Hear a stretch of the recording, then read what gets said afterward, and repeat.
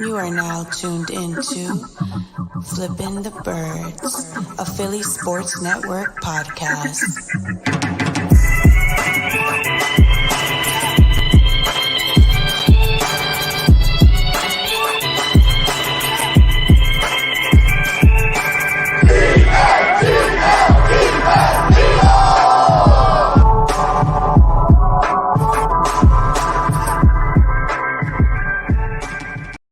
What's going on, Eagles fans? Welcome all to episode 81 of Flippin' the Birds, a very, very, very special episode as we're covering the draft. And usually there's another kind of bald guy on the other side, but now we have a guy full of hair. Liam For now. How you feeling, man? It's good to be here. I mean, obviously, 1 year removed from last year's NFL draft was sort of the stream that I'd say put us on the map for streaming. It was huge, and we had so many of you hanging out with us. And now the most controversial element of that was the Jalen Hurts trade, or the draft there, and everyone getting a bit, flustered, not really understanding what's happening. And now no one understands what's happening for any of the picks and what we've led up to. So it's going to be a chaotic night from start to finish. We've got Aaron Rodgers rumors. We've got teams potentially looking to move around. The Eagles reportedly earlier today looking to trade up, which... Please. At least one of these three, right? I'd be fine with that. I'd be absolutely fine with that. Now, so the report earlier today is saying that, there's a player coming out of left field, whether that's going to be, maybe Darrisaw, Barmore. It's going to be fun. So make sure, whatever you guys are doing, hang around. If you're not already as well, there is a competition on our Twitter page where you can actually win yourself an Eagles hoodie. So at Philadelphia SN on Twitter, all you've got to do is quote tweet it with the player you think the Eagles will draft, and you'll be automatically entered. So super, super simple. Might be able to win yourself some Eagles swag on a night where the Eagles may or may not end up getting some swag for themselves. So we shall see. But it is going to be an intriguing few hours, to say the least.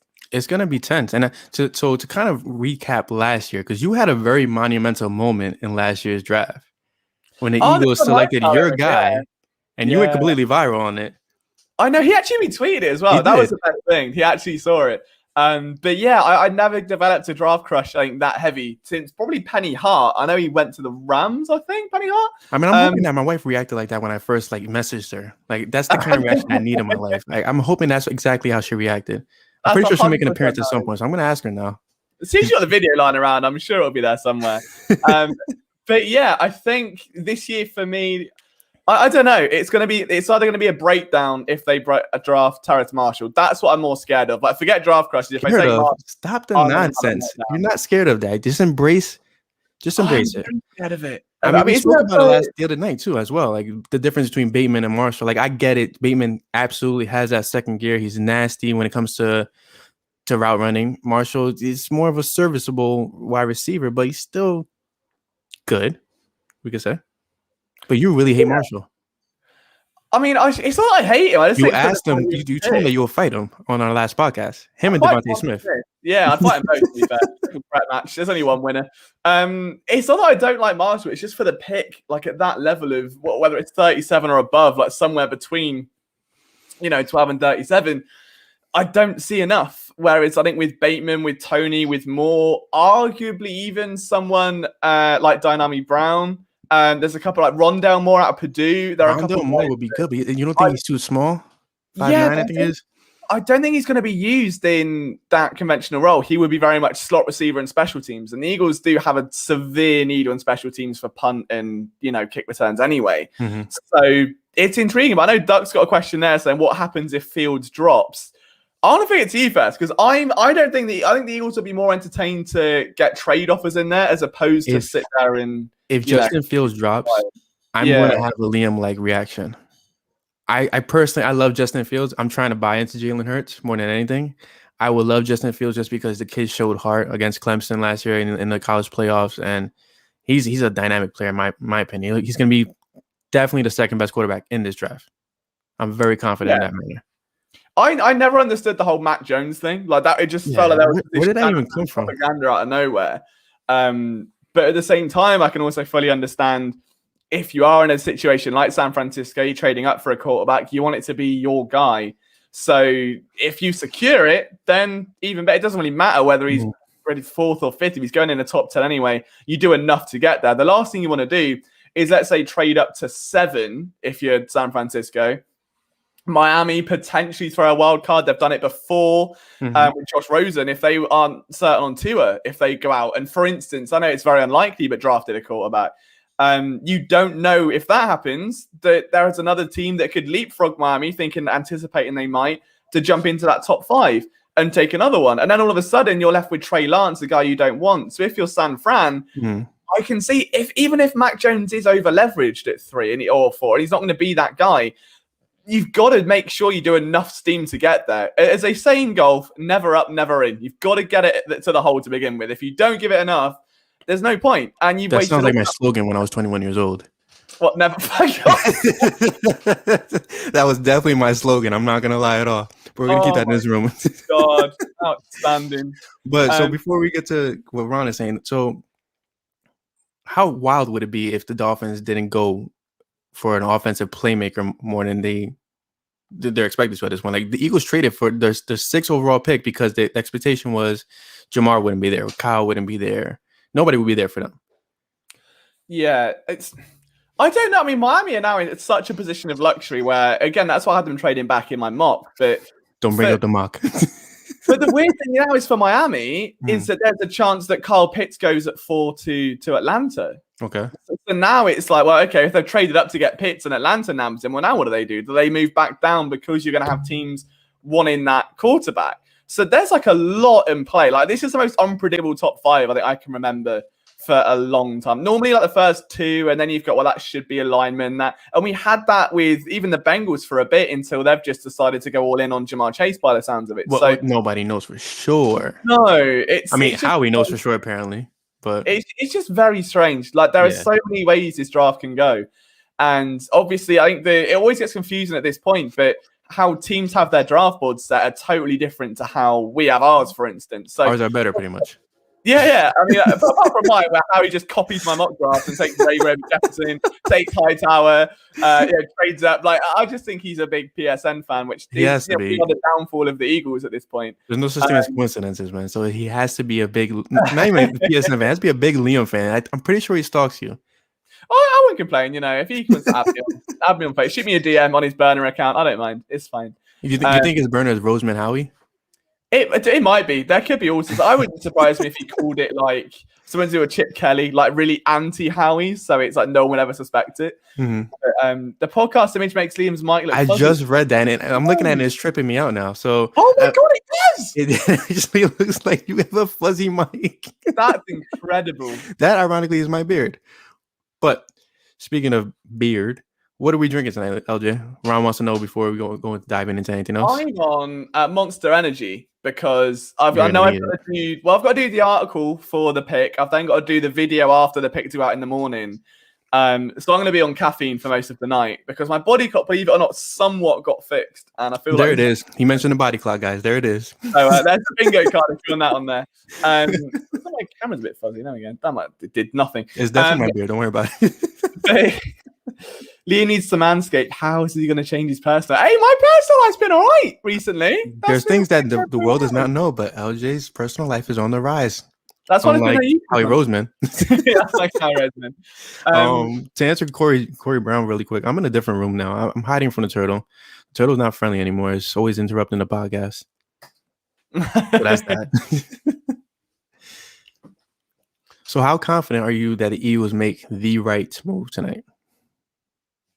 12%. 12%. That's ironic.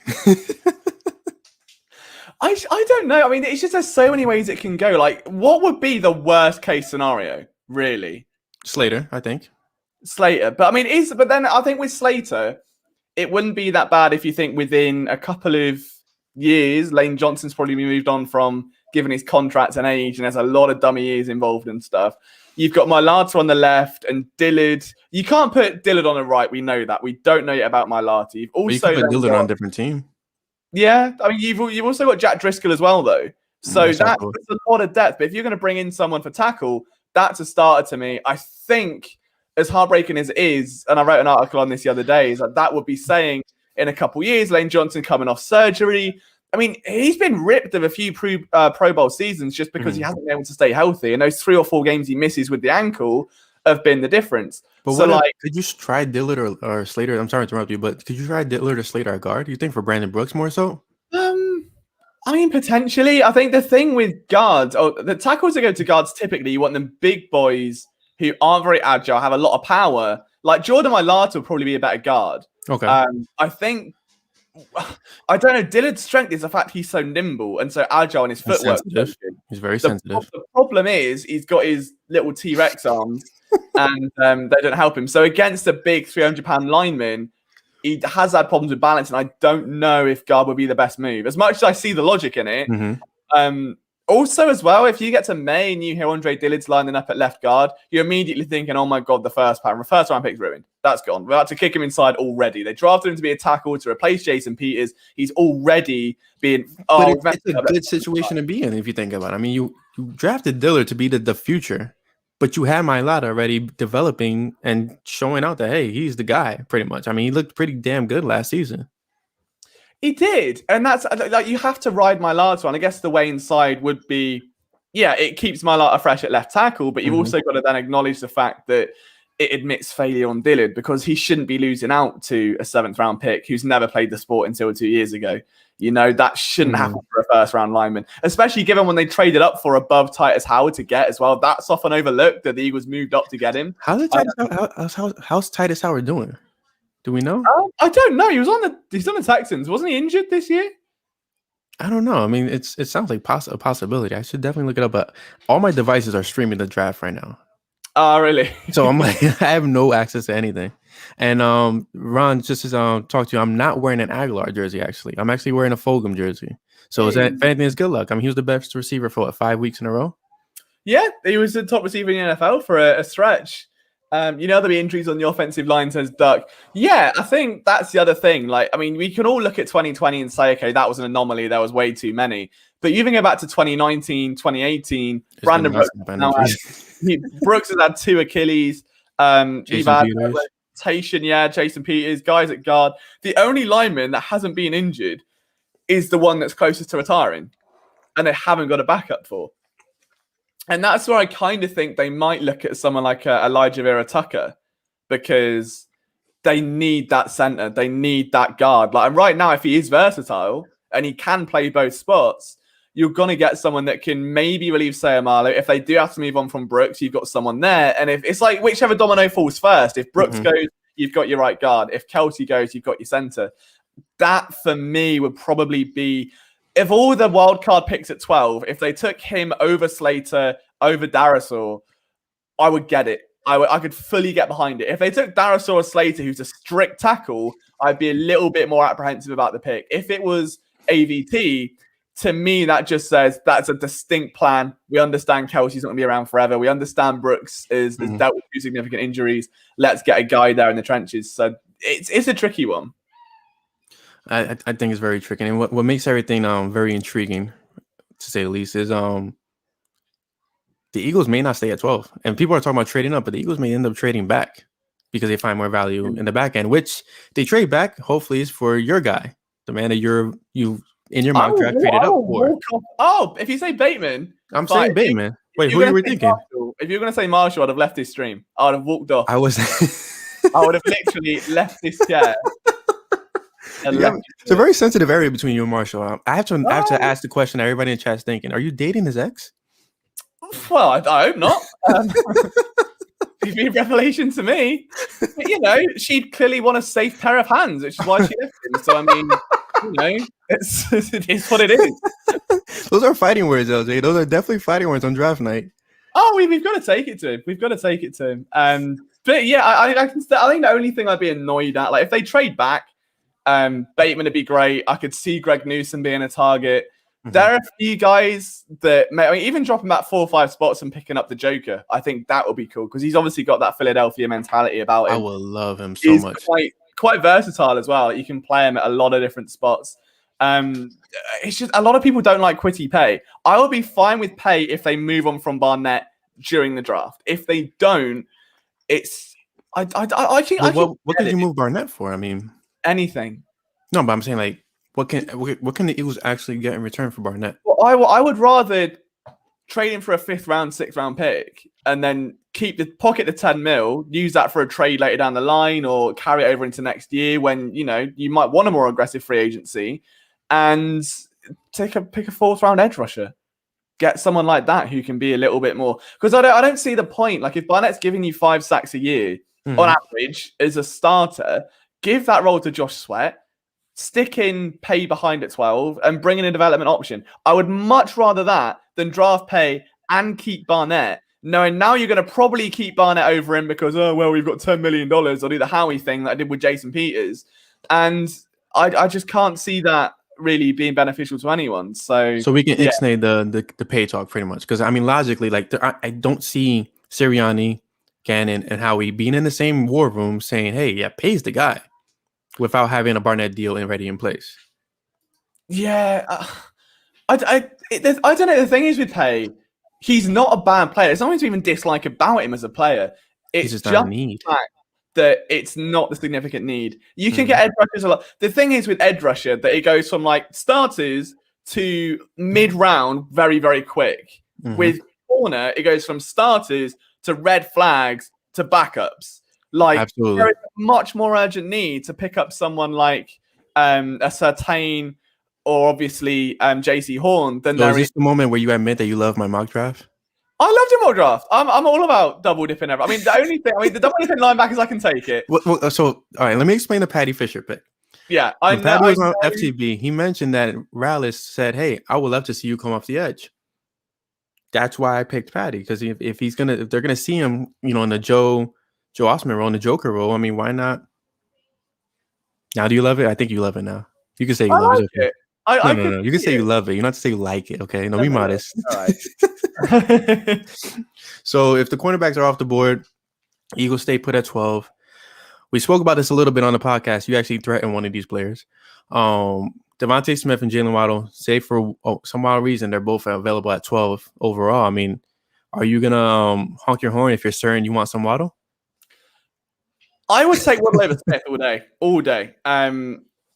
Just because, like, for me, Smith just isn't that guy. I think Smith could very easily slip to like 15, 16, I think.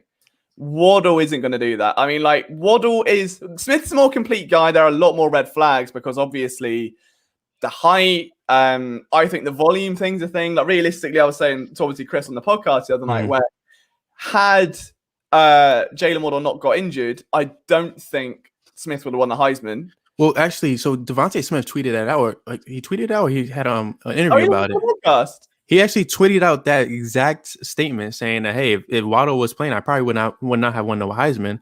And Waddle responded back saying, "Stop it, you're really the GOAT." And I did say Smith was consistent in the past. Don't give him an all. Don't do that to him. Yeah, I mean, I can think Waddle would be like that guy though. Like, he seems like that kind of team. I think most Alabama guys are like. I mean, it's weird. I was doing the big board the other day, and I realized how many Alabama players are in the first round. I know there's always a lot because it's Alabama, but you could build the whole Alabama offense. Alabama's pretty much just the football, But you've got Mac Jones, Najee Harris, 2 wide receivers, 2 offensive linemen. Am I right? Okay. Yeah. Like, you've got half an offense of first rounders from one school, and Harry Roseman hasn't taken. Pretty sick, and he's never taken. That's kind of wild. Shout out to Briggsy, Troy Briggs. Agreeing to you, Waddle all day. I don't agree Waddle all day. I'm big fan of that. I think Smith. Like I said on the podcast, I think Smith is a more well-rounded player than Waddle, and Waddle's injury history kind of just doesn't turn me on as much. Yeah, I think you should get scared off about that, to be fair. Like, when you look at what the Eagles have done with Sidney Jones, when you look at many of the red flags and the injury problems they've dealt with, and I think there's much more of an argument to be made that whether it's coaching staff, whether it's injury staff, whatever it might be, that it's more of a pressing thing than the players coming out with red flags. It's more the coaches are struggling to keep them on the field. So any soft tissue injuries with the Eagles seem to be just recurring over and over and over again. So you would get a bit scared off of Jalen Waddle. I think the thing that scares me off Waddle is you're gonna have to push Rager inside realistically if you get which him. They already came out and said that they're gonna move Rager into the slot under Sirianni's scheme. If they do, I fully get Waddle or Smith. I think either of those is a Z, Fulgham as an X, Rager in the slot, I think works very well. If you're not, and do you know what it reminds me of Rager last year? It's very much the whole Nelson Aguilar being drafted as a slot receiver and forced outside was terrible, gets moved back into the slot after Chip Kelly, is fine again. I can see that being a thing. I can definitely see that being a thing, but it's interesting. There's a lot of opinions about the wide receivers this year, and rightly so. I just don't know if I'd spend one that high. And the thing is as well, the Eagles, as a front office, you've got to imagine like you're the manager become. Let's forget being fans, what we logically do with the roster for a minute. Imagine that it's like me with PSN, okay? Brian comes to me and he's like, hey, we need 3 more Eagles writers. And I'm like, why? We've got a great group of team. You know, I've just brought you guys in like a year ago. What are you on about? This did not happen. Can we clarify that just in case anybody else fires at me? Yeah. So this did not happen. It's hypothetical. Just preparing you, like kind of pre-warning. It's more like they're going to be more attached to those players. The scouts have scouted Jalen Rager, Kez Watkins, John Hightower, Travis Fulgham. That's an entire group there. I love the Travis Fulgham signing. I'm sorry. No, I love that though. Absolutely, and all 4 of them as well are young guys. They haven't even they've had 1 year in the league. J Jaw's had 2, and I'm not saying J Jaw's the guy because I think he is a waste at this point. But they're not going to abandon that after 2 years and go, all right, well, after spending a first and a second in the past 2 years, let's continue to just YOLO at wide receiver until one of them lands. I think at some point you've got to go just develop the smart option, which is develop. And I made this argument earlier. The biggest thing this team has to do is not YOLO, which is what Harry Roseman loves to do most. And they had this great luxury. Sorry for talking a lot. I've got a bit hyped up, but no, you're good. Listen, it's a rarity that we have you on a double episode of Flippin' the Bird. Like, talk as much as you want.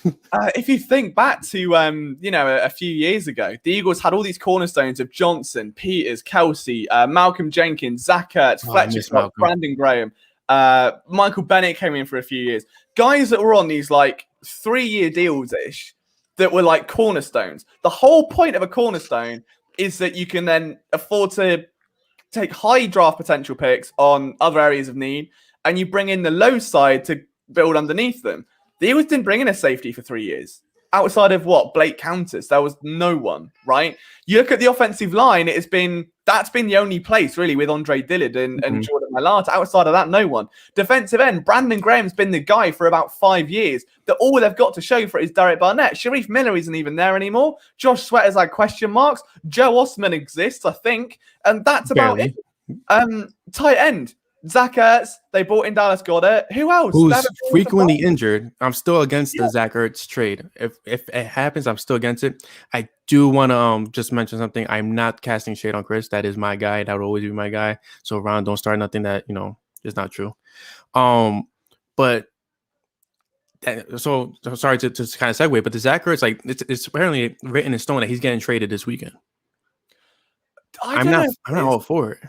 I'm really not. Like, I know Carl read an article, so I didn't realize this. If you look at Zach Ertz's next generation stats, where he gained more separation last year than he did in 2019, 2020, or sorry, in 2019, which is like absurd because obviously on paper you just see drops and lack of effort and it's a bit miserable. I think a lot of it was probably overshadowed by obviously what was going on elsewhere. And now you look at, hang on, maybe he wasn't actually that bad. And maybe it was because Carson Wentz struggled and was placing balls that should be here, back over here. Like maybe that played a part of it. For this point, Zach Ertz is a free agent next year anyway. So might as well milk it for what it's worth. I mean, I do not think if they were going to move him by now, they would have. I feel like there was so much. The man cried in his end of season press conference. If there was any team that was going to offer anything substantial, I feel like they would have done it by now. So mentioning that, like we did speak, I think it was possibly offline. Jeffrey Lurie has a very soft heart when it comes to players and their emotions and their parts of Philadelphia football in general. We saw that happen with Sharif Miller, where he drafted him because his grandfather celebrated the Super Bowl with him, and Miller ended up being a bust. Don't you think that kind of applies to Ertz? But I can't imagine. No, Ron, I was just completely that. I'm not taking that serious, man. I was just completely joking. The shouldn't that count for something? I mean, Zach Ertz has been Philadelphia through and thin with the community. With he was the key contributor in the Super Bowl, in my opinion. I mean, you don't win the Super Bowl if he doesn't score that touchdown at the end of the game. Shouldn't he get more of what he wants in Philly right now? If this is so sentimental to you, if he's so sentimental to your organization. But I think that's going to go back on how he did before, where he gave that speech, unfortunately, on I've got to change my ways and stop bringing in guys that have, won for us and been veterans and things in the past. And then he proceeded to bring back Jason Peters, which went down like a cup of cold sick. It was disgraceful. And it still didn't happen. So I think Zach Ertz very much is this guinea pig of almost how he going, do you know what? Fine, I can separate my emotions from this game. And he doesn't deserve this money. And I, unfortunately, almost become the scapegoat there. And on top of everything else, it looked like it just ruined that year for him, which really, really sucked. But I don't know. I do think that Ertz is very Philly. Like he always has been throughout his whole career. And he does so much for the community, like you mentioned. But you look at the pressure that Howie Roseman's under now. I think he's past the point of trading. I really do. Like there was so much fluff from like January to March. If they've told him he can talk to other teams, they're actively talking to teams. The Packers are interested, and there are a couple other names. The Colts were interested at some point. Yeah, and then you're like, if there was anything more than like a 5th round pick, they would have done it. The offers they're getting clearly aren't enough. Otherwise, he would have gone by now. Like there was no way he wasn't on the trade block.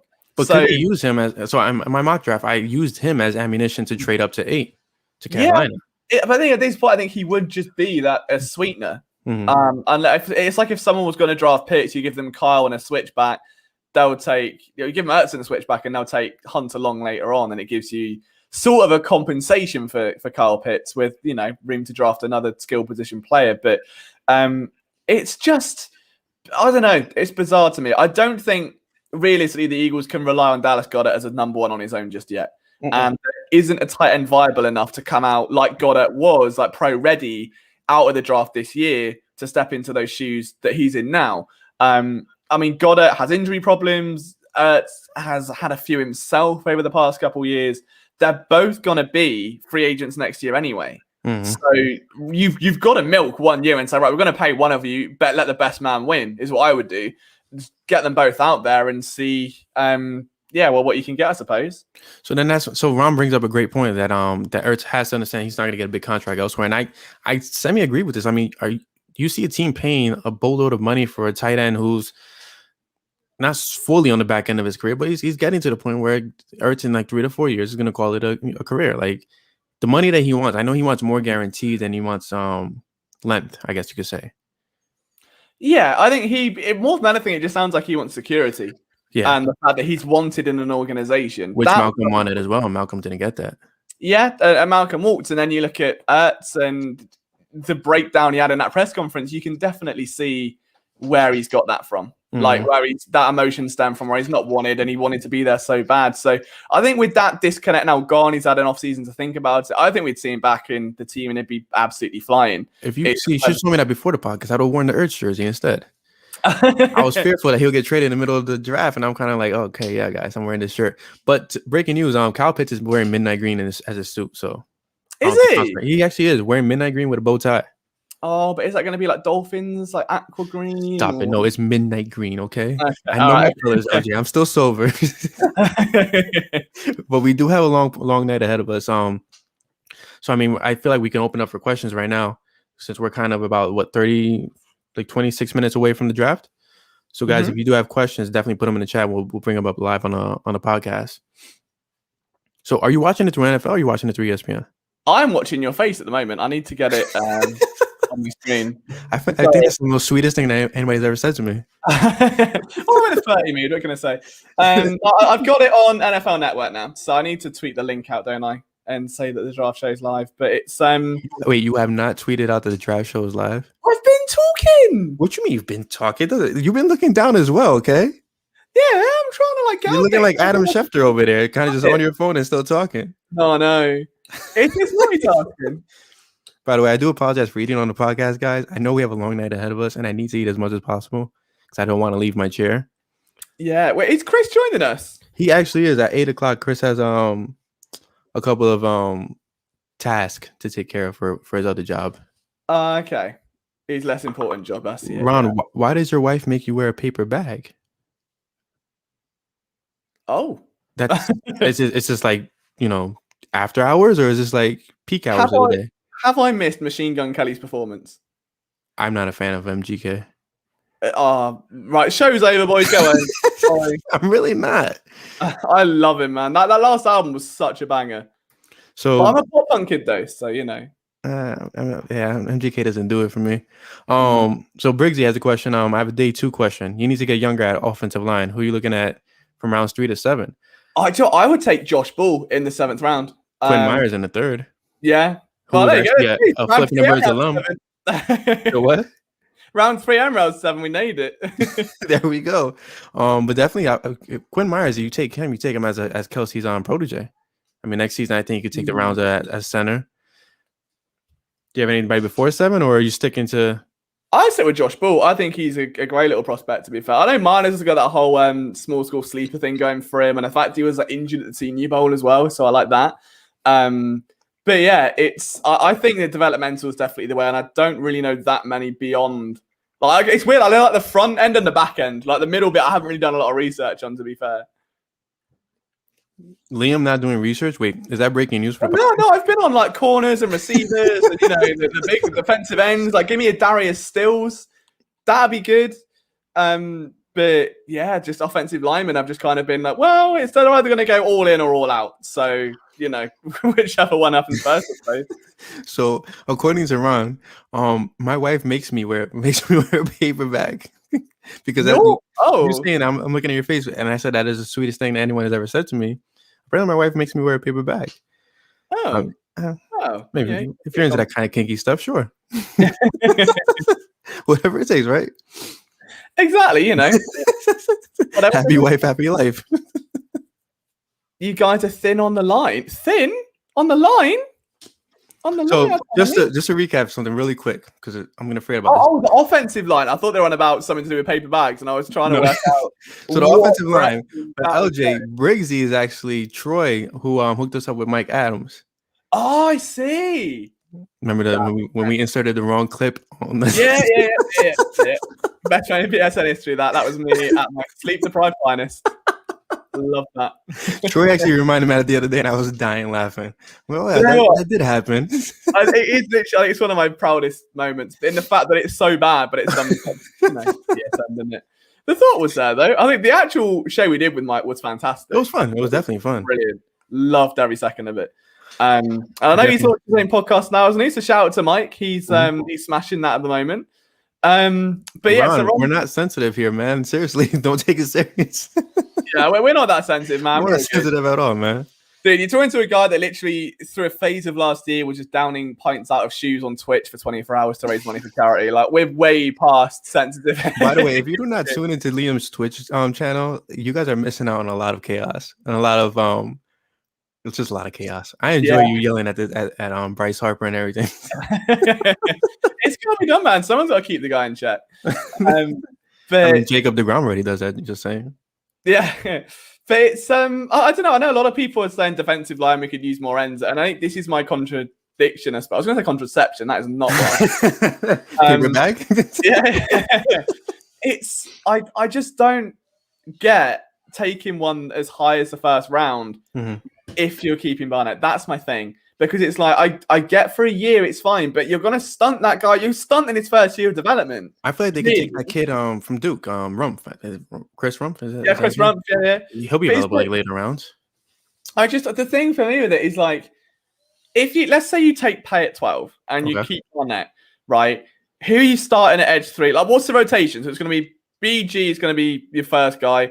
Partner, I'm assuming, is either Derek Barnett or Pay. Now, if you go with Pay, it's going to be, Derek Barnett costs $10 million. I think that would definitely be front office pressure to go, well, we've only got 1 year at Barnett. There's no point paying. No one trying to flog him again. You can't pay an edge 3 $10 million. Previous edge 3s for context have been Chris Long, who I'm pretty sure was $5-6 million. Michael Bennett was one who was similar sort of payday. You're not paying $10 million for an edge 3. Vinny Curry has been an edge 3. Like you're looking. I very well miss right now. Yeah, but like, so if you bring in Pay and you put him at edge 3, we'll develop him. Well, yeah, but he's going to be the top overall pick. That should be someone ready to come in. Like Derek Barnett, when he came in, I'm pretty sure was straight away like partner in BG. Yeah, like, absolutely. Yeah, so you can't put him down there. So you have to get him out. I think like you have to shift on from Barnett and then use another mid-round pick and get someone like a Chris Rumpf, like you said, or someone versatile. I know you've got Jannard Avery there, could be an option. But what about a redshirt year for Pay? I mean, if you think about how many years does Graham really have left on his contract? I fully get it. Unless BG would take him on reserve role, but given the fact that he literally was going to break double-digit sacks for the first time until he pulled off, like it's not like he had a bad year. It's not like we're paying BG a ton and he's declining. It's BG is somehow probably still exceeding the money he's getting. So he's still a clear starter. So he's earning the money better than Cox, you're saying? Yeah, and you've then got like the Josh Sweat scenario. So if you put Barnett 2, Pay 3, or which Josh Sweat, despite getting 5.5 sacks last year, is now back to edge 4 again. Is that not stunting his development for no reason? Like Absolutely. That guy, he put Barnett on notice last year. The guy was like balling out and just really flashing consistently throughout the season. So if you bring in Pay, literally Josh Sweat's going to lose out big time. Derek Barnett is either going to be starting over him for a year, which is okay, but then it's that whole fans want to see an instant impact. Jalen Ray, you didn't get it, you look at the reaction. You go back, Andre Dillard didn't get it, look at the reaction. None of the first round picks recently have given that. So yeah, I want to know what you guys think in the chat. Like, am I making sense, or have I just had like a very little amount of sleep? Like, I can't tell, but something tells me that just like bringing Pay into that is hurting Barnett for a year, and it's going to hurt Josh Sweat. Josh Sweat is hurting the Eagles' pockets for a year. This is what you mean in the Barnett situation. Ron K says the only resignation I have about moving on from Barnett is the dude is super young, maybe younger than rookies. He has a lot of tread on the tire. If we can get him for a low price, yeah, I kind of agree that, but I don't see Barnett take. I mean, what's a pay cut for Barnett? I agree with it, but the thing is, you've also got to go. He's also had 4 years in the league now and hasn't shown any development. So, like, it's great. Everyone gets hung up on this idea of potential and ability. They're two different things. So, potential is obviously what you can be. Ability is what you are. Derek Barnett's ability was very much there, I think, at college. Like, obviously, he went out and broke. He was very dominant. One of the most greatest Eagles of all time sack records in Reggie White at Tennessee. So, you know he can do it. He's one of the most prolific pass rushers at that level. He comes out, and the ability hasn't risen over time. What the thing with Barnett for me is that he just disappears into drives, and I say this all the time if you've been around the YouTube channel a lot, and he'll miraculously just be there when a ball rolls his direction. I was actually just thinking the same thing, but I don't want to interrupt you and say that. But you are absolutely right. Barnett he shows up at the right place at the right time when needed, but not for like getting to the quarterback, not for productive things. And he had that 1 year, I think it was 2018, if you want to correct me, where he was getting flagged for a lot of unsportsmanlike conduct issues, like things that he could control himself. He was just blatantly like just doing stupid stuff. Like he was acting like a dirty player, even though that's not his style.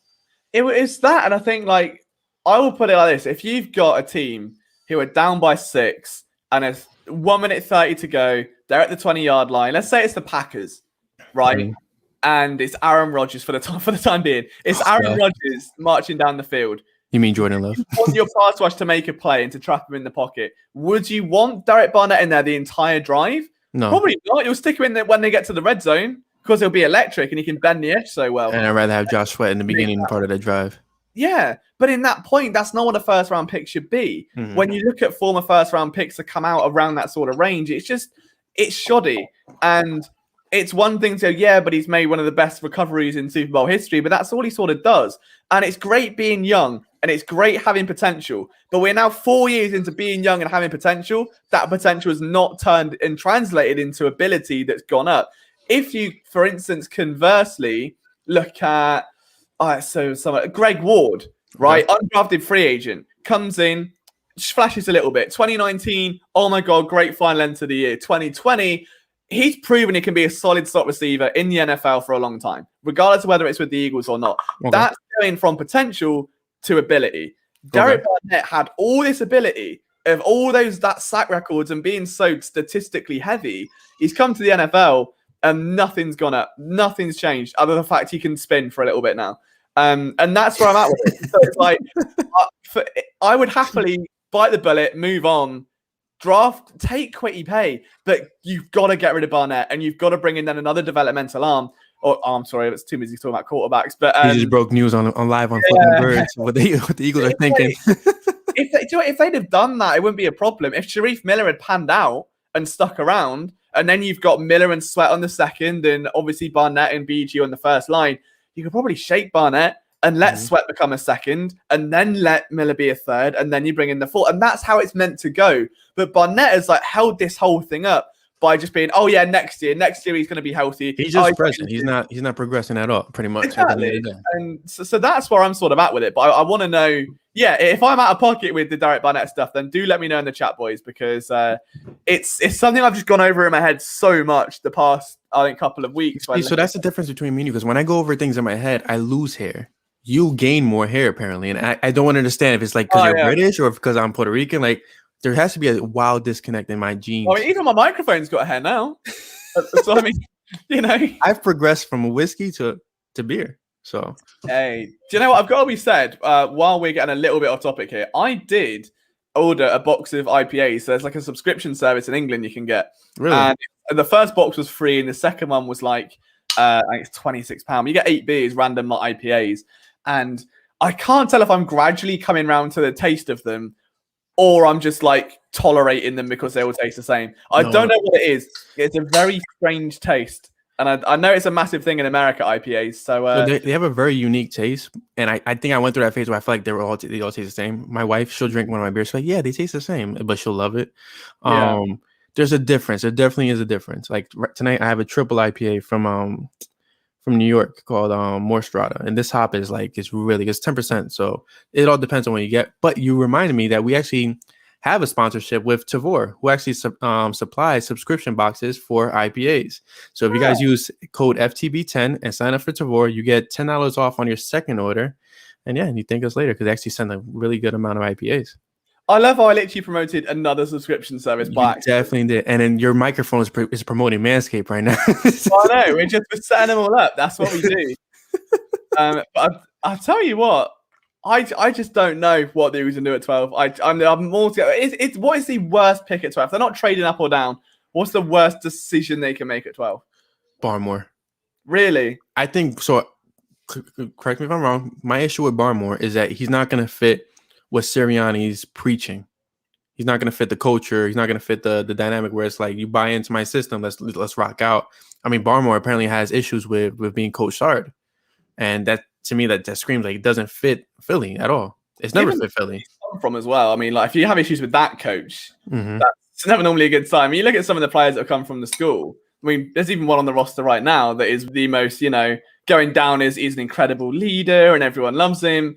And then you're like, It's weird with that school, though, isn't it? I think Alabama, where you look at, some players come out and they take the best from that, and it's the whole rat poison thing, and they're so mature. And then you got other players that come out, and it's like they just fully unwind, and they want to get away from that kind of like aggressive culture.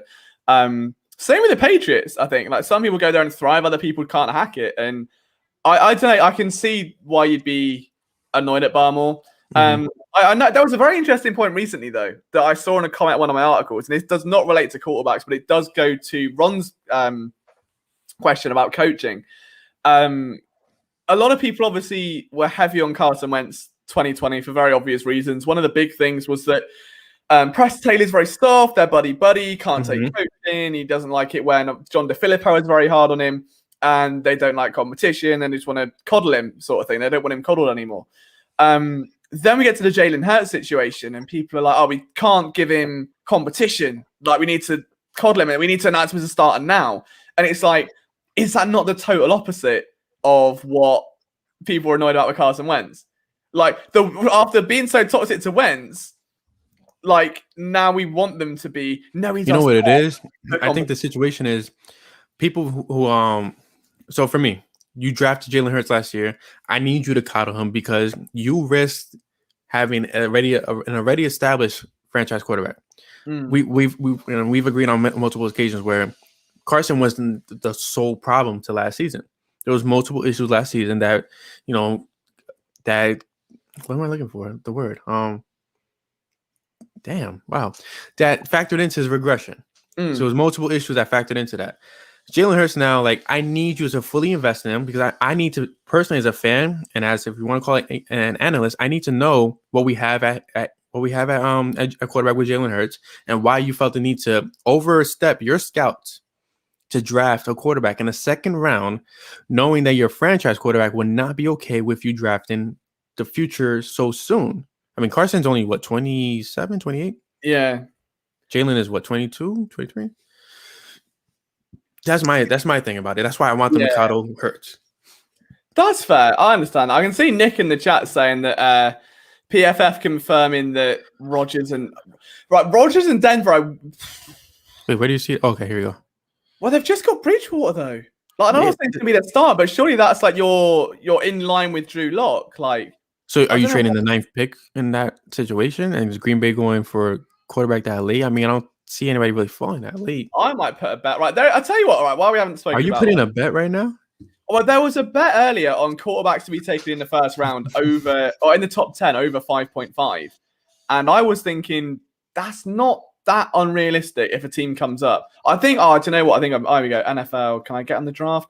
A quarterback to be selected with each of the first 5 picks is 14 to 1. So you put $1 on, you get 15 back.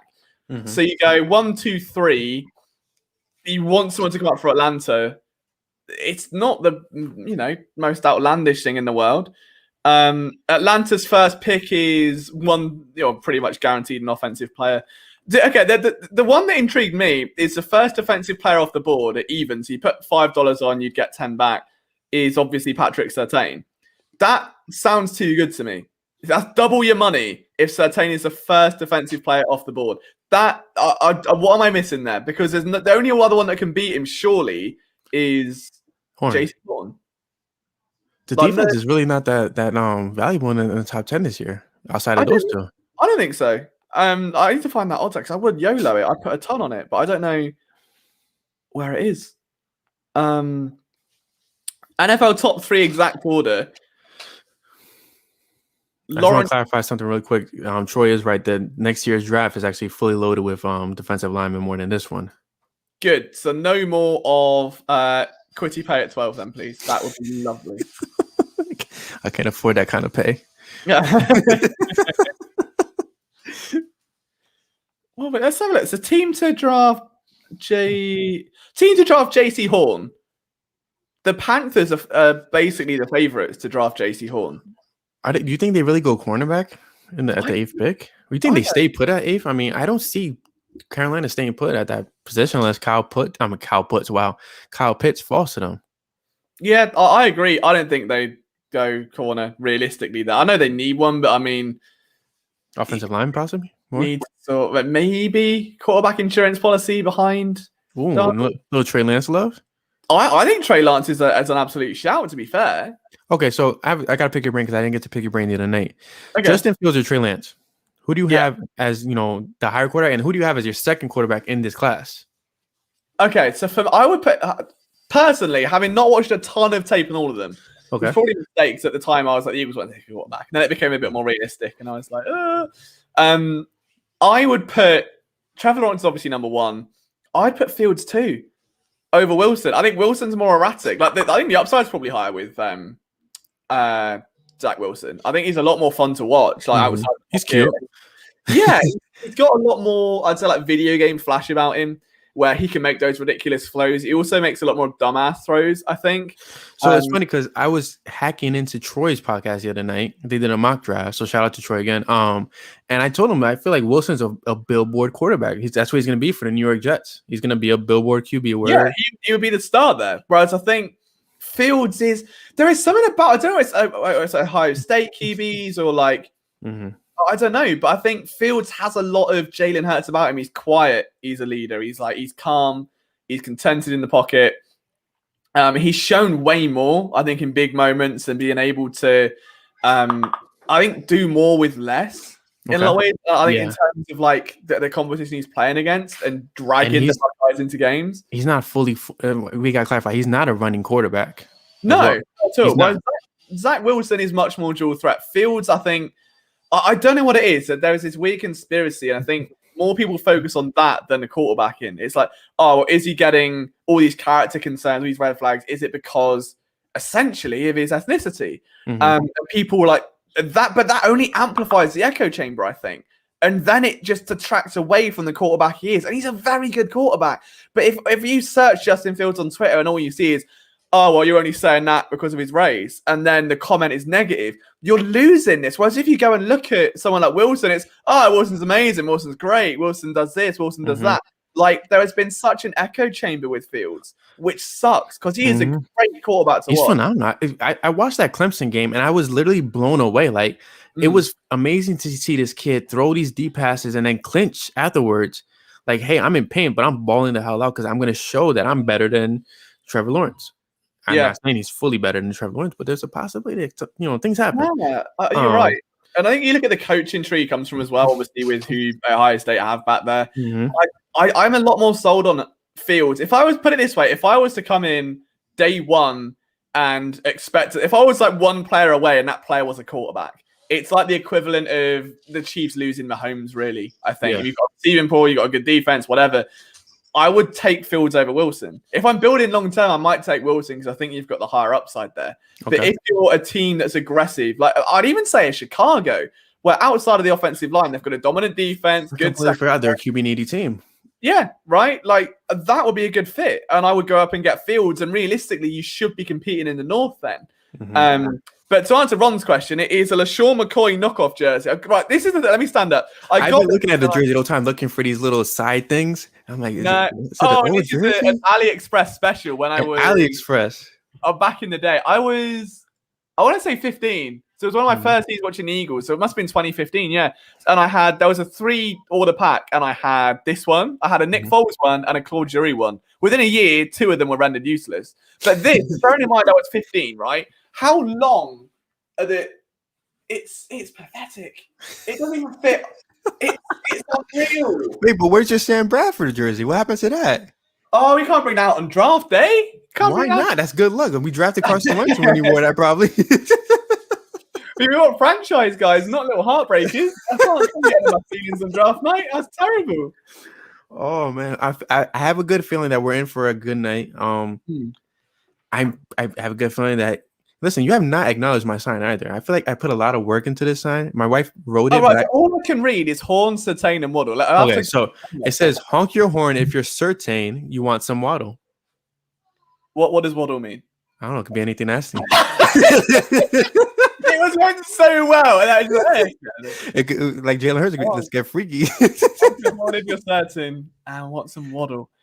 I like it. I rate it. I would say any of them. Ron said he's not honking. Why? I'm highly offended, Ron. I mean, I thought we were on a good page, but you're not honking. Jay, shout out to Jay because he's such a loyal PSN guy. I love Jay Fizz. He's in every Twitch stream. I have noticed that Jay has not tuned into at least 2 or 3 last Flipping the Birds, and you're running behind, Papa. But he said leave that Sam Bradford jersey where it is. I just opened the draft stream and I saw a guitar and I got so excited it was Machine Gun Kelly. I don't even know who this band is. It looks like Michael Scott. Get them off. There's only 1:53 left, so look at them. Get off this. Where's Travis Barker? Bring him out. Travis, did you know Travis Barker is actually dating Kourtney Kardashian? Really? Yes. If you go on his Instagram, he's sucking face a lot, like a 15-year-old. Okay. Is it Kings of Leon? No, it's not. And shout out to Justin, one of our do-up guys. Tremendous podcast that those guys have over there. What's the dumbest thing the Eagles can do, and how likely are they to do it? How long have you got, PJ? I think we got the rest of this cannon. Probably my second one. Yeah, I mean, trading up for a quarterback would be the dumbest thing by far. I think if they trade up for a quarterback, it just shows that there's no type of intelligence in that organization. I know Ducky wasn't sucking face with 15-year-olds. I think like a 15-year-old is what Brian was saying. He was not outing Travis. Yeah, no, whoa, time out. Like, not here. But first, before you answer the rest of that question, we had to bring on somebody very, very special and near and dear to our hearts. There he is. Look at that face. There he is. Coming from a long day of work. Look at that face. I know Nick's hopping about as well. He's excited. Yeah, he's somewhere around. He wants to break some news. I know that much. I've been up since 2 a.m. You look like you've been up since 3 a.m. You don't be silly. You're not a day past 4 a.m. What are you drinking? Whiskey again. Oh, my goodness. It's that kind of day. It's been that kind of day. Listen, I think you'll be proud of me. I have a triple IPA here, bro, from other half. It's going to be that kind of night as well, boys. Buckle up. That's right. When we draft Kwity Paye. Yeah, you're getting a lot of love in the chat, Chris. So, hello, Duck. Sorry, Duck. It's been a long day, Duck. I just said it. I just said it's been a long day. Isaac says, "Welcome, Chris." Isaac, Jizzy over there. I think we'll draft one. Jizzy, I had some lasagna today for you. Does anyone have the clip Liam screaming about Hightower? I do. It's one of my bonus. I can share the screen if you want to put it up. Basil Hayden's. You can share the screen, Leo. I can share a video file in here. Hold on. I know I've got it. Give me a sec. There it is. Very on brand. Then look at this. There we go. I got you. Hold on one second. Ma'am. All right, so they go from 164. Okay, interesting. John Hightower. The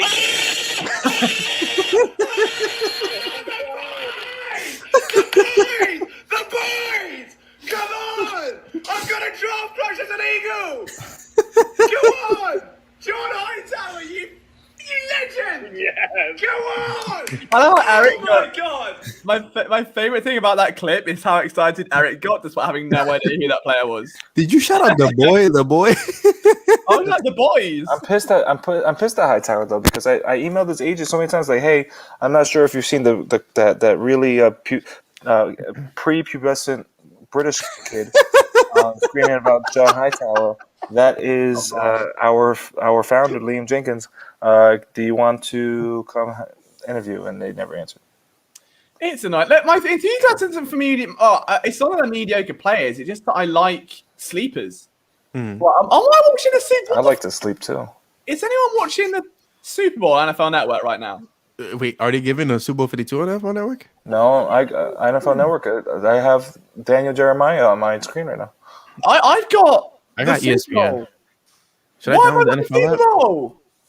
Let me see if I can download the NFL app. And I'm on Sling TV, so I'm on internet TV, so the picks are going to happen before it comes on. I'm streaming as well, so I think we're on the same page about that, so I'm very happy in that regard. And we do have another PSN legend joining us right now, who also looks like he had a very long day. What's going on, Nick? Hey, guys. How are you? Can you guys hear me? Yeah, we can hear you. How you feeling, man? Are you feeling better? I'm feeling dandy. I'm very excited to be disappointed tonight. I'm very, very, very excited to just want to just yell and scream incoherently at Howie Roseman. But I do have breaking news for you guys. If you haven't already announced it, I've been trying to follow along on the stream. But one of the biggest breaking news coming out right now is actually out of Denver. It looks like Mark Schlereth has already reported from ESPN. Several other reporters from Denver have already reported a deal with Aaron Rodgers should be coming shortly. There is a ton of fire here, and Aaron Rodgers is most likely going to be a Denver Bronco. Wow, that's a hell of a. They just traded for Teddy Bridgewater. I want to know what the hell the compensation could possibly be. Just flip him to Green Bay. And let me preface this by saying the deal hasn't been done yet. Green Bay is still mulling over the final offer, but the offer apparently from Denver is extremely good, and they are seriously considering trading Aaron Rodgers. Wow. That is I mean, how about Denver getting Manning and then now getting Aaron Rodgers possibly? Nick, can I just say, if you were this quick with Aaron Rodgers, why were you not this quick on telling me where Machine Gun Kelly was performing? Like that, you had one job. Like, just tell me when that's happening. I can watch that. Nick, I'll bring you back on later, okay? I've had enough. I can't believe I've missed Machine Gun Kelly performing at the NFL draft, and all this Aaron Rodgers stuff was designed to distract me from watching Machine Gun Kelly perform at the NFL draft. I'm not happy about it, and I hope we can get this over with as soon as possible. I'm going to bed. I'm sick of it. So can I say that so Liam could probably attest to this. It was very awkward opening the podcast without Chris on the other end of the spectrum. I'm sorry. I was interviewing teenagers to. I know what you were doing. I'm just telling you how much I missed you. Like embrace the emotion of it and love it for a second? Just give me a little. You see my luggage? Your luggage is the gray hairs on your head. Wow, I can't believe that's Warner's Corner is sponsored by Pizza Hut. Well, you'll be proud. I did a Tavor ad, Chris. You'll be very proud of it. Liam actually segued to it. Wow. By accident. It wasn't intentional. It was completely by accident. No Manscaped, right? Well, okay, so... Oh, we can't see Nick. Okay, Nick, I'm going to take you off really quick, and then just to show him something really quick. Let's see if I can... You think it's going to what? Oh, you can Chris, I'm going to take you off. Look at the screen. Look at Liam's mic. Oh, he's got more facial hair than me. It's even a real microphone. It looks like a hairy mic, right? What? He doesn't look amused. What am I looking at? Okay, let's try this one more time. Look at Liam's mic. He's not getting it. He's not. I don't think he's getting it. Like, it literally looks like you have a fuzzy mic. It looks like that your stupid fuzzy beard is okay. Why does that my beard have to be stupid though? Because it is stupid. No, but now, I mean, if I wasn't there, it would be perfectly placed for Nick's hair.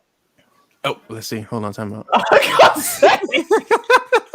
You can't give me this. No, wait, because I would just take everybody off except for Nick. Yeah, no thanks. No thanks.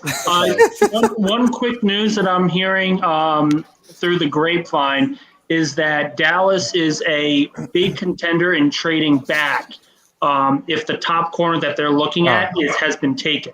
So it looks like they're really centered around Surtain. And if he's not available, they might trade down, which could be very, very big. But I'll offer up one simple point here. And I think in a weird way, this might actually help the Philadelphia Eagles. If Kyle Pitts falls to 10, hear me out. No, time out.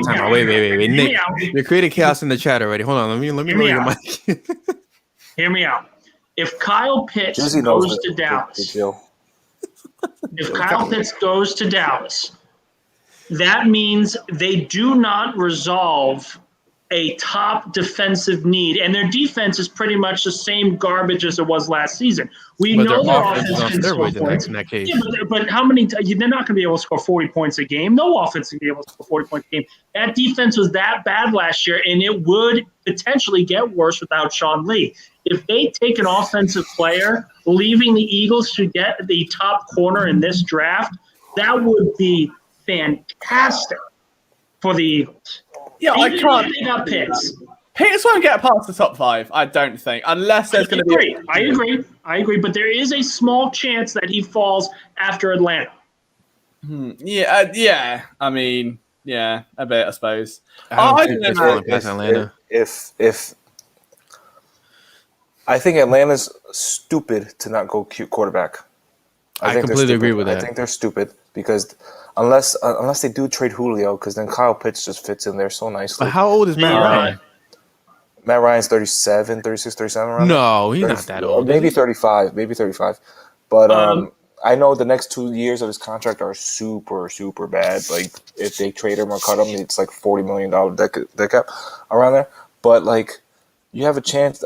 There's so many people saying Trey Lance is like a year or two away anyway. Mm-hmm. Let him learn behind Matt Ryan, and then you have him throwing to Calvin Ridley and Hayden Hurst is down there. Calvin really showed he could ball on his own without Julio. Yeah, so like you have and then maybe Sewell to 5, and then you let Chase go to 6 to Miami, and then you have Kyle Pitts there, right there in Detroit, that they don't need a tight end. They've already drafted Hawkinson. Yeah, then you could just go up and just get Pitts. I don't disagree with that, Chris. I do want to bring in 2 pieces of news that just broke. Obviously, one of them, the most obvious, the Jaguars, they've already broken that they're drafting Trevor Lawrence. That's now official. The other piece to that is it also broke that it looks like Atlanta is going to go best available player. And to them, that means Kyle Pitts. So they're not going to be taking the quarterback at 4. I think that's best case scenario for my sanity.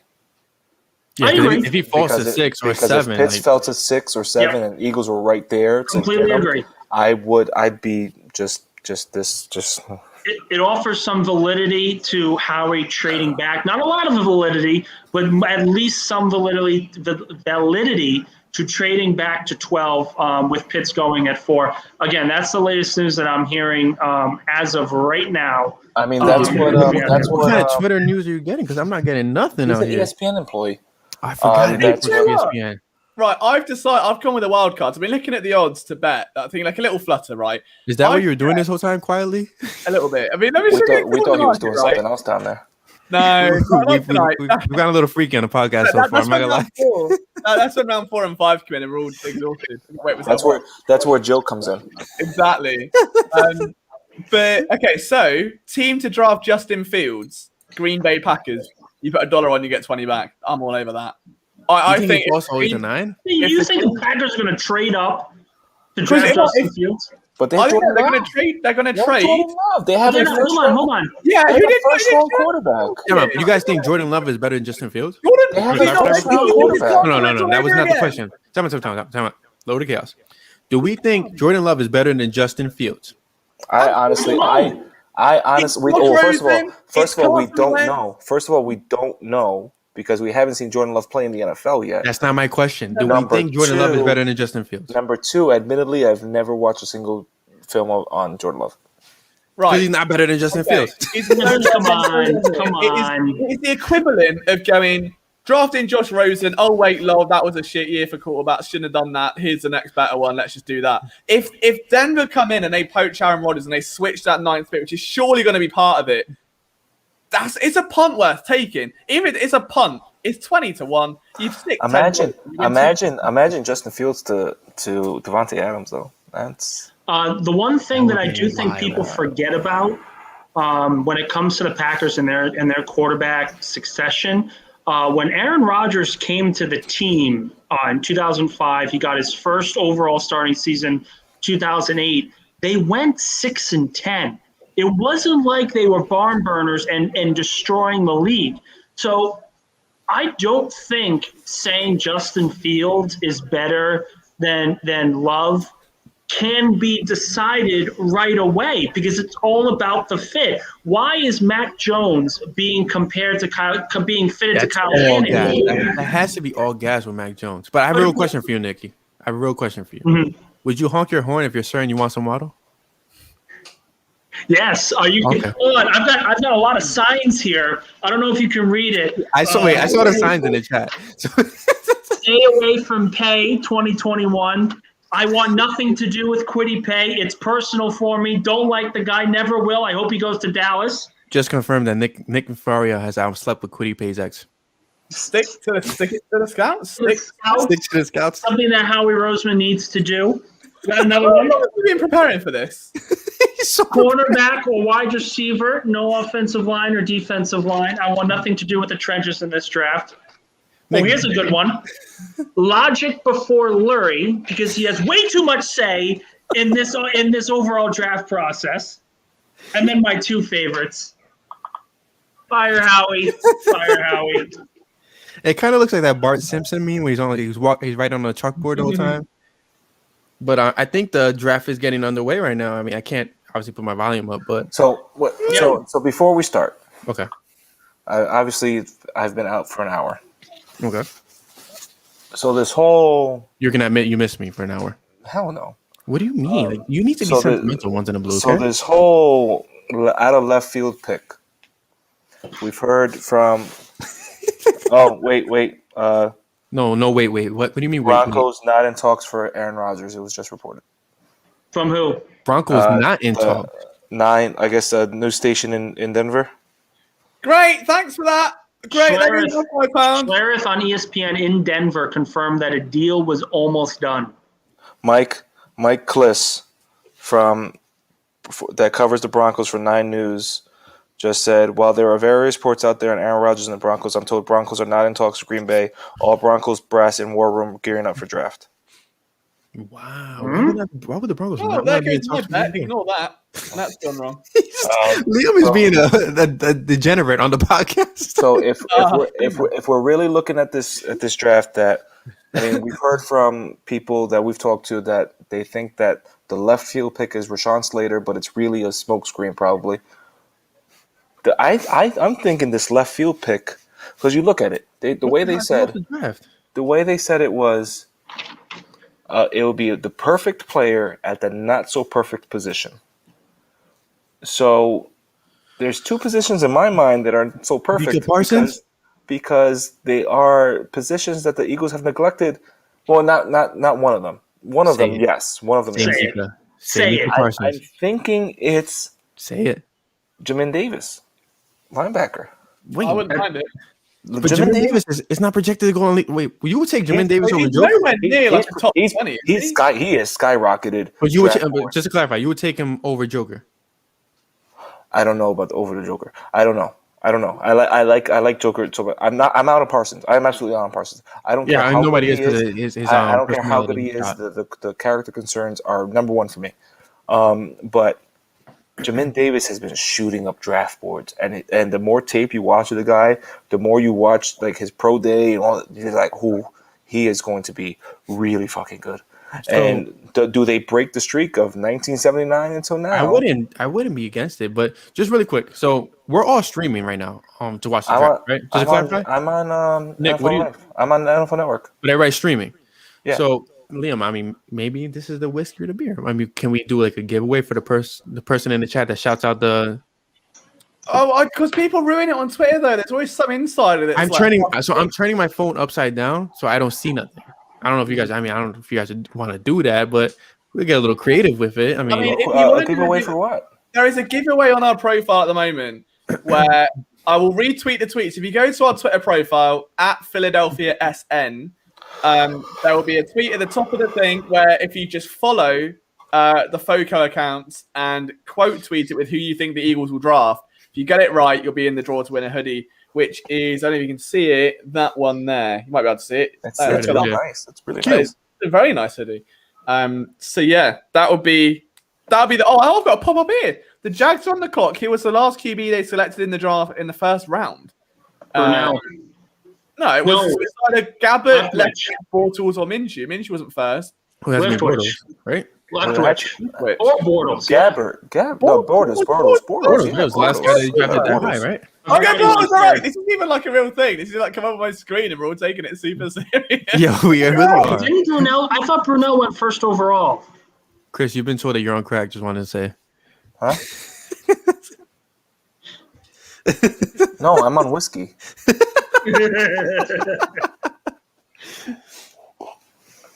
But the other position I'm looking at is, what if it's Najee Harris? No, you're not going to take a running back. Hell no. Don't do that, Miles Sanders. You're going to get kicked off the chat. You act like that again. Listen, hear me out. Don't take this as me advocating for the pick. I know you're not advocating, but saying these kind of things gets you kicked off. I'm just trying to think of, this whole perfect player out of left field at the not so perfect position. Miles Sanders is going into, he has this year and next year left, correct? Yeah. And they're notorious for not paying running backs. And you look at the way Sirianni had his running back crew over in Indianapolis. Mm-hmm. He had his receiving running back, he had his power running back, and he had his kind of like do-it-all running back. Miles Sanders can do it all.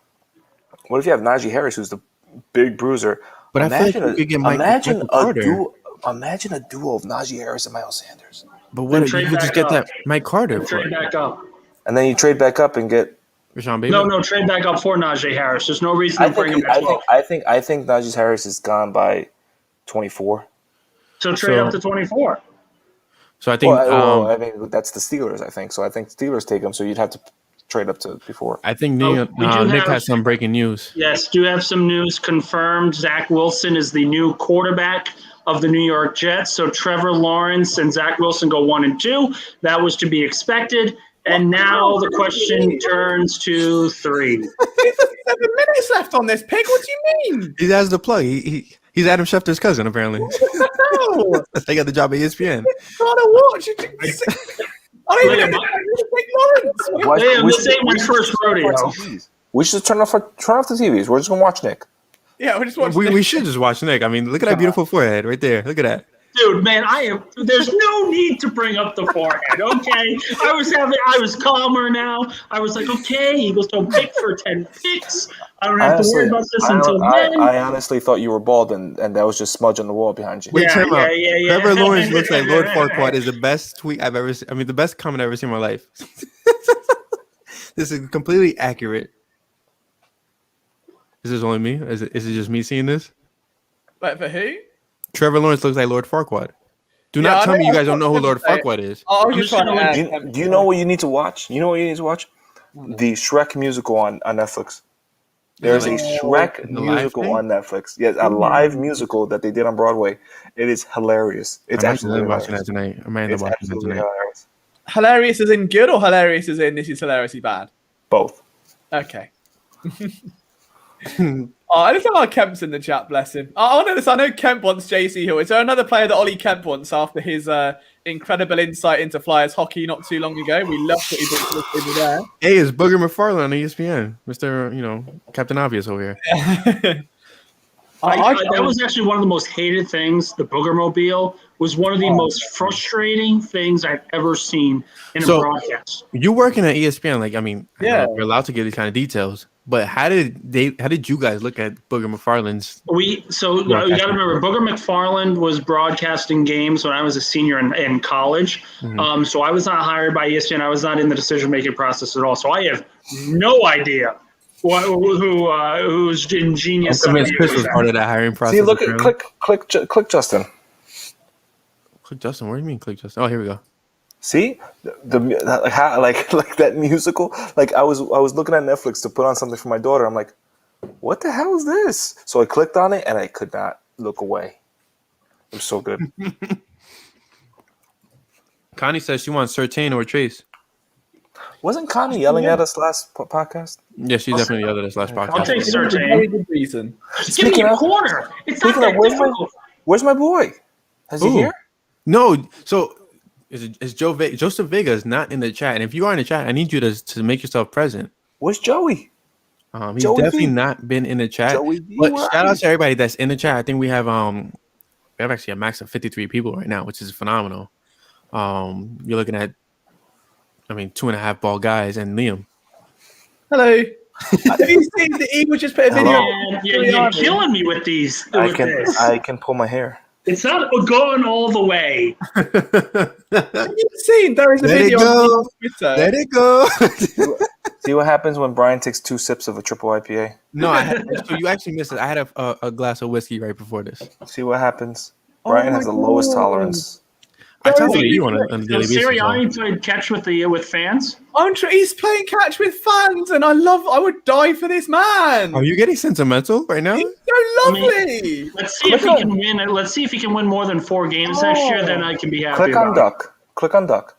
I would die for him. My daughter's education is completely fine, all right? She is going to be raised on DMX's Merry Christmas song. She's going to be raised on Shrek the Musical, and she's going to be raised a damn Eagles fan. So that's all she needs. Come on, Doug. Don't ruin the wholesome moment. Justin says, don't worry, Nick. You still have more hair than I do. Man, I have a stressful day tomorrow. I got a stressful day today. I am just taking punch after punch after punch this week. It is flipping the birds. We are a little no holds barred with a lot of things. Oh, just an FYI to everybody. So I texted Patty Fisher earlier today. Okay. And I said, good luck this weekend. Looking forward to see your name. We're always going to root for you. And he said, thanks. Really appreciate you guys. Fingers crossed for Philly. Hey. That new edge rusher and the Joker. You just stop with the awes. You're getting too sentimental out here. Come on. Put some thick skin on. Click on Jizzy. You could click on the people, right? No, I can't. What you mean? No, you can't. You did. You didn't make me a whatever. I've got a private chat. Oh, it's from Nick telling me. Zach click on Jizzy. Thanks, Nick. Thanks for that. Look, we need to have the code word when I got breaking news, just so I can jump in and just put in that little piece of news. Hey Jizzy, hey Jizzy, you're overrated. No, come on. Jay Pears is a legend in every sense. He's a bit of a legend, Chris. I'm not gonna. He has the worst food takes. He does have bad food takes. I'm sorry, Fizz. You really do. And Shrek is not overrated, all right? No, it's not overrated. Shrek 2 is an excellent sequel. Like J Fizz. I know we're big time right now, but when we make it even bigger time, we're gonna make sure all of your bad food tapes are on blast at every time we possible. Oh my goodness. So in that case, you should honk your horn if you're certain you want some model. So little fun fact, Schefter just tweeted it out. Peyton Manning, I'm reading the tweet here. The Masters earlier this month, Peyton Manning, obviously a former first overall pick, told this year's number 1 overall pick, Trevor Lawrence, that Urban Meyer needs to play him every play of every game so that he can break his record for most interceptions by a rookie. Nick, I need to look at the comment right now on the screen. Classic Peyton. what a guy. Brilliant. Terrible. Oh, it's hilarious. Oh, classic Peyton. Oh, he's funny, isn't he? What the hell happened to LJ? And so to answer Doug's question, I did hear about that today, that the Jags are thinking about bringing Tebow in as a tight end. You know why? You know why Nick was so fascinated about Peyton Manning's comment? Oh God, it's forehead to forehead, love.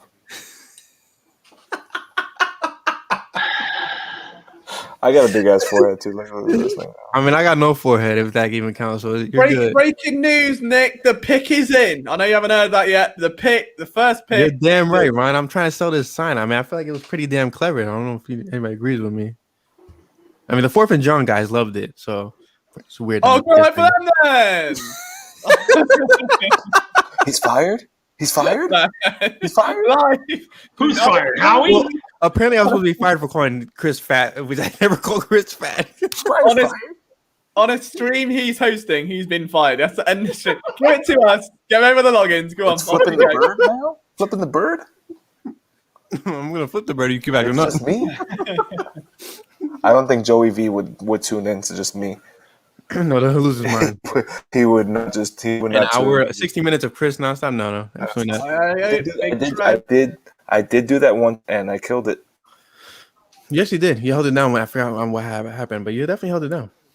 And Trevor Lawrence is hugging. This guy looks just like Trevor Lawrence, but a smaller version. So just to clarify for the listeners, Lawrence has been official now. Jets are taking Zach Wilson, and the question is at 3. Can we say that Zach Wilson pick to me is a bit overrated? Like, I feel like the kid is a little bit overrated. I feel like Justin Fields is the better quarterback, in my opinion, and it's not. But here's the question for you. Here's the question I have for you in response. Are you looking at? We look at Zach Wilson and we look at the prototypical quarterback nowadays, and everyone is looking for the next Patrick Mahomes. Mm-hmm. If you are the Jets and you know that you're a couple of years away from being a true contender, don't you want this quarterback to grow with the team? And listen, Zach, we don't know who the best quarterback of this class is going to be. We don't. Is anyone else trying to work out what's going on with? I just got told to be quiet on the podcast. I feel very offended. Second, if I'm the Jets, I don't give a damn. If I'm the Jets, I want a quarterback that brings heart to the field. I feel I'm channeling my inner Sammy Weaver Jr. I want a kid that's going to bring heart to the franchise, and that's going to be a great leader. And I think that's Justin Fields. But you can't say that's not Zach Wilson. I can actually. I want to say it's not Zach Wilson. It's a gut thing, man. It's a gut thing when you lose your head. You shave your head. You will find out. Shave your head tomorrow, and you're gonna feel that same gut feeling I feel. And Kanye, I'm a little hurt. I'm not gonna lie. I'm a little butthurt right now. I'm gonna be quiet. Did anyone else try and work out what Grandma Lawrence was wearing in terms of it? It was like she had a blue loads of like ham all over it. And I don't really understand what it was like, or just salmon was just like draped all over. I'm not really sure. It was a bit confusing, but it was very wholesome. And I'm just clearly in a soppy mood tonight. So we'll be R-ing it all the family. You've been awing everybody, and I'm very. Nick's forehead. I'm joking. Nick, you're muted. Yeah, you're definitely on mute. Don't make me unmute you, Nick. No, I knew I was muted. I was talking to my roommate. We're watching the draft as well together.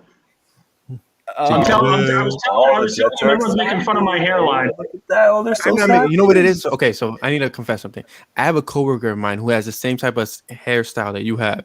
And every day that I see him, I tell him, look, listen, I will shave your head for free. I would do it. I'll fade your beard, whatever you need. Just let me get rid of it. I need you to look. I'm trying Rogaine, a couple of hair products to see if it works. If it doesn't, you come my way. If it doesn't, it's shaving off. It's coming off. Right. Sounds good to me. I'm not going to my wedding with my hairline like at the back of my head. I feel like the baldness kind of. I feel like if you shave your head, you and Justin will give you twins. Yeah, thank you. Why would you do that? Listen, the good news is I can grow a beard very well, so it's not like I wouldn't have any hair. So we'll be good there. Justin is completely right. It looks good on me and Justin. Or you can just Chris be like. Still has a couple more years ahead. Look at this hairline. Look at this. Look at this. I wonder if you have a fake hairline. Have you seen Ben Solak's doing like the Draft Network show, and he's just in this massive green screen, and he looks so small. Who? No, all my devices are pointed towards there. I love Ben. I love all the memes. Well, Ben is just small. No, he looks like half the size of the TV behind him. Ben is very small. It's like they've just put a TikTok on, and it just hasn't ended, and it just keeps going and going and going. But I'm sure the analysis is great. I love Ben. He's an incredible analyst. Nick, I am so sorry that you becoming the butt of everybody's jokes in this chat because this is a pretty good one though. Nick's hairline is farther back than the last good Eagles draft. Yeah, 2012. Yeah, that's pretty good. That's probably the last time my hairline was actually acceptable. Damn, man, Nick. Ian, what was the last good Eagles draft? Breaking news. Ian Rappaport. Oh. Justin Fields to the 49ers. Green Bay hasn't engaged at all, despite a few teams calling about Aaron Rodgers. The Packers have They're not going to take Justin Fields. Nothing has changed. Liam has wasted our money. That came straight out of our paychecks. Pretty much, yeah. Sorry, you're in beans again. Maybe just playing with our money over there on his little phone. Yeah. Yeah. I mean, you win some, you lose some. You're losing a lot of my $20, Liam. Oh no, mate. It's it could be 22 if the bet came in, but fortunately it's down to 18. You know damn well, as we're waiting for this 49er pick, they've been secret about it all day. Only Lynch and Shanahan know what the actual pick is. No one really knows what's coming, and it is dead silent in terms of people knowing. It's impossible for me to have terrible hair if I have no hair. No, hold on. I don't have terrible hair. I have no hair. Hold on. Everyone else? Well, yeah. What the fuck is Isaac? What? Wait, Chris's hair looks like an action man. Like look at how straight. Like big macho action man, you rub it and it feels all fuzzy, and all like the dog's hair gets caught in it, and like the more you rub it, the more you get dust in it, and then you've got an action man that's grey. Wait. Liam's going in on you, bro. We're completely in on you, bro. Liam, you're doing a lot of talk about rubbing and then growing after the rubbing. This is not a Manscaped promo. Are we talking about Joe? This is like talk about it, Chris. Talk about what they can do for them. The biggest skill set I've ever seen is to just turn anything into a promo. I've never done anything like it. The next time you want someone to rub it and grow it, make sure it's taken care of with manscaped.com. Go to manscaped.com and put in promo code FTD. 20% off. Free shipping. Manscaped.com. Right, round 2 pick is in. There we go. All right, here we go. Let's see Zach Wilson taking the stage, or who the hell is this guy on the couch? Looks like Mike McCarthy. Kick Isaac out. I still get to sit in a sofa. Who the hell is this guy sitting on the couch? Yeah, Mike. You're right. Nice, isn't it? Oh crap! Hold on. Here you go. Chris got that Lego hair.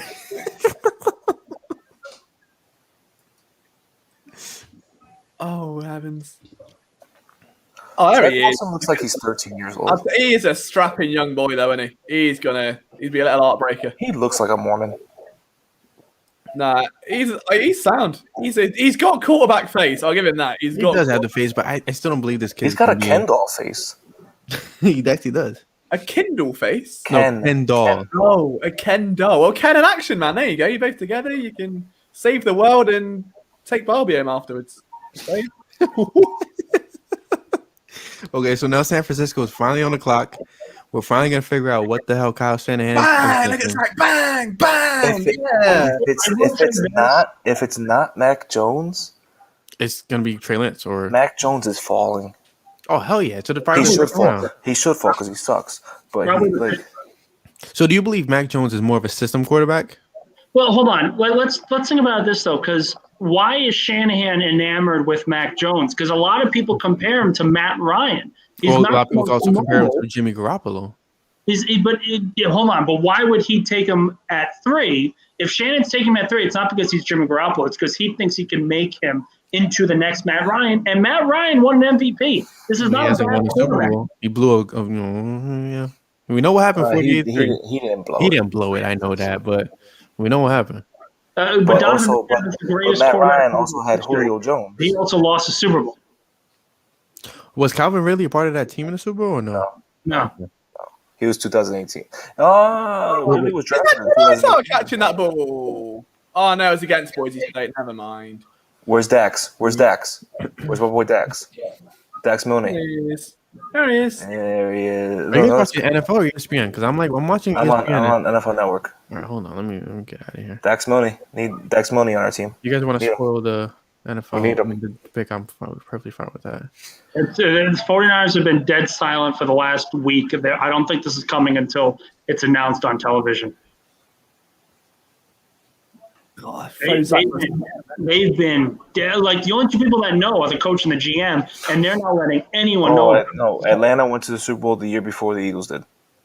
So Ridley was not there. He wasn't there. So who was the second one here? Was it Sanu or? Because Sanu had to be Sanu. It's true. Like, right, Isaac is saying my Twitter is wild. Look, Zach Wilson screams BDE. You can't deny it. What's big dick energy? Wow. The guy is swinging down there like an elephant's trunk, smashing everyone down on his way up to the podium. Like, are you getting freaky on the pod again, LJ? Next time you swing your elephant trunk, make sure you go to manscaped.com first. Go to manscaped.com. Use promo code FTB at checkout for 20% off, free shipping. Manscaped.com. Lawnmower around that elephant trunk.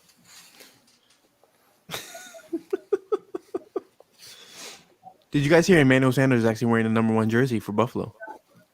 Leonard Fournette's going 7. Yeah, 7. He's going 7, and so is Patrick Peterson. I don't really care about Patrick Peterson anymore. He went to the freaking Vikings for no reason. When I saw that notification, I completely forgot he went to the Vikings.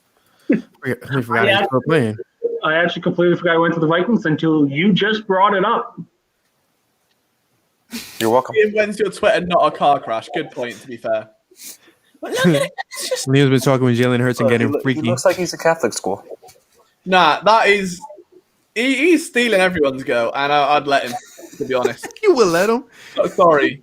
But so let me get this straight. You will steal Terrace Marshall's girl, but you will let Zach Wilson steal your girl. I'll tag Zach Wilson in and be like, mate, I'm done. Falcons receivers in the Super Bowl. Julio Jones, Taylor Gabriel. Gabriel, that's what it was. Austin Hooper and Sano. Okay. And Hooper is with Cleveland now, right? Yep. All right, guys. Well, shout out to everybody that's in the chat right now. We have about 55 plus, which is freaking phenomenal. Thank you guys for joining in on our live stream for the round 1. Live stream for round 2 and 3 will be hosted by the man with the most hair on the podcast right now. So LJ, you will be hosting the next 2 drafts, if I'm not mistaken. I mean, next 2 rounds. Yes, sir. We're gonna have it's gonna be like a rotation. We got a whole schedule sorted up, which will be blown into oblivion by the time tomorrow comes around because of a million reasons. But yeah, we'll have all the PSN boys making all the noise. I hope San Francisco misses their time. Is that possible? Yes. Or do you have to make a pick? So they go with the 4th pick. Yeah, it happened a few years ago with the Eagles, actually. The Patriots picked before the Eagles, and they ran out of time, so the Eagles went up and picked in that slot, and then the Patriots. Let me give you a nice history lesson. One team that happened to twice in back-to-back years in the first round, Minnesota Vikings, 2002-2003. I remember that. Twice. Wow. I remember that. Okay. Doug says the PSN. I hope it says PSN. Who's the Pro Football Network? Right now. But no, I loved our draft show last year. It's only going to get worse. So tomorrow's when the chaos. Hold on. No. Duck said the PFN, not the PSN. Pro Football Network, right? That's what he means? PFN. Yeah, he's gone to. It's Tony Pauline, isn't it? PFN. Yeah. Nice. Well, it's all right. I'm sure Brian will be writing for them next year, so you can go and after. Josh knows it. Josh knows it. Duckman PSN, okay. Josh shot me some euros last podcast. He shot me some euros. I'm waiting for Joe to show up and throw some hundreds down. I've got to say, without getting too soppy with all the drafts going on, because there it is, right on cue. Nick's going to scream. Right as I'm on Nick. Come on, wait. Is this the 49ers? What is it? 49ers have taken Trey Lance. Whoa! I told you. Shit. Mac Jones was never the pick. Thank God. Wow, that's a hell of a pick. Trey Lance missed the entire season last year, right? Because of COVID? I mean, yeah, but that's not his fault. That's the FCS. The FCS canceled on him, not him canceling on the leagues. Wow. Trey Lance to the 49ers with Deebo Samuel and Brandon Ayuk and George Kittle. Oof. That's going to be a nasty team. I don't care what nobody says. It's the highest the North Dakota State quarterback has been selected since 2016. And the Eagles actually trading up for number 4 right now. What? Yeah, I didn't get no reflexes out of that. Chris and Liam are not even paying attention. I was tweeting. I'm doing socials. I think the only issue here now with Trey Lance being picked, I honestly think if Philadelphia would want the board that they wanted, San Francisco needed to pick Mac Jones. No, I think they needed to pick Trey Lance. Four is definitely going Pitts now. They're not picking Mac Jones. Agreed. But now the second best quarterback is available still. Yeah, but the second best, Trey Lance was going to be taken within the first 10 picks anyway. These guys are already going to be taken. The question was if Mac Jones is taken, there's a higher percent chance that 2 teams trade up into the top 10 to take a quarterback, whether it's Lance or whether it's Fields. Now it's only 1. No one's trading up for Mac Jones in this top 10. But someone will trade up for Justin Fields. Agreed. Which could help the Eagles.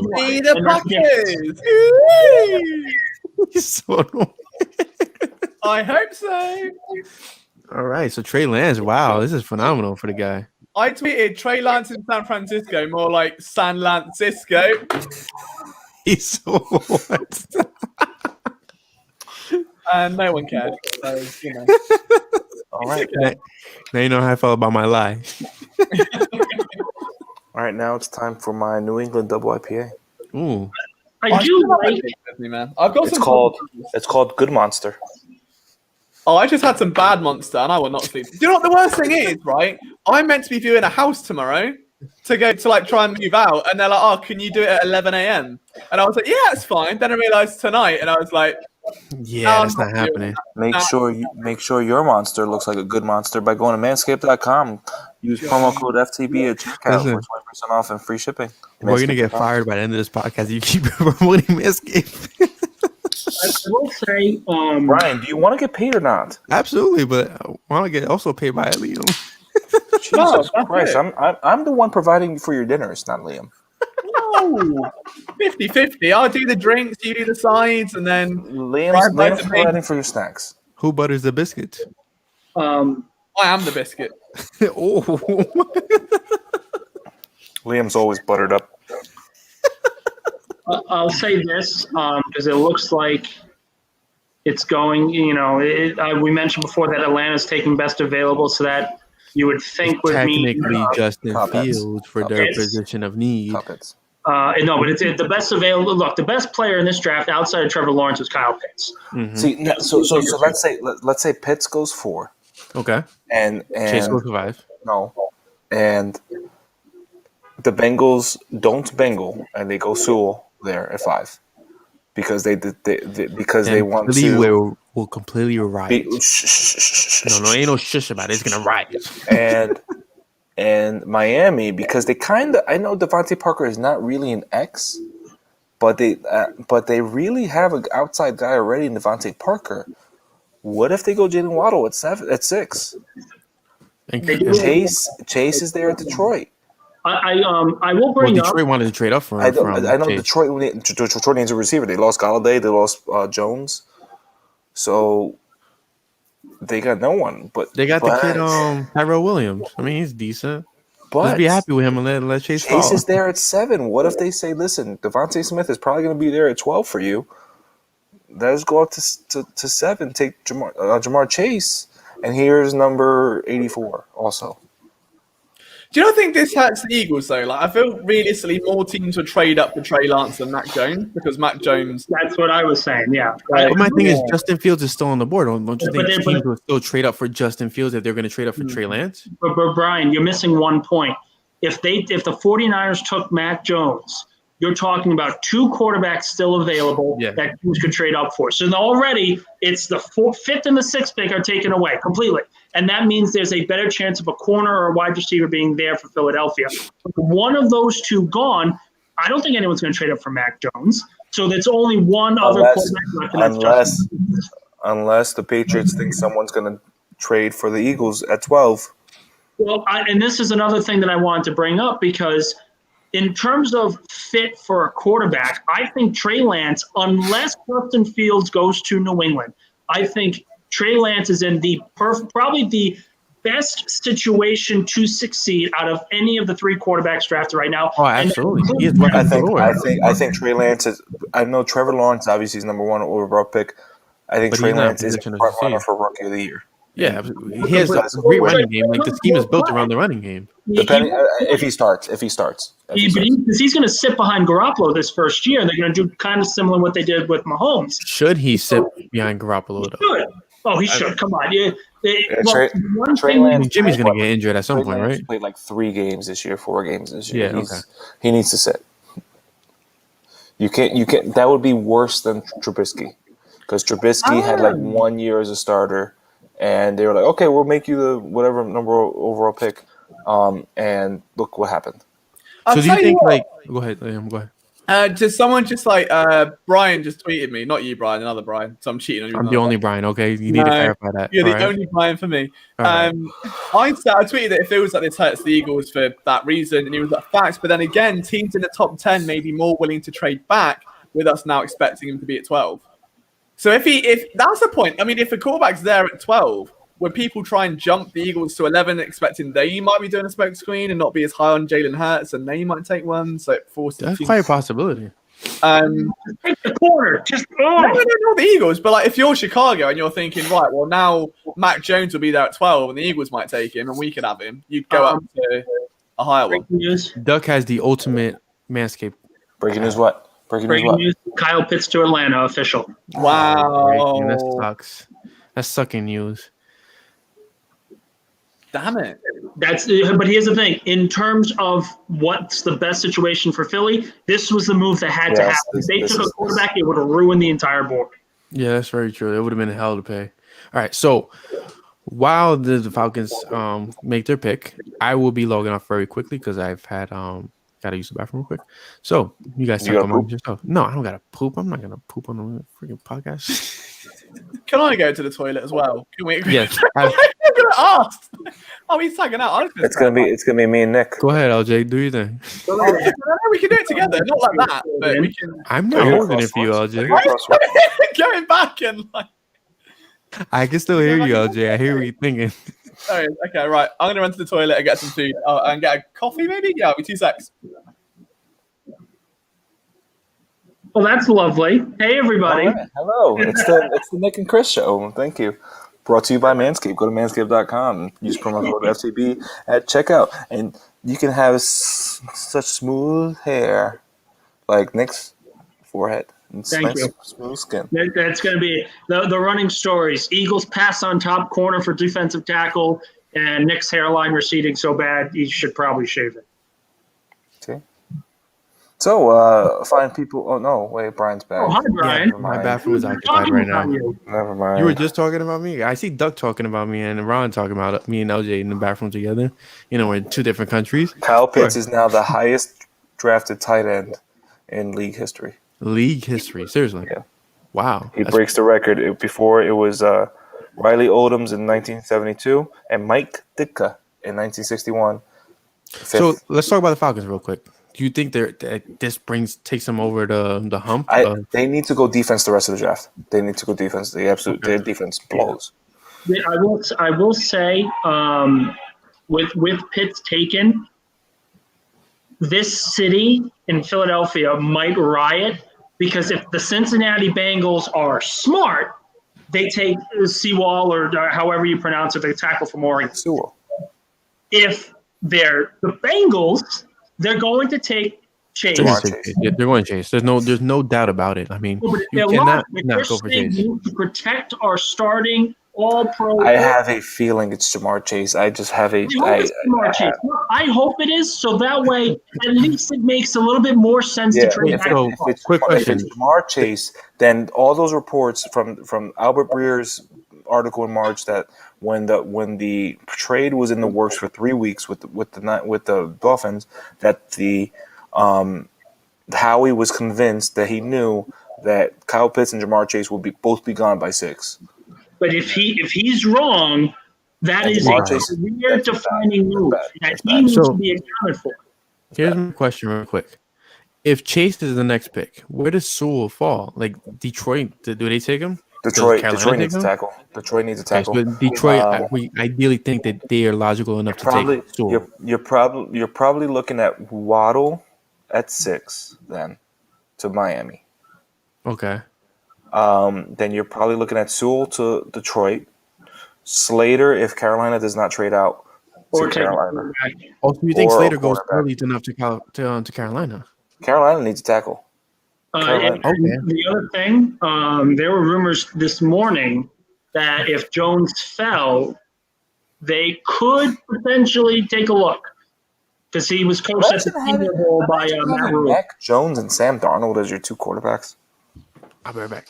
Listen, if there's one head coach who has shown that he can develop quarterbacks and develop a passing game, Matt Rule. It's Rule. And Joe Brady, yeah. But it's like I just like when I was doing that 32-person mock draft, the guy I was talking to about trading Ertz to Carolina, he was like, if Slater's there, I'm probably not trading because the Carolina needs line help bad.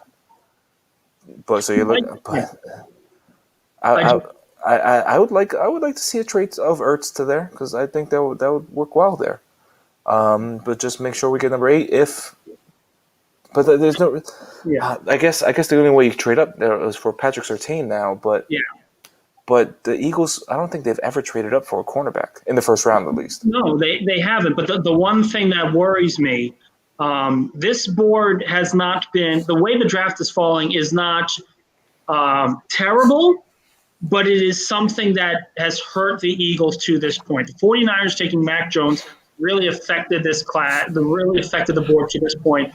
And with Pitts taken at 4 – the likelihood of someone trading up for Fields, I think, is a lot slimmer because the question will be at 8 with Carolina. The Bengals aren't taking a quarterback. Miami's not taking a quarterback. Detroit's not taking a quarterback, especially this early when you just traded for Jared Goff. So you've got 3 picks there. Now 8 and 9. Dallas isn't taking a quarterback. The Giants aren't taking a quarterback. Now the question is at 12 with Philly. And a lot of good players are going to be falling off the board.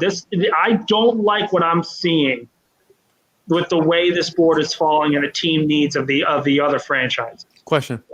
So I'm just jumping into this now. We're talking about team needs of the other franchises. The New York Giants are right before the Eagles right now. Which if the Eagles don't trade up, are they going wide receiver? I mean, because I feel like Darius Slayton and they keep saying that Giants need another receiver, but the thing is, right now what they have is they have Galladay, they have Shepard, and they have Slayton. Yes. If they're taking a receiver, John Ross, come on. John Ross. If they're taking a receiver, they're trading one of those guys. Yeah. No, I agree. They're not. So ideally, they're trading Slayton away because they're not going to trade. So in the 32-person draft I was in with someone covering each team, the guy who covered the Giants took Waddle, and he traded Slayton to the Lions. Okay. So I feel like Slayton doesn't have that kind of value right now, like to trade away. Like he traded him for like a 4th round pick. He doesn't, and that's kind of why you wouldn't take a wide receiver. So the Eagles had to jump Dallas and New York to get the player they want. But the last 3 years it's been Eagles jumping Dallas, Dallas drafting Eagles, and then now Dallas stole CeeDee Lamb from the Eagles. Let's clarify that. We stole we stole Dallas Goedert from them. Yeah, but we got the short end of that pick. That was a massive need. Come on, Goddard is it okay? Hear me out. If Dallas Goedert, no. Goddard hasn't provided you enough stability to say, hey, he's the guy going forward. Breaking news: the Bengals are the Bengals. They have selected Jamar Chase. Oh, okay, cool. All right, that's good. Wow. The Bengals are the Bengals. How about them? All right, so back to Dallas Goedert. Dallas Goedert has not provided you enough stability to think, hey, this guy's a franchise side, and he's been injured in almost every season he's played. Lamb he looked like the guy. I'm going to gloat a little bit because I called Jamar Chase to the Bengals back in January. I feel like everybody called Jamar Chase to the Bengals. No. I called it but everybody was like, no, they need a tackle. They need to go. They would never pick Jamar Chase. I said, no, Jamar Chase and Joe Burrow. That connection. It made all the sense in the world. I called it early. By the way, so we lost the fifth pick to the Bengals because of the tie, right? So if the Bengals won that game, we would have been fifth. Yeah. Okay. I hate the Eagles right now. Oh, all right. So quick question from Duck. So do you think Miami is pulling Slater? I mean, no, they take Sewell. They take Sewell.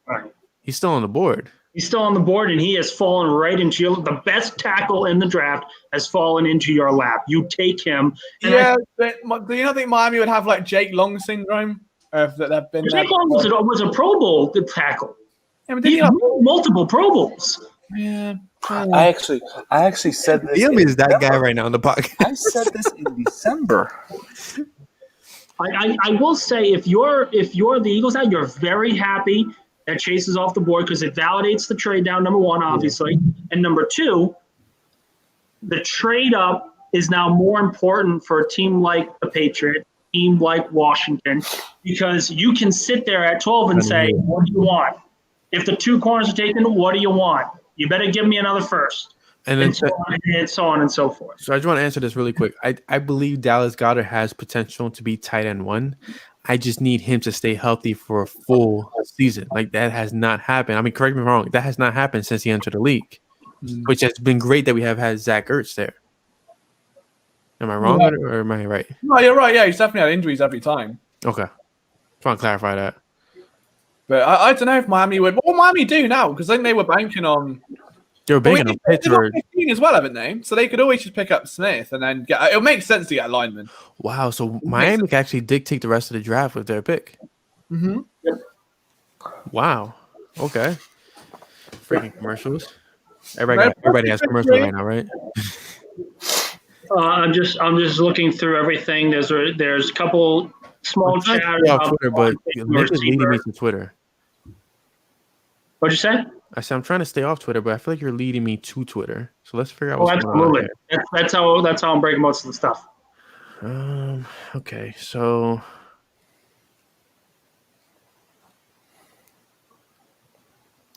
Trey Thomas with the tweet tonight while we're on commercial. Is the draft one of those unvaccinated parties? Which I mentioned to Liam earlier that nobody's wearing a mask in the draft right now. Well, it's weird because they said that in the rules that vaccinated in the draft room, vaccinated people can have no more than I think 10, but unvaccinated people can have 20. It was weird. It was really weird the way they wrote it. Extremely weird. I'm a little worried that with Howie's vindication, that Chase and Pitts were off the board at 6. He's now going to be empowered to take a defensive lineman. And we are rolling with the entire slogan for the 2021 draft, stay away from pay 2021. Make sure everyone's aware of it. Stay away from pay 2021. So, I mean, everybody on Twitter is glad that that Chase and Pitts are both off the board. But there are former players on the board that the Eagles need to be in on. So we have Certain, we have Horn, we have Waddle, and we have Smith. Yep. And we still have, about 7 more picks to go? Ross Tucker just made a point. Chase to the Bengals, why did the Dolphins trade that pick then? Why did they trade up? What was the point? You think the Dolphins trade back now? I think they might. Because there's nobody for them to really get, if you think about it, unless they're going Sewell or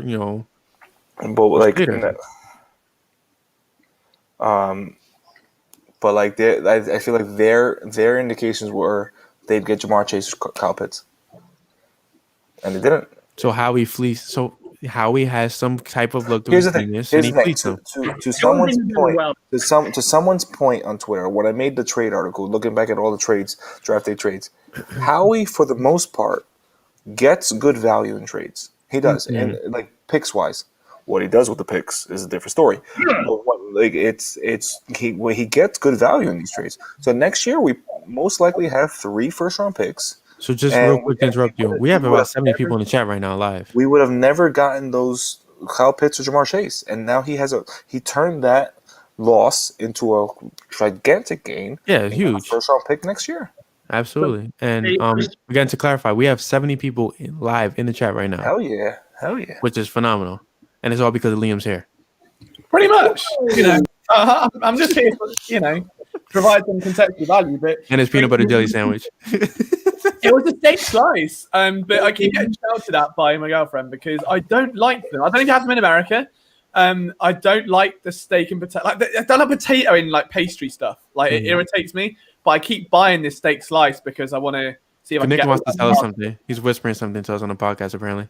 Jalen Waddle is the pick. What? Called it. Miami. Yep. So now three players are on the board still for the Eagles. And now this is panic time for Philly fans. Well, not necessarily, because you're thinking like, does a wide receiver really go now from 7 to 12? And does two cornerbacks actually go from 7 to 12? The quarterback everyone wants is falling, which means Howie Roseman. He's not falling. I mean, nobody expects him to go above like 9 or 10. Yeah, but okay. But so are the tackles are still available, which is great. That works in our favor. And the corners are, but no one's trading up for a tackle. Why not? No one's going to trade up for a tackle. The Eagles did it for Dillard. Yeah, but not into the top 10. Okay, so if a tackle lands at Dallas, which correct me if I'm wrong, I mean they had issues with the offensive line. Yes, they had injuries. Yeah, but Jerry Jones isn't the most logical person in the world because he likes glamour more than he likes efficiency. Yeah, he'll take a corner. But the New York Giants also need offensive line help. But they did draft Andrew Thomas with the 4th. Yeah, they're not drafting a tackle. What is Thomas, a right or a left? Either. I believe left. Either. Who's the right then? They signed someone. Wow, this is getting a little too tense for my liking. I'm not. I have a very bad feeling that this is working exactly the way Howie wants. They signed Matt Pert for right tackle, and they have Andrew Thomas at the left. If we draft Kwity Paye, I will write unless they get rid of Barnett, and I've said this all night. That's been kind of my main point: is that if you bring in Paye and he goes ahead of, he's going to sit behind, obviously, like BG and Barnett anyway. It hurts him. If he goes ahead of Barnett, he wasted $10 million. But how long is he really going to sit behind them? Because a few plays into one game, Barnett's knee could be out. And you made a good point. Like Barnett is not efficient at all. Like whatever case may be. I mean, he's a way better player. Hold on.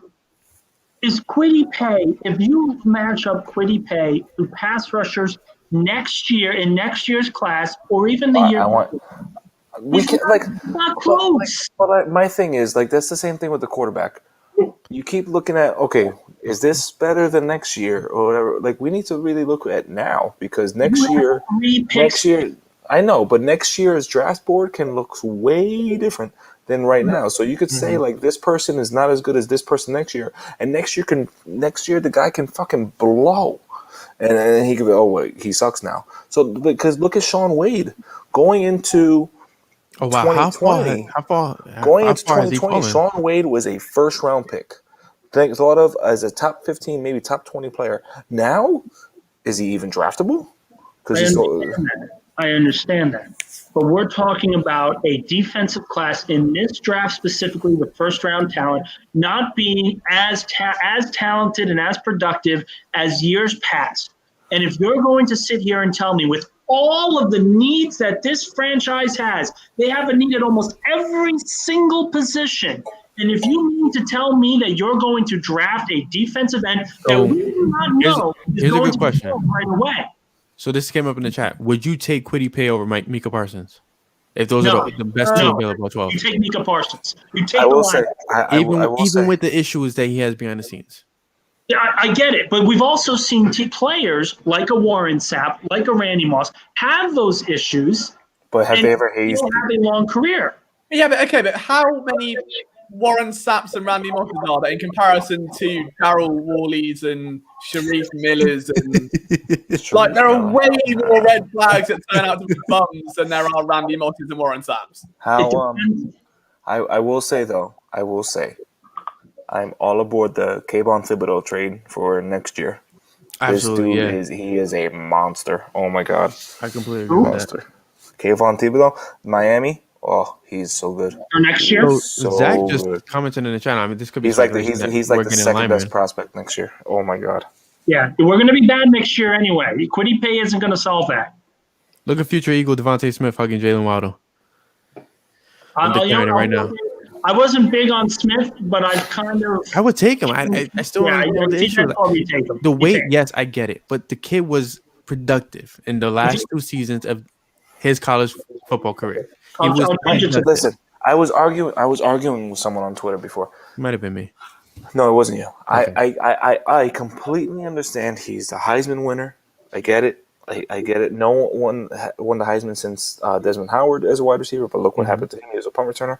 But then you look at like the other wide receivers in the last 15 years that were in the top 5 of Heisman. It was DeVonta Smith, who obviously won it, Amari Cooper, who's a star, and Larry Fitzgerald, who's always been a star. And it's good company. And I understand that he's been doing it against the SEC cornerbacks who are so good, and we're trying to draft 2 SEC cornerbacks, and Patrick Surtain and J.C. Horn. But the dude is 166 pounds. Like I get it. He's been doing it. He could be a solid 166. What the fuck is a solid 166? Listen, it could be all muscle mass. Bro, we know he has like 1% body fat. Listen. A solid 166 is a high school freshman. Like a muscular 166 is a high school freshman, high school sophomore. That's a muscular 166, not a college. I still think he could be productive in the NFL. Breaking news. No, don't you start with your breaking news. I got 2 pieces of breaking news here. One of them is set in stone. Tackle from Oregon's Sewell is going to Detroit with the 7th overall pick, so the first tackle is off the board. Second piece of news. Albright, who originally was one of the top players. Get to the point, Nick. Was reporting that the Broncos were in on Aaron Rodgers, so take it for what you will. But he's saying Broncos are looking for a trade back now. Here come the Packers. Where have you been? Hold on. I didn't forget Liam was completely here.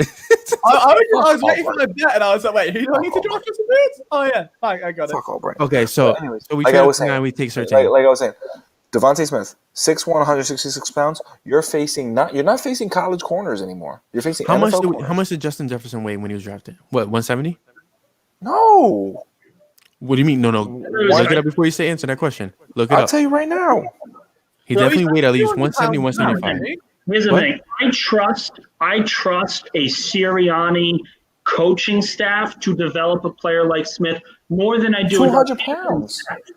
What is Liam doing at the bottom corner? I'm fixing my camera. It's been blurry. Because the shenanigans here are off the charts. Okay, I'm answering Peanut down there. No, Peanut Wolford. Oh. Oh, you just giving him a piece of nickname. Like people keep making this stupid ass comparison to Deshaun Jackson. Deshaun Jackson's like 5'10", 170. I get it. I'm not comparing D Jackson. I want to talk about. I'm not talking to you. I'm talking to this. No, you didn't answer my question first. I'm talking to this fuck. Justin Jefferson. How much did he weigh last 200 pounds. No, he did not weigh 200 pounds coming out of the draft. Justin Jefferson, 6'1", 203 pounds. No, now he does. But I'm talking about coming out of the draft. There's no way. If you're saying he was 170, there's no way he put 30 pounds of muscle. He was either 170 or 175 coming out of the draft. There's no way. No. He was 202 pounds at LSU. How much? According to College Sports Reference, place, 61202. I don't believe it. You don't believe the stats? Okay. I'm going to research myself now. But anyways. Yes. But again, people keep making the Deshaun Jackson comparison. DeVonta Smith doesn't beat people with his speed. He beats people with his route running. And he beats people with his cuts. Deshaun Jackson got away with how small he was because of how freaking fast he was. He was able to blow past people. So this whole comparison of like, look at what Deshaun Jackson does. Deshaun Jackson was a 4.3 receiver. DeVonta Smith, he's like 4.6 to 4.7. Good comparison would be looking at Darren Sproles to Donnell Pumphrey, where you look at the way Darren Sproles was able to make his game was because he was so nifty, so agile. And he was so compact. He was more compact. He had a really thick base we could kind of burst through. Pumphrey was the same size, roughly same sort of weight, but was so lean when he got hit. He was literally like a human action man. Now, like, I've got to stop saying action man tonight. Stop saying action man all the time. But like a human, like doll, just being like a rag doll, just thrown around. And it's like, I like DeVonta Smith, but if you're picking DeVonta Smith, you've got to be a team that has a starting X receiver at a minimum. You've got to have a DeAndre Adams, a DeAndre Hopkins that you can afford to take the pressure off, work him against off man, and let him. So DeVonta Smith is not a wide receiver one. You need to realize that this guy is not going to go against corners who aren't going to bump in the line. He's going to be going against corners who are his size, 30 pounds more heavier at least of pure muscle that are going to bump him right off the line, and he's not going to be able to do that anymore. Wait, time out. So Zach said not even going to be a wide receiver for us to take. Damn. So are we missing anything, Nick?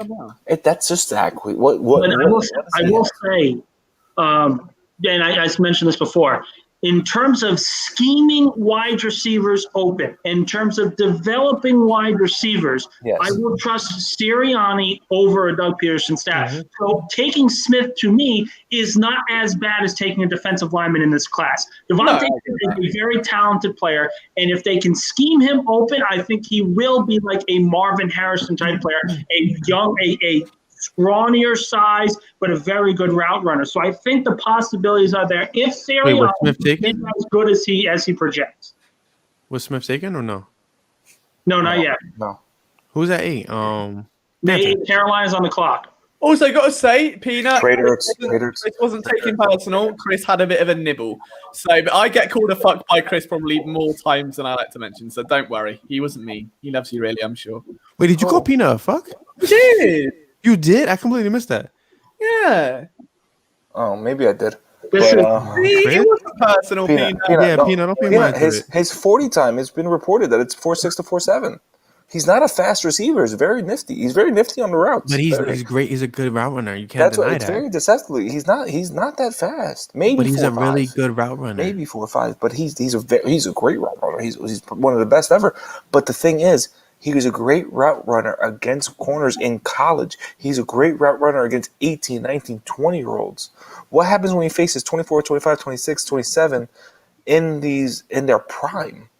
That they know how to bump up these routes. Who've been playing in the NFL for 5 years. He even touches the field. You're discounting him. Well, I'm discounting his size. I'm discounting his size because these corners are. Who are they facing next year? They're facing Tyrann Mathieu, right? They're facing James Bradbury. They're facing Logan Ryan. They're facing other people. Safety. I'm not worried about that. Logan Ryan's really good. Yeah, but I'm not going to worry about Giants. But you're facing really good corners next year who know how to bump receivers right at the line. And they're not afraid to get in your face. So it was a 166, 170-pound wide receiver really knocking off a 200-pound All-Pro, Pro Bowl corner? Depending on how quick he is. A little too much credit, though. I feel like you're not giving DeVonta Smith the credit that he actually does deserve. The kid has earned in the past 2 seasons. But he's earned it in college. I get it. But he stayed healthy in college. Jalen Waddle didn't stay healthy.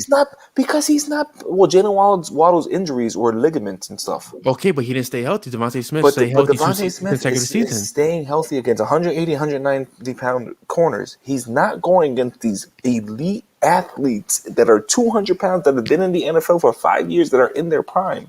He's not. It's different. I don't know. I'm a believer in DeVonta Smith. It's so different. I'm definitely a believer in DeVonta Smith. And I would not mind if he were me to agree. I'll say if DeVonta Smith is going to be a star in the NFL, I think it's going to take him some time. I don't think it's going to be a rookie year. It won't be I don't right. think it's going to be his rookie year. I'll agree with that much. I'll agree with you that much. But I do personally think that DeVonta Smith has a high upside of definitely going to be wide receiver 1, and a very low of wide receiver 2. Like, he's going to be an efficient receiver at the next level. I don't know. Being very quiet here. Liam is so quiet and it's aggravating me. I'm just letting this play out, to be honest. I mean, I said I could take DeVonta Smith in a fight. That's all we need to know. He's definitely random in a fight on Tuesday. We ever need is that I could beat DeVonta Smith in a fight. I just thought I want to say something as well. So I just saw a tweet from Adam Schefter saying one NFL coach said that Sewell was the only surefire Hall of Famer in this class. The guy's 20 years old, man. You cannot project a Hall of Famer who's never a bit overrated, because I did hear a lot of people talking about that over the past couple of weeks, that he may be a bit overrated in his draft class apparently. Well, I think they're probably that he's going to be like the most NFL ready tackle, but the fact that you can't project a Hall of Famer. I will say, look at this guy, Lucas Ashdown. He said Jerry Jeudy is a great route runner, not the fastest, but he did well last year. I think Jerry Judy's better than DeVonta Smith. Yeah, but Jerry Judy's got size to him as well, though, and he can be a bit more physical through the stand. Jerry Judy's more complete. And he's bigger. He's a bigger guy. He's a bigger guy too. Yeah. Smith plays beyond his frame. Don't doubt that. So Smith is small at the minute he plays beyond it. The problem is he's going to be hit a lot harder by a lot tougher and a lot older, a lot more regularly, and you've got to work out whether it's a risk worth taking. And again, if you've got someone that is already WR1, like a DeAndre Hopkins, like a Devontae Adams, like whoever, fair enough, take the fly, because he's not going to be zoned in. No. Look at Joshua Stone. We were wrong about J.Jeff. Howie was wrong. We were wrong. We knew J.Jeff could be good. If you listen to last year's draft podcast, me and Chris and probably possibly a few others were on board with Justin Jefferson for sure. I wrote a whole article about after CeeDee Lamb fell to Dallas. I think that was the consensus. But real quick, there's one thing we're ignoring right now. Justin Fields is still on the board, and if he lands, who is it, Nick? Oh no, that's who is it? Oh no, that's one. It's JC. Oh my God! Oh I can't curse on the podcast. Wait, who took hold? The Carolina Panthers. Carolina. That means the Eagles have to make a trade. Got to trade with Denver. Got to trade with Denver right now for Surtain. They're not going to do it. They're going to take Kwity Paye. The Eagles are going to take Kwity Paye. They're not going to jump Denver. Well, no, if that knocks Surtain down, let's just manifest it. Surtain can come down. It's fine. If what can come down? Just Surtain might dip about. I've read a lot of teams being actually higher on Horn than Surtain. But what about the Dallas Cowboys? They need a corner. They're going to take Surtain for sure. They're going to take Surtain. Who, Denver? No, Dallas. Oh, okay. Yeah, Dallas might. Denver's is taking is right now. They're obviously there's no way they're not taking Justin Fields. For the second year in a row, Dallas is going to take the player Philadelphia fans want. Yeah, unless Denver. Yeah, it's not happening. Oh God! And then Giants are probably going to take Mika or Devontae or the Eagles. It's going to be Kwity. And I have to root for Hendrick and Hawk. Oh my God! Okay, so can we make a bet? If the Eagles, I'm not getting destroyed. If the Eagles draft Kwity Paye, can Nick shave his head live on the podcast? Is that a thing? I'm not shaving my head for anything. If the Eagles say Kwity Paye, I need you to agree. You can shave your head, or you will shave your head. No. I got a big dinner tomorrow. Oh, damn it. All right, go ahead, Chris. Who are you fighting right now? First of all, he said Sewell's going to be a bust. No, Joshua Stone. This guy just said he may not have the weight, but he could put that on. Listen, with weight and muscle and all that, you're talking to a gym teacher, a physical education teacher who also coaches sports, high school varsity. You putting on weight from 166 to go up to 175, 180, 185, that's a lot. Putting on muscle from go to 190 to 200, not so much, because the body is pretty used to that weight. Going from that's a whole nother tier of weight and muscle. For your body to get used to putting on 180 pounds, 190 pounds, when it's been so used to 165, 170, that's a lot. That's going to take away from speed for a little bit. That's going to take away from even routes. So for the Eagles that are so desperate to hit on a pick, and they need to, and for DeVonta Smith for them to be successful, he needs to be that one guy out of decades of statistics that say wide receivers who are 6 feet, It's 6'1", possible though. Still, there's a 1 in a million chance of possibility. Zero wide receivers. 1 in a million chance of possibility. 0 wide receivers ever that are 6 feet to 6'1", that are 165 to 170 pounds have had any success. 0. All right, so J.C. Horn is the first defensive player off the draft. And we are actually reaching about 80 of you guys in the chat. So welcome to everybody that's joining us now. This is actually pretty damn phenomenal. I don't know, man. I'm scared now. I mean, realistically, Surtain's going to go next. We know that report earlier about the player coming out of left field is almost now being forced into coming out of center field because there are no other options left that they would have taken. The receiver is DeVonta Smith. So do you think this is playing into how he's favored? Like he wanted this to play like this and like for Denver, pay? if Denver wants a quarterback, they can still trade back. They can still trade back and still get Justin Fields. Because if you're looking at it, Eagles are at 12. But what's the advantage of trading back? You're getting more picks. Well, Chicago's back to 17. Is it 17? More picks. Now Chicago's at 20. So Okay. you're looking at if they want Justin Fields or Mac Jones, Eagles go to 9. Cowboys aren't drafting a quarterback. Giants aren't drafting a quarterback. Yeah. So they still get Justin Fields and they get more picks. But then is there uncertainty that somebody else could jump them with say you're with New York or Dallas? I mean, you're taking that risk, but if you're good with one of those two of those picks, one of those quarterbacks, two teams aren't trading up with Cowboys and the Giants. They're both not trading back. Unless they do. Too stressful for my taste right now. This has been an utter disaster.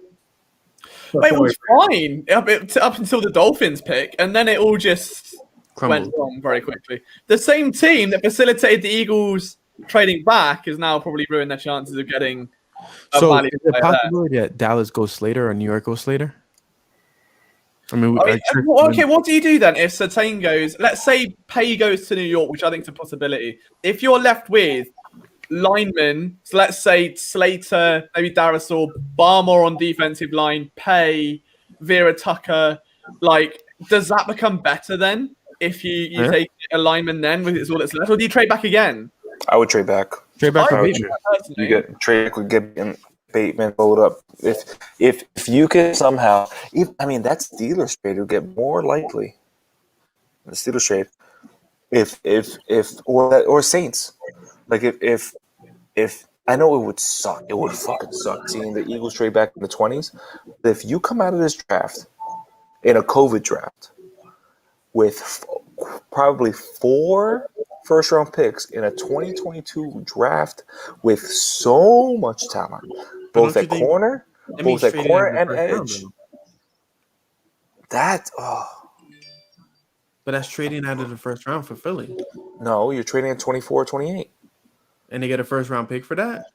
Yes, if a team is going from 24 or 28 to go to 12, you're getting a first-round pick next year. So you're getting 4 picks next year. Let's say Jalen Hurts doesn't work out. Okay, if Deshaun Watson's thing works out next year, you're trading for him. Russell Wilson. I said on the pod a few weeks ago, maybe an Aaron Rodgers trade. If he wants out, or if Hurts does work out, and the other teams don't do well, you're trading for you're drafting Derek Stingley maybe. You're also drafting a Kayvon Thibodeau maybe, a Justin Ross, a wide receiver.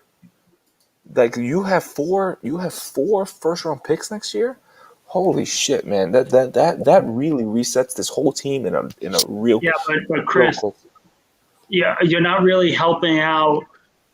You traded Carson Wentz to give the offense to Jalen Hurts, and you're doing nothing to help him. Not if you trade back, you still get Bateman.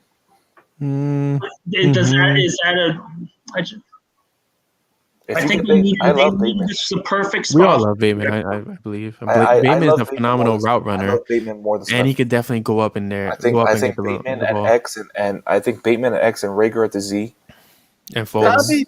That would be more money than JC Horn. I'd take it. But that's a really good offense. If you can, The thing is, this draft now, and I said this in an article earlier, right? Like, if anyone's been on phillysportsnetwork.com today, I've just been like hammering out as much content as possible. I was like, the 5 things that the Eagles have to do to make this draft a success. And the first one of them was accumulate. This isn't a time to be over aggressive, trade up and reach for guys with red flags. Like, you've got 3 first-round picks next year. It gives you an out for Jalen Hurts if you don't like what you see to get a quarterback. It also gives you a chance to bring in those new cornerstones and start developing talent. I said to Bryan earlier, they've lost the last window of developing players. They had all the cornerstones in of Johnson, Jenkins, Cox, Graham.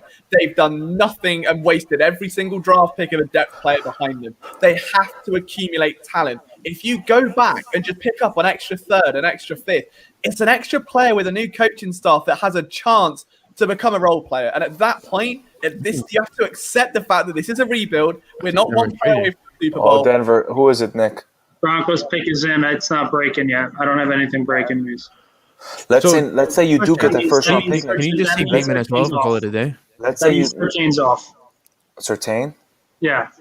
They picked Surtain? No. But I'm saying no matter what this pick is, Dallas is going to Dallas. They're not trading out. He's gone. Yeah. So you look at next year. If you draft down, you get 4 first round picks next year. Oh, never mind. They took Surtain. What? It looks like they took Surtain. I'm getting one report here. So then who they took Surtain. Dallas gets screwed as well. Does Dallas go tackle? Now you go Slater? I guess. I have no idea what Dallas is. Honestly, this is great news for us because Dallas gets screwed. Yeah, but they've fallen out of favor with who the hell is their linebacker? If his name falls out. Jalen Smith. Jalen Smith. They've fallen out of favor with Jalen Smith. So you go Micah Parsons because you love his edginess. Okay, great. But the Giants most likely still screw us out of DeVonta Smith. All right, cool. Yeah, it was nice having the show, guys. Thank you for tuning in. We'll see you guys next week. This has been a disaster. Oh God, I'm not ready for this. So Denver. They signed who did they sign in the offseason for cornerback? Then nobody expected coming. Do anybody remember? I don't think so. They signed a cornerback that got cut. Who? Denver? Yes. The pick is in. Who's that? That's actually a Dallas Cowboys fan FaceTiming me right now. Okay, so what I was saying before. So let's say Eagles trade down in the 20s, get a first round pick next year. You can possibly trade, if Hurts doesn't work out, you can possibly trade for a new quarterback and still have 1 or 2 first round picks next year. I'll take it, probably. Wait, but who the hell is the guy that the freaking Broncos? Where did Nick go? That the Broncos signed. I'm just trying to see. What did he just say? I don't know. I think he said he's taking a shit. Oh God! At this point, though, right, with no corners left, I wouldn't bother. Justin Fields is going to be there. Justin Fields is going to be there at 12. Yeah, I just said, I tweeted, if the Eagles draft Fields at 12, I'm jumping off the Walt Whitman bridge. After why I don't care. But if you're going to draft a corner now, I don't think it's Newsome. I don't think it's Farley. You're going to have to go a bit deeper. You're going to have to. You're not taking Farley. You do not. I think if Fields makes it to 12, Patriots trade up to 12 for Fields, and Eagles can make it to 15 and draft DeVonta Smith. I think. Who's that 13 and 14? Honestly, 13, I think is Chargers. I think Chargers are there, or maybe they're behind. Chris, I got to be honest. I think your original prediction when you first came on could potentially be dead on, depending on what Dallas does here. The out of left field pick might not be something that they consistently have done, but something that they might do this draft because of the player, and that might be Micah Parsons. I would hate that, but I just need to hear him talk about what happened. He hasn't talked about it. I need to hear it. It's just that I can't. I won't be okay with Parsons if it's just a question his whole career of what happened that day or that during that time. So what happens if the Cowboys or Giants trade out? Like, say the Cowboys take a tackle, Giants trade out because somebody wants a quarterback, like the Patriots. Do you take Micah or do you take? I'd take Micah Smith. I don't think you take Micah yet, though. I don't think it makes sense. I mean, Eric Wilson's going to man the mic. Singleton, you're realistically playing 2 linebacker sets each time. Mm-hmm. Well, you don't want Eric Wilson. He's better than both. Well, Eric Wilson's not bad. You don't want him at the mic, though. Eric Wilson's I'm not saying that, but Micah's better than both. And he's also a head case and has a lot of allegations. I mean, look, it's fine. The Eagles can't afford to fuck this up by going for red flags. They can't afford it at all. For an owner and a GM, or GM who are so hell bent on character, guys, it's not Micah. It doesn't make sense. If Micah didn't have character concern to be a top 10 pick, he would have been gone already. In my big board, I think I've got him like 20. I've got him behind Zavin. I think I had him behind Joker. Joker would be a hell of a pick. I wouldn't even mind that at this point. If there's any consolation, to the crapshoot that just happened, Skip Bayless just swore on Twitter, so he's pissed. Adam Schefter just said that Dallas likely to trade out of 10. Yeah, because they wanted Surtain. But so it has to be with the Patriots because the Patriots which means Fields. But the issue in my head is still which means Fields. No, okay, never mind. I didn't hear what you said. But anyway, I will say though, if Justin Fields gets traded, if he goes to the Eagles, I think he needs to trade Hurts. Absolutely, he needs to trade Hurts. I agree. You can't have 2 quarterbacks on the roster that were drafted in the first 2 rounds. You can't. You can't do it. Because you're idiots there. You cannot do it, and especially if you're Howie, who's been on record. Oh my God! They traded up. Eagles traded up. With Dallas? With Dallas. My God! Oh no! Nick, stop the nonsense. Oh no! Eagles are trading with the Cowboys. How is that possible? Is that even legal? All right, guys. Oh no! So here it is. We're gonna make the pick a little earlier than I expected. Real quick. Everybody's pick. Real quick. Everybody's pick. Hurry up. Really quick. Anybody? I have no idea. No, just split it out right now. Here we go. I just hope it's not the quarterback. I forgot. Justin Fields is still available. I swear. Wow. Embrace the madness. Here we go. 80 plus people in the chat right now about to witness the Eagles take Justin Fields or DeVonta Smith. What the hell did you just give up to Dallas, though? First and third. Did they jump the Giants? 84? 84? Yeah, first and 84. Okay, that's fine. But did they just jump the Giants for DeVonta Smith is a question. I hope so. Here we go, Please tell me it's not the quarterback. I'm a big DeVonta Smith fan if that's the case. Wait, we're streaming. Me, Chris, and Liam are streaming. I think Nick has the live television, so I don't know. If this is Smith, I'm fuming. I don't know where to put my hands right now. Where do I put my hands? Well, imagine they traded up Fields, there's no player I like in this scenario. It's Justin saying Justin is saying Justin to the Eagles. He just definitely trolled me.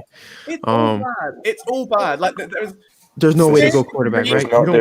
There's no great scenario. You don't go quarterback. I'm turning my phones around.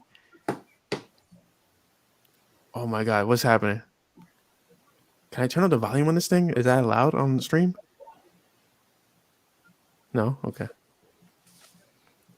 Oh, God. Are they really going Justin Fields? Or do you go DeVonta Smith? Why did they trade up here instead of a pick ago?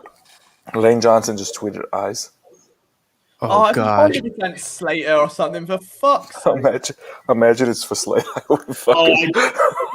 Riot. No, but Slater, you got that. Nick, what would you do if they traded up for pay? Oh, I'm traded with the freaking Dallas Cowboys. Stop. Nick, I'm going to ask you a favor for you, Nick. Do not spoil it. Actually, you know what? Spoil it. I need to spoil. Yeah, actually, you know what? So they traded the 12th overall pick and the 84th overall for the 10th overall, which is not bad. If it's for an offensive lineman, it is. It depends who they're drafting. Or a quarterback. But why are you on the clock still? Like, just make the freaking pick. That's what annoys me about this stuff. Oh, my God. I don't know. Have you seen the screenshot of how he rode me? He looks as surprised as we do. He's going Justin Fields. It's happening. Justin Fields is going to be a Philadelphia Eagle. Jalen Hurts is getting traded to the I don't know. He's getting traded somewhere to the Patriots. Justin Fields is going to be a Philadelphia Eagle. And I'm a little excited. I'm not going to lie. I'm going to have to get ready on content so fucking fast, man. It appears not to be Smith, according to Troy. That they didn't call him. They're going Justin Fields. This is happening. This is really happening. This is happening. Justin Fields is going to be a Philadelphia Eagle. He's going to take the number 1 number from Jalen Hurts, apparently now. No. I'm not mad about this. Is anybody else not mad about this? Please, I'm fuming. Look at Howie. He's happy. Devontae's shaking his head right now. Why are you happy? I think they're going Justin Fields. Look at that smug motherfucker. Somebody's putting an exclamation points right now in the chat. Look how smug he looks. Look at that fucker. They're going Justin Fields. They can't be Fields. Nah, They're what going Fields. happening, man? Oh, I'm losing my hair. Like, I'm gonna end up looking like these boys in a minute. Like, They're going Fields. They're going Fields. I'm calling it. They cannot. Look, There's 30 seconds left. There's 30 seconds. What the fuck? I'm at 58 seconds. Why are you ahead of me? I'm always ahead of you. Look at my dog Macy. How you trying doing, to comfort me. Look at my dog trying to comfort me. DeVonta Smith is a pick. They going wide receiver. They went wide receiver 2 years in a row. DeVonta Smith, Mr. 170 pounds. Oh, now I'm gonna have to beat him in a fight. Now you got to beat him in a fight in Philadelphia. Oh my God, I'm happy. I'm happy. Why does everybody look so depressed? Damn it! Thing. Oh no! DeVonta Smith is a Philadelphia Eagle. He was consecutive in the past 2 seasons with 1,000+ yards and receiving, and he could be the guy.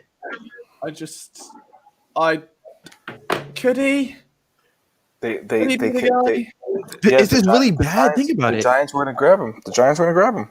They knew the Giants were going to grab him. They knew the Giants were going to grab him because Surtain dropped to 9. It was picked at 9. Dallas wasn't going to stay at 9. I'm muting my mic. Okay, the pros are this is obviously great for Jalen Hurts because he's got a wide receiver that he knows. Yes. Alabama, a Heisman winning receiver. You can't deny the production. You can't deny what you see on tape, which is someone that does have very intricate route running. You're now putting a lot of faith in Nick Sirianni and the coaching staff to develop in, which I like. I don't like the amount of red flags that come with it and the fact that the size is there and it's like I don't know. It's a 50. This is very much all in on Nick Sirianni. But here's the thing, Liam, let's also make a good point here. This is one of the youngest staffs in Eagles coaching history. So the coaches, so the front office knows this is going to take time. In reality, in my opinion, this is a good pick for what happened with the board. If you took an offensive line at 12, that means you sacrificed talented weapons and talented skill positions, and you have a Heisman Trophy winning wide receiver. That doesn't happen ever. So he's clearly got the route running to do that. If he becomes, and can we clarify that DeVonta Smith has reunited with Jalen Hurts after saying that he would love to play with Jalen Hurts as quarterback? I'm going back on mute. I like the pick. I am not ecstatic about it.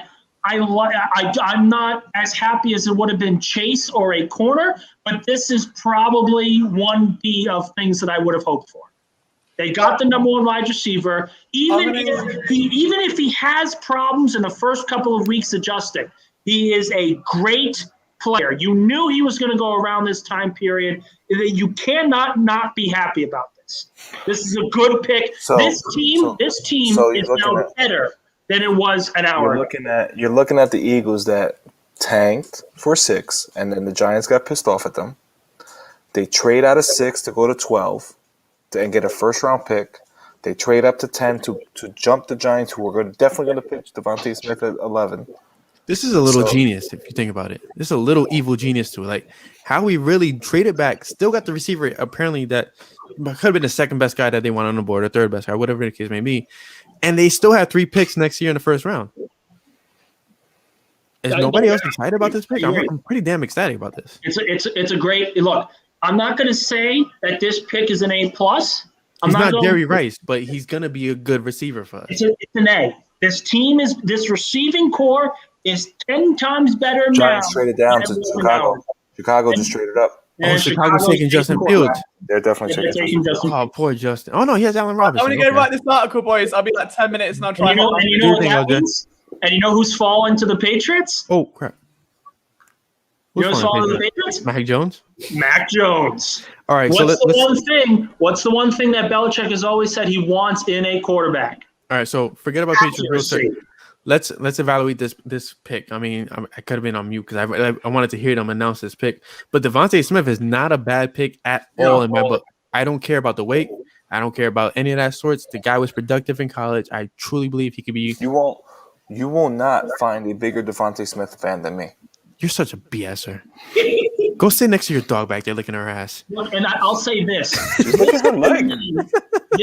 This to me is such a massive, I mean massive move for Jalen Hurts because I love this. This is a move Go ahead, say it. that the Eagles did not make for Carson Wentz. This is a move they made saying, we screwed up with Carson Wentz. Let's rectify it with the new starting quarterback. Let's trade up for a number one wide receiver. Exactly. And if you're going to tell me that DeVonta Smith is not a number one wide receiver, he is a Heisman Trophy winning Thank player you. at the wide receiver position, which does not Giants happen. got a future one for. I don't care about the Giants. They got freaking got by the Eagles. That's all I care about right now. And Dallas traded back, but it's okay. And the other thing is this. Look, I will say this draft's good. It's a good draft for Howie Roseman to start.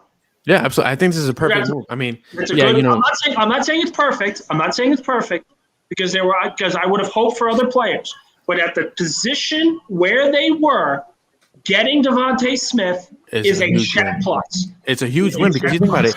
What if the Giants drafted Smith? Giants get next year's first, a 5th round this year, 4th round next year for 20. Next year's first, a 4th round this year, you said? They get 22, 6. I thought Chicago was 20. Giants get 22, 164, and next year's 1st and 4th for 11. So Tariq, with a great comment, the Eagles have screwed the Giants twice now in the last several months. They screwed them out of the freaking division title, and they screwed them out of DeVonta Smith. And I'm ecstatic that they got DeVonta Smith because I wanted him out of college last year, which obviously he didn't go out of college last year. But I wanted him for the Eagles, and I'm happy about it. I am not sad about this at all. I'm gonna go to sleep with a smile on my face. That's kind of weird. No, I'm not even dreaming about him. Face. Listen, I'm ecstatic. Like, how can you not be happy about this pick? And he's talking right now. I'm going to put myself on mute. Really Sorry, I'll say this. The board, the way it started, if you were an Eagles fan, you were in full panic mode because the 5 players that were really talked about to this point were Waddle, Smith, the 2 corners, and potentially Slater. All 3 of those 5 guys were gone. And if you took an offensive lineman after trading back when you knew the skill positions was so weak last year, Fields. The fans were going to ride. Fields to Chicago. Yep. So really quick. So I don't know about you guys, but a whole freaking a lineup for wide receivers right now, where you have DeVonta Smith, you have Jalen Reagor, you have Travis Fulgham, all 3 who do different things really good. To me, that's a win, especially if you find a way getting out of this draft and you keep Zach Ertz. That's the key component because after Dallas got it, who do they have? They didn't re-sign Perkins, and I don't think they signed Dick Rod. So what is it, Hakeem Butler or the practice squad? If you keep Zach Ertz with Goddard, who hasn't shown that stability yet, you have an offense that Jalen Hurts could really, really function with really well. And the fact that he has previous report with DeVonta Smith is a win-win. DeVonta Smith just said in the interview right now that he's looking forward to work every day with Jalen Hurts. Like they're gonna get back at it. I'm ecstatic about this. I'm really happy about this. And you know, the icing on cake if DeVonta Smith wears the number 11. No, he's gonna wear 6. You think so? It was already Khalil Tate has Khalil Tate. Come on. He's an Eagle. It was already reported that DeVonta Smith is planning on wearing 6 to whichever team he goes to, and his backup is 3. Look, if he wears the number 3, I'm buying it in a heartbeat. That is my favorite number. I'm definitely buying it in a heartbeat. People are saying Allen 3. Iverson. People because Iverson. You just became my favorite co-host just because I comment. look. The more I think about it, the more I think about it, and clearly think without the stress of what they were going to do with the trade up. I thought they traded up with the Dallas Cowboys, though. But that tells you how badly Dallas wanted a corner, and that that because they missed, they were pissed. So here's the question now. So in free agency, there's still a good amount of corners. I mean, they still have Stevie Nelson available as a free agent. Corner. You need another corner. And if you're Philly, like right off the rip, right off the draft, like I don't think you can sign anybody during the draft, but do you go for that kind of player and you possibly go for like a developmental corner and then later in the draft? How tall is Samuel's son? Asante Samuel, I'm not sure, but he's a slot corner though. 5'10", maybe. And we know Avonte Maddox is not an outside corner for whatever. If I see Avonte Maddox on the outside next year, Gannon needs to be fired. We've seen enough of Avonte Maddox on the outside. But I will say, in the second round pick, you have the ability to grab a linebacker if you want. You have the ability to draft one of the better secondary players if you want. And I would be okay if if an offensive lineman falls, if you take a flyer on the offensive lineman. You couldn't. The thing is, you could not take a trench guy with the first round pick because of all the weapons here and because of all the weaknesses this roster has and all the problems that they have. They needed to stick to their board. I'm going to be very interested to see what happened behind the scenes because it was a little longer of a pick. They waited a long time to make that selection. Was it between Parsons? Was it between Slater? Who were the other guys that were in the conversation for?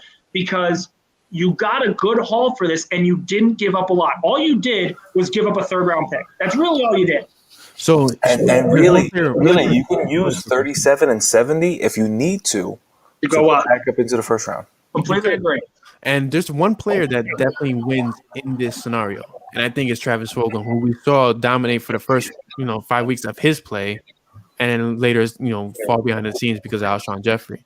You have a lineup of Travis Fulgham, DeVonta Smith, and Jalen Reagor in the slot.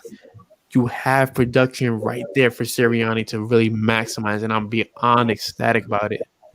I can't express that enough. I'm sorry. Like, that to me is a mind-blowing thing where you picked up Fulgham, you stole him from the Detroit Lions after they put him on waivers, and you have this productive receiver. Now you got the best college wide receiver coming out of the draft. And I'll say this as well. With Dallas now, they are in a very difficult position here because even if they take Micah Parsons, you're going to let go of Jalen Smith. You have to let go of Jalen Smith. And let's say they just flat out cut him with all the dead weight that he has, because one of the bigger mistakes Dallas has made is they paid pretty much everyone else before Dak Prescott. Jalen Smith was one of the first guys that got the massive extension. Let's say he gets cut. I'll take a flyer on Jalen Smith. I would too. I mean, he was worse. He was worse than number 47 last year in everything that you could measure. Number 47, so number 47. Yes, he will always be number 47. My roommate is here with us. He has seen and heard me yell about Nate Jerry for months on end. I think he's sick of me talking about him. Jalen Smith, but I think he missed like 20 tackles last year, close to that. And he was really bad at coverage. But I would absolutely take a flyer on him. Absolutely. I'm not definitely with Micah Parsons because Sean Lee retired as well. So if you're not sold on Jalen Smith, you're going with a generational talent in Micah Parsons over where you already have. You're so sold on Sean Lee. Let's also give credit to Chicago because that team, people forget, they made the playoffs this year. Again, with the expanded playoffs, I get it, but they still made the postseason. So the talent is there on that roster. And Allen Robinson, baby. I'm looking forward to see that. I'm really looking forward to see that. On my board, I had Fields as the fourth best quarterback behind Lance and the two that went top overall. I'm drawing a blank on the names for some reason, but this is a pick that the Bears needed to make. They got it. It hurts Washington. I just my sports update just retweeted the Bears tweet from March where they tweeted Andy Dalton as QB1. I forgot they signed him. Wait, where's Nick? Is Nick still on the roster? Yeah, he's still on the roster. Micah Parsons is selected by Dallas. Called it. Jalen Smith is going to be a free agent. He's gone. Which means he's going to be either a Giant or an Eagle. Not a Redskin at all. I mean, they're not Redskins.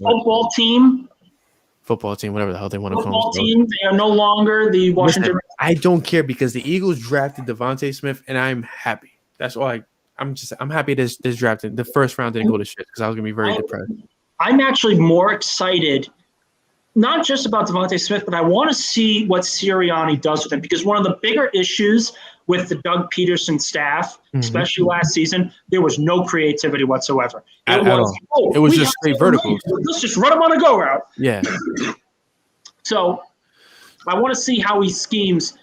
I want to see how he schemes Smith. I want to see how he schemes Reagor because People forget Quez Watkins started to pick it up later on in the year. You have a lot of guys that have a lot of speed. Where does Travis Fulgham fit into the mix? I'm sick and tired of seeing J.J. Arcega-Whiteside because of DK Metcalf, but throw him into the mix if you want to do that. There's a lot of questions that this team has, but it's kind of it's interesting questions. It's questions that I'm excited to see instead of dreading to watch. So then, real quick, definitely shout out to Lewis because I do believe that Fields should have definitely gotten over Trey Lance.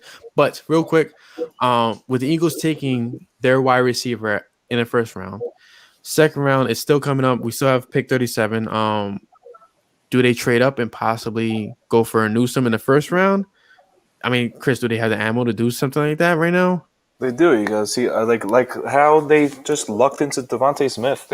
You gotta see how the board falls. I think we're in for a few more surprises. I mean, our first surprise was J.C. Horn at 8. Yeah, that was. And then our next one was Patrick Surtain at 9. I'll throw it in there. I think the Dolphins not taking taking Seawall and taking Waddle instead, knowing that they needed offensive line help, was probably the more interesting fit for me because we know J.C. Horn can play. We know both corners can play. We knew that. But the Dolphins ignoring a need, or even the Bengals ignoring a need, was really shocking to me because you don't expect incompetency in the NFL. It happens all the time, but you don't want to expect it. This is a professional. But I feel you expect that out of Miami. I don't, but Miami Dolphins have done a great job building this team. They went 10-6 last year. Yeah, but Miami's still Miami. I just quick question. The Dolphins have had a very rich history. What would be the value for the Eagles to trade into the first round right now to grab, let's say, like a Newsome? Well, right now, hold on, let me look or at Joker. If they trade back into the first round for a linebacker, I'm probably gonna go streaking. Again, excitement or No, excitement. Okay. The fact that because that would show that Jonathan Gannon took Howie by the fucking throat and said, "We need a fucking linebacker here," which could have possibly turned on Nick. I will say, I don't even think you need to trade up. If you take the best available linebacker in the second round, I think you can chalk this draft up as an A already. You're looking at 37. 37, it's 162 value.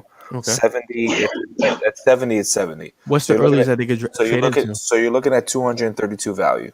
Okay. That is picks. Well, Pittsburgh is 237. So you're looking at Jacksonville at 230 all the way through 32. But if you're looking at Green Bay, this woman off the stage. If you're looking at Green Bay through Tampa, maybe you can give up 37 and maybe 123 instead of 70. Okay. To move up. So at least you're still picking in the third round. That's I'm sorry. Let me make sure my words aren't minced here. I fucking hate Howie Roseman. But why? He said why? But if he can trade back into the first round without giving up that 70, he had a great draft. But Chris, I'll say this. I don't even think. Well, that's what I'm saying. I don't even think he needs to, because they have the sixth pick in the second round. If they go out in the second round and a linebacker falls to them and they take the best one, I don't care who it is. If they take a linebacker with that second pick, they have already succeeded in improving the roster more so than they did in last year's draft. A quick question, Nick. So Chris has already offered that if they trade it back into the first round, take a linebacker, he's going streaking. What do you put on the table? Absolutely nothing. I want to see. The only thing I will bet, if the Eagles win a Super Bowl, I will bet something.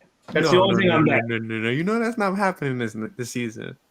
So right now, Ian Rappaport just reported the expectation is the Cowboys will decline the fifth-year option on Leighton Vander Esch, putting him in a contract year. So they have to choose between Vander Esch or Jalen Smith. But Vander Esch, to me, I mean, at least to me, is quite possibly the better linebacker, even though he's not always healthy. Okay, I'll stop making They want to keep Jalen Smith. We want Jalen Smith to be in Dallas for a very long time. I would take Vander Esch. over Smith. Hell yeah, in a heartbeat. 10 times out of 10 times. Of course. But we need to make sure Dallas wants to keep Smith. So right now we're approximately about 80 people in the chat. Guys, if you're just joining us, the Eagles did select DeVonta Smith. They jumped the Giants and trade for the Dallas Cowboys for the 12th overall pick and the 84th overall pick for obviously the 10th. And we're here now. I mean, my freaking iPad is telling me that it can't read the Wi-Fi apparently for some reason. I think Chris is blocking my reception. It's your turtle. My turtle's in another room. Let's see where this thing. Like the fact, like I like. This is what I do. Like, I convince myself that I like picks, but now who says this is what I do? Who just starts a consensus like that? I'll say this. DeVonta Smith and Jalen Reagor together, I think, is going to be a fucking great offense. It's gonna. And can we stop? Can we stop discounting Fulgham? Like the kid is a stud. Part of that trio is great. Hold on. Two things here in response to that. Fulgham had a great month. He had a great month. He was the best wide receiver for 5 weeks. But that doesn't mean he's a stud. He was a stud. But we need he was making catches more. that nobody. And also cornerbacks never knew who he was. So that happens, and that's great. The second piece that I will bring up, I think this says more about the franchises that are the Dallas Cowboys and the Philadelphia Eagles. Chris and Brian, you both mentioned. I think Liam mentioned it as well. Micah Parsons, with all the character concerns, all the issues, Jerry Jones is a owner who will give those chances to you. No matter what. The Eagles had an experiment with Michael Vick. But all in all, they have been fully character guys. DeVonta Smith is clearly a character guy. Every time you talk to the media, you seem very impressed with them. He looks the part of a number one receiver. And the one thing that I think is most important, last year when they took Jalen Reagor, we had to tell ourselves that it was a better fit than Justin Jefferson. Everyone knew Jefferson was better. It was not easy. It was definitely easy to do that. I mean, for me, like, sorry to interrupt you, but like, I all off season and on every FTB episode leading up to the draft, my declaration was Justin Jefferson is that guy. I mean, the moment the kid put up 200 something receiving yards in a game, like you knew this kid at 21 was the pick. This is not to discount what Reagor can do. I just feel like Reagor is not as dominant as a Justin Jefferson is. But now picking DeVonta Smith is that Justin Jefferson. Let me finish the point here because I think that goes into what you're saying. Okay. Last year we had to tell ourselves, and Eagles fans had to tell themselves, this is a good pick. This makes sense. They needed a receiver. They got a receiver. Just be happy with the receiver. Let's just be happy because we got a receiver. This year we knew we needed a wideout. We knew we had other needs available, but the Eagles let the board come to them and said, we're not going to overpay. We are going to listen to our scouts. They should have overpaid for DeVonta Smith as the number one wideout. They want to make sure that's the best player available. Clearly was. And we don't really have to sell ourselves. We don't have to sell ourselves. For the Chargers.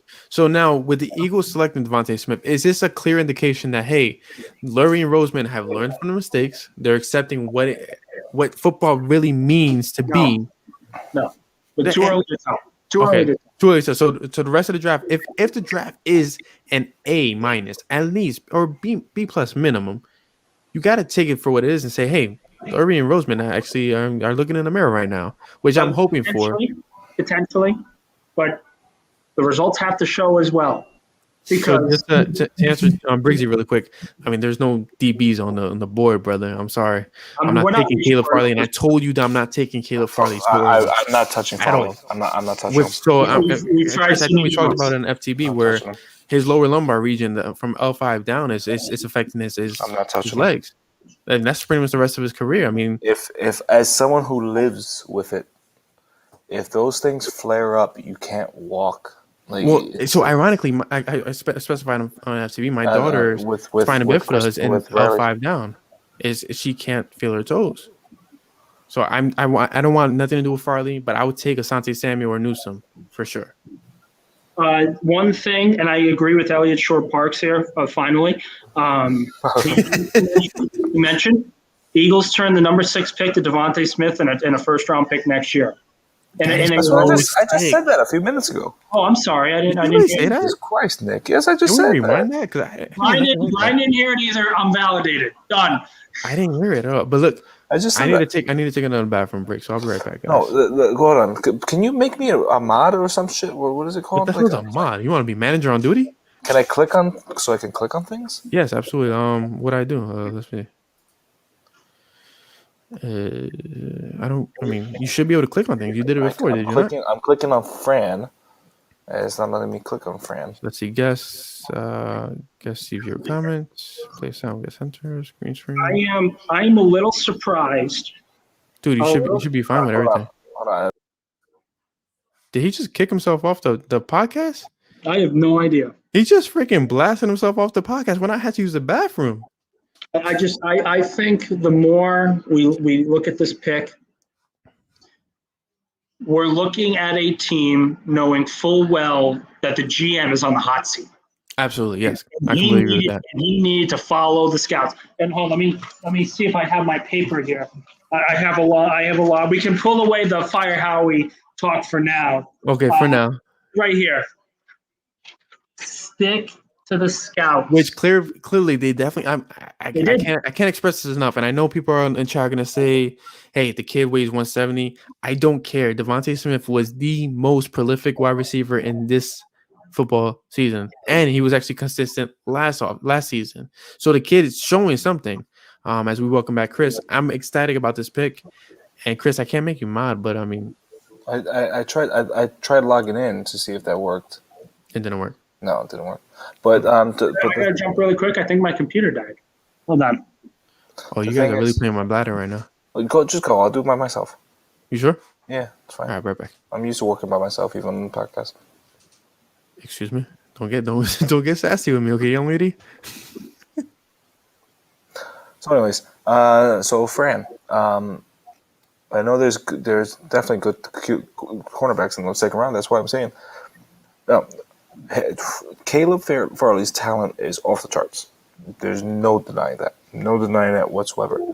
But as someone who lives with an L4, L5, S1 herniation, which is where Farley has his herniations. He has it in L5 and he has a bulging disc in his S1 joint. If those flare up, you cannot walk. You can't. Because the lumbar region goes right into your legs. You can't walk. You can't walk. So it's just, you can't do it. I'm sorry. You can't take that risk, especially on a first round pick. You can't. Sorry.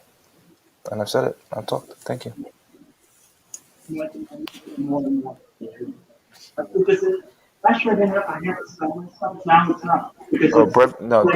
Jordan. 100%. Brevin Jordan. Thank you, Ali.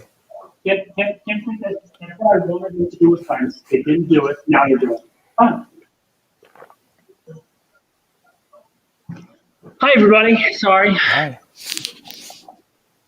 Let's see. Nick, you can go talk by yourself. I gotta let my dog out. She's ready to go. Great, thank you. So everybody, hope you guys are enjoying day one of draft night. Chargers have taken Slater. It looks like Minnesota and then New England are on the clock.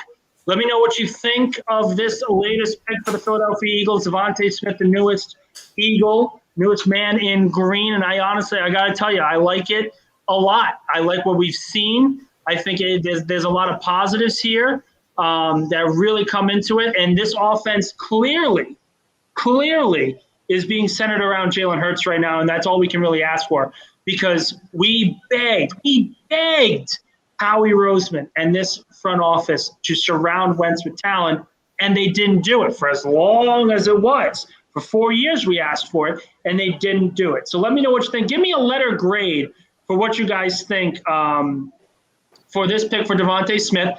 I like it. I'll give it an A-. I would have loved a corner,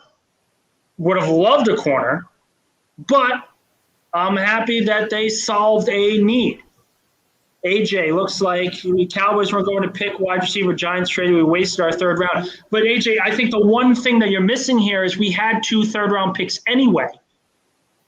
So if you're looking at it and saying, okay, well, we had 2/3 and we want to trade up for a top player, we need to make that move. One of those picks was going to go. It was not the earliest third-round pick. It was the 80th pick. So there was clearly a discrepancy there that helps us out in the long run. We're going to get a good player in the third round. So we give up a measly third-round pick to Dallas. There's no guarantee that that's going to work out. Yes, they've had some success in drafting, but that not every pick was going to be there. So while we look at it and say, well, they should have been able to do this, and they should have gotten a corner, and they should have traded up for a corner. Just because they should have traded up for a corner doesn't mean Denver or Carolina was going to make that pick. They weren't going to trade down because they took those two guys. So they were very happy. They were very happy that those two corners fell in their laps. So Philly countered with the third player on their board and said, okay, let's move down to DeVonta Smith. And they got him. They got him from New York. And this is the one thing I will say again. We don't have to sell ourselves on this pick. You don't have to. The team is better now than it was an hour ago. Justin, I agree. B+ because it's Howie. Can't give him too much credit. I get it. I understand. Howie Roseman should have been fired before this offseason began. Completely agree. I'm on the fire Howie train, if you can see by my piece of paper here. But you got to give him credit where credit is due. He knew he needed a top skill position player, and he made that selection. And that is all you can ask for. Hi, Chris. Hi, Brian. Jets just traded up, huh? Just to trade up for what? Oh, they have a ton of picks, and they already had a first-round pick this year, so they probably gave up a mid-pick. They traded up from 23 to 14. Pero para qué? I don't know. Like who's Probably an offensive lineman. Who? The guard from Vera Tucker, maybe? the guard from USC? USC, yeah. Yeah, Vera Tucker. I haven't done a lot of research on these prospects, but the first round, obviously, top 10 picks I did, so I'm not very familiar with the name. I'm here for instant analysis and ranting. That's what you care me for. I don't even care for us tonight. The Eagles drafted DeVonta Smith, and I don't give a damn. They're better. Brian, you missed it. Someone called me Whoa. Someone call you what? cute. Jets traded number 23, number 66, and number 86. So first and 2/3, it seems, for the 14th overall and 143. So, I mean, if it's Vera Tucker, the Jets clearly really like that. Gotta like that draft.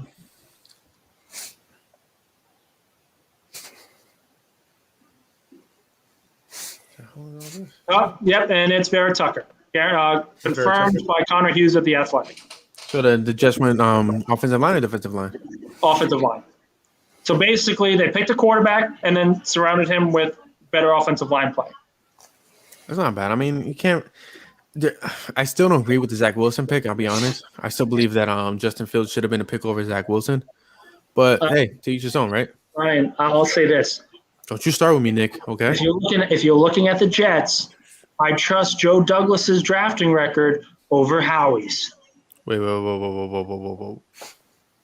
We don't know what Joe Douglas drafted in Philly. Can we clarify that? He drafted the talent in Philly. Are we completely sure about that? No. The what? He was the director of player personnel, was he not? He was, but Howie seems to be the one with the big balls in the room. Decision maker. We've clearly known he doesn't listen to the director of player personnel.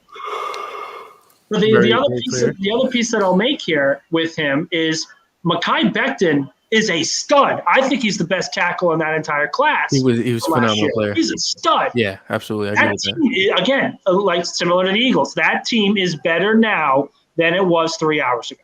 But Nick, I do got to tell you this: Howie Roseman did draft DeVonta Smith, but he hasn't played yet. Look, I'm happy about the pick, but let's not christen him as the next coming of Christ. Oh no, he's not. I'm not gonna listen. I think Smith could possibly, like I said, he could be a very high end one, wide receiver one, depending on how he trains with Hurts this season, how Sirianni actually uses him going forward. I mean, it's phenomenal to me that Sirianni has a speed threat in Hightower, a speed threat in Quez Watkins, He has a gadget player in Jalen Reagor, and he has 2 players that can actually go up and get the ball in Travis Fulgham and DeVonta Smith. Like that's a great arsenal to play with. I get it. Two points here with the upcoming picks. The Jets traded up with New England. Traded up from New England to just dump them for an offensive lineman. And now the question is, do the Patriots draft Mac Jones? Well, so just to answer, kind of segue from that. So AJ in the chat says, D. Smith pick is an A+ minus, but the trade up was stupid as hell. The Cowboys stacked the wide receiver, so they definitely weren't going to get him. Which, I mean, the whole world knew the Cowboys weren't going to go wide receiver. But this part, Giants were going to get Parsons to trade. Giants were not going to go Parsons. They were going to go DeVonta Smith. If DeVonta Smith was there, they would have never traded out. They would have paired DeVonta Smith with Galladay for sure. The Cowboys were going to take Parsons anyway. And if you were the Eagles, you were going to miss out on the best linebacker and the best receiver available. So they said, "Screw it, let's go and get our guy." The trade up was necessary. It was very necessary. And the Patriots go linebacker and go Joker. But the other thing, I'll say this: people are like, "Well, the trade up was stupid." They gave up a first and a third. Look, Reggie Wayne saying they gave up the farm. He's saying DeVonta Smith is going to be the rookie of the year. Already. Reggie Wayne. Love it. So, okay, that's what I wanted to bring up before. DeVonta Smith's weight and height is similar to, correct me if I'm wrong, Marvin Harrison coming out of the draft. I've been saying that now, yeah. Don't you roll your eyes at me, young lady. I'm watching you down below. And the other thing that Speaking of watching down below, make sure when your lady goes down below, you go to make sure you've been on the manscaped.com beforehand. Manscaped.com. Get the lawnmower 3.0. Oh my God, they took Mac Jones. Who? The Patriots took Mac Jones. Mac Jones is just looked at my Manscaped ad. I have a question. Why are you whispering to the microphone using your Manscaped ad, though? Gotta make sure you set the mood. I gotta text my buddy in Rhode Island. And AJ, to counterpoint what we said, but Giants got a boatload for Bears pick. Do you think they would pick D. Smith over what Bears were offering? I mean, because they wouldn't have taken an offer that the Bears had if Smith was on the board, right? And correct me if I'm wrong. Exactly. But the other thing that you need to keep in mind is this. The Bears traded up not for a receiver, for a quarterback. And the price on quarterbacks is always larger than other players. So the Bears knew they would have to give up more for that pick. And again. And the Bears got a stud. I don't care what nobody says. Whatever. But the other point to this, you gave up a third. You didn't give up anything else. You weren't going to take Parsons, fine. You weren't going to take, an offensive lineman, fine. You gave up the 84th pick. You didn't give up a first-round pick next year. You have all three. You have next year's second. You have your second-round pick this year. You are loaded with an opportunity to build this roster. They could really rebuild this team in very quick time. I mean, if the only thing that could really set back this team, in my opinion, is Jalen Hurts. If he doesn't actually produce to the talent, to the potential that we know he can produce to, with the wide receivers and the weapons around him and with the coaching staff around him, then hey, it does suck that you're set back with the quarterback. But you have, like, say Jalen Hurts doesn't pan out, but you see the potential in Fulgham, you see the potential in Hightower, in Reagor, in Smith, and Watkins, and all you need is a quarterback next year. That's all you need. Like, that's wild. That's a wild position to be in. Brian, completely agree with you. Let's throw this out there. Because they value the quarterback position more than they value their children's lives, clearly. They have 3 first-round picks. Deshaun Watson might be available. Ooh, imagine Watson. Oh, my God. Watson with DeVonta Smith. Watson with a guy like Jalen Reagor. Watson is still not innocent in the matter that he's – he's innocent until proven guilty. Yeah, but it's a lot of charges, nigga. Let's not talk about that in the podcast. I'm not saying that he's right or wrong or whatnot. I'm not making an opinion on that. But the law has to be the same. He is innocent until proven guilty. I understand that. Oh, man, I'm actually satisfied. You know when you have a good meal and you're just, like, good, like, for the rest of the night? I'm actually pretty damn satisfied with the Eagles did. I'm happy with DeVonta Smith. The Patriots apparently – took 30 seconds before they made the call to Mac Jones. Yeah, they were ready to draft that racist. Wait, Mac Jones was the guy in the Obama suit, right? Boston pick. He was the kid in the Obama suit, right? If I'm not mistaken. Yep, he's had some very questionable. I don't think the Patriots are going to ever, not ever, but not going to be restored to glory anytime soon, even with Mac Jones. I'm tired. Yeah, you got a long day. I'm very happy. I'm excited. I'm beyond excited. I mean, I'm happy that this actually happened. Like I was wildly hoping for it in the back end of my mind, but I was not expecting the Eagles to actually trade up, jump the Giants in negotiation with the Cowboys to draft DeVonta Smith.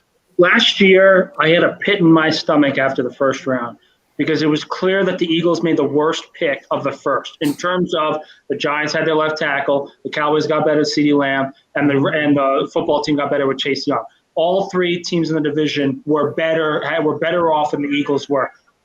At this point, right now, I think DeVonta Smith will make more of an impact than Micah Parsons because of the need for DeVonta Smith to be more involved in the offense than a Micah Parsons in the defense.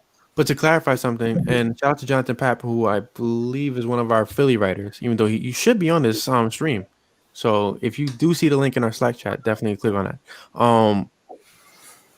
Really quick, so DeVonta Smith, damn, I forgot what I was going to say. He is the best receiver for the Eagles, and he was the best pick for the Eagles going forward. Now, I low-key believe, I've convinced myself that Jalen Hurts is a secret weapon that the Eagles were blessed with, because taking him in the second round, where people didn't believe that he was taken too high, they didn't believe that he would be such a great quarterback. I think Jalen Hurts is very underappreciated by the league and by media analysts. Jalen Hurts? Hurts, yeah. No, stop. Hold on.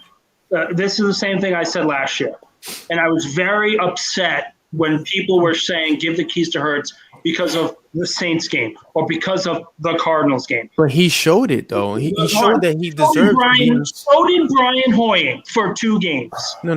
Don't compare him to Brian Hoyer. Hurts showed that he's capable of not only being – so we had Sean Bradley on Flippin the Birds, and Sean Bradley said to himself, like, when Jalen Hurts touched the field, the defense didn't sit down because they wanted to see everything that Hurts was going to do because that's the kind of leader he was. Great. And the fact that Quez Watkins and all these young guys gravitated towards Hurts, it's a huge what's the word I'm looking for? It's a huge compliment to who Hurts is. And I truly believe that Hurts is the most underappreciated quarterback out of last year's draft and possibly – why you got to yawn in my takes? It's because I've been up for almost 24 hours. Wait a minute. Did you say that he's an underappreciated quarterback in the NFL? He played 5 games last year. But he did damage. Did he not do damage? Am I missing something? He did damage. So? He did damage. You saw the potential that Hurts could bring to this team. Did you not? With every rookie coming into a system that is terrible and is just looking for a spark, especially when you're a scrambling quarterback. Now, I'm not saying he's going to be bad. I want him to be good. I want this team to be good. I'm sick of the 4-11-1s. All right, so Jalen Hurts against Green Bay Packers. That was the game that Carson got pulled out of. Well, next year you get to go 4-13. Oh, they added an extra game next year, right? Yeah. I don't think they're not going to make the playoffs, but they're going to be better than they were last year. All right, so we're going to welcome Jonathan Papp, who's actually one of our Philly writers, joining on to the Eagle. Oh, I completely lost the Is that Mac Jones that just joined? It could be. What's going on, John? How you feeling, What's man? up? How are you? Good. So how do you feel about the Eagles taking DeVonta Smith? It's definitely weird saying that I will be seeing a wide receiver catch the ball this year. It will be very surprising to watch that all year. So do you disagree with last year's pick of Jalen Reagor? I don't disagree with it because I don't think he was used the right way. Doug, for some reason, forgot all about the wide receiver screen. It's either that or they just couldn't run it right, which is kind of one of the simpler plays in football, I guess. Well, yeah, especially when you're running it to Alshon Jeffrey on first and 15. Or to Greg Ward. Yeah, exactly. Former quarterback. I'm ready for Greg Ward to be off the fucking team, and I have his jersey. No, come on. I completely agree with Chris. Like, listen, to me, I'm ready for it. Adding DeVonta Smith and then possibly, let's say they added Austin Watkins later on in the draft. You gotta push Greg Ward out of this team and actually use. I'm just like if we're resetting this team, we need to let go of players that don't work. It doesn't matter about coaching schemes and all that stuff. I know Doug Peterson put Greg Ward on screens, and I know Dave Phipp put Greg Ward on punt returns, but he's just not a good player. He's not. And you look at the running back depth. Boston Scott's not a RB2. He's not. Chuba Hubbard, whatever. You can't even say his name. You call him RB2. Chris Evans. Give me Chris Evans. Wait, what about Mike Howard? I mean, Mike Carter in the second round or third.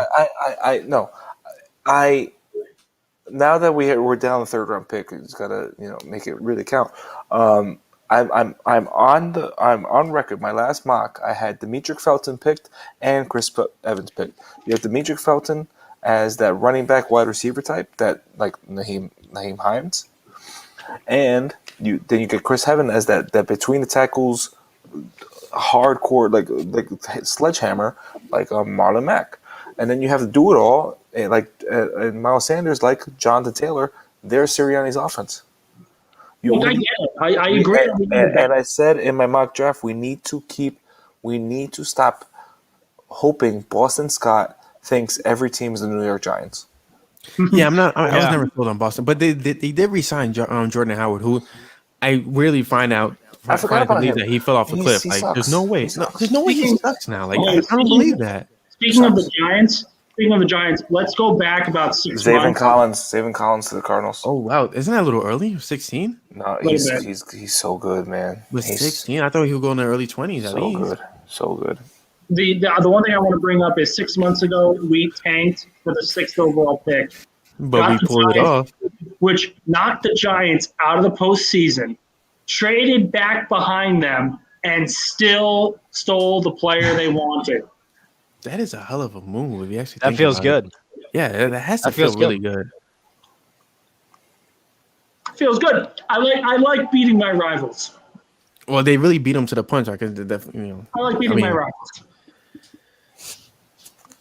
I still find it weird that Zayvon Collins went so early, though. 16 overall. Scott and Ward are clutch players. Who the fuck? What? What the fuck are you talking about? Like,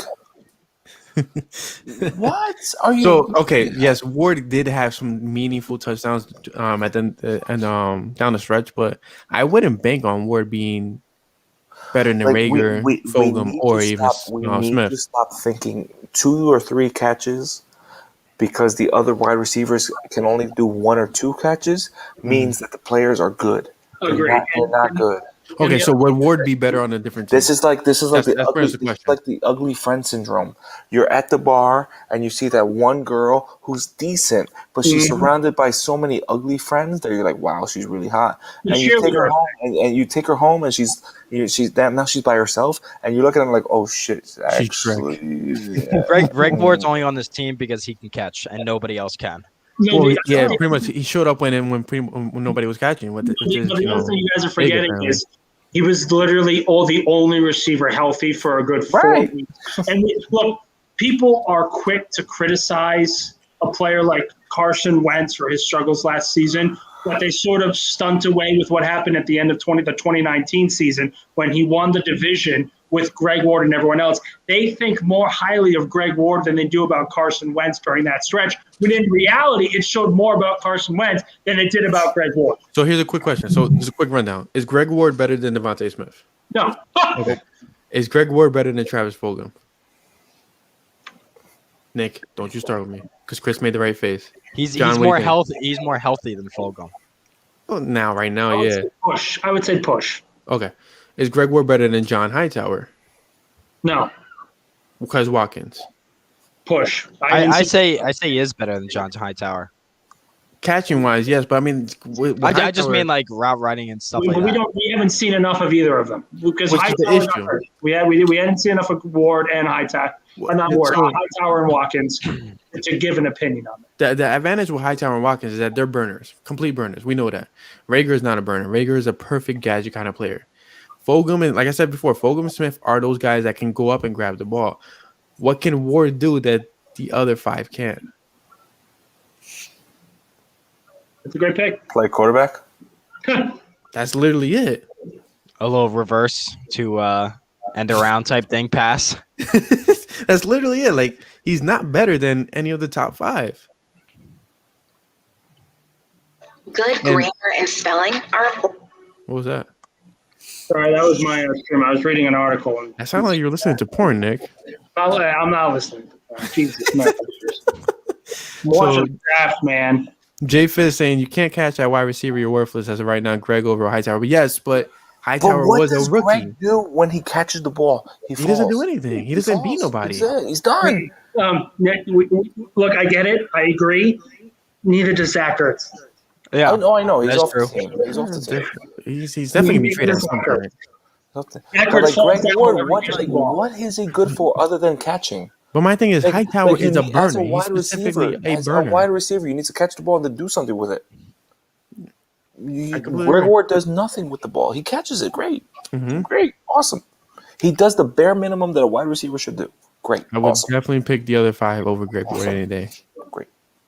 I'll be surprised if Greg Ward makes out of training camp on this roster. The thing is like Greg Ward has reached his ceiling. Like, John Hightower can still go up. Wait. This Jasir guy, Greg Ward is better than Smith?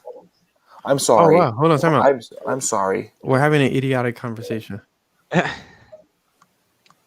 Okay, what is money the job of a wide receiver is to catch the effing ball? I'm not going to curse. Okay, so what happened? Okay, so William Kuhn.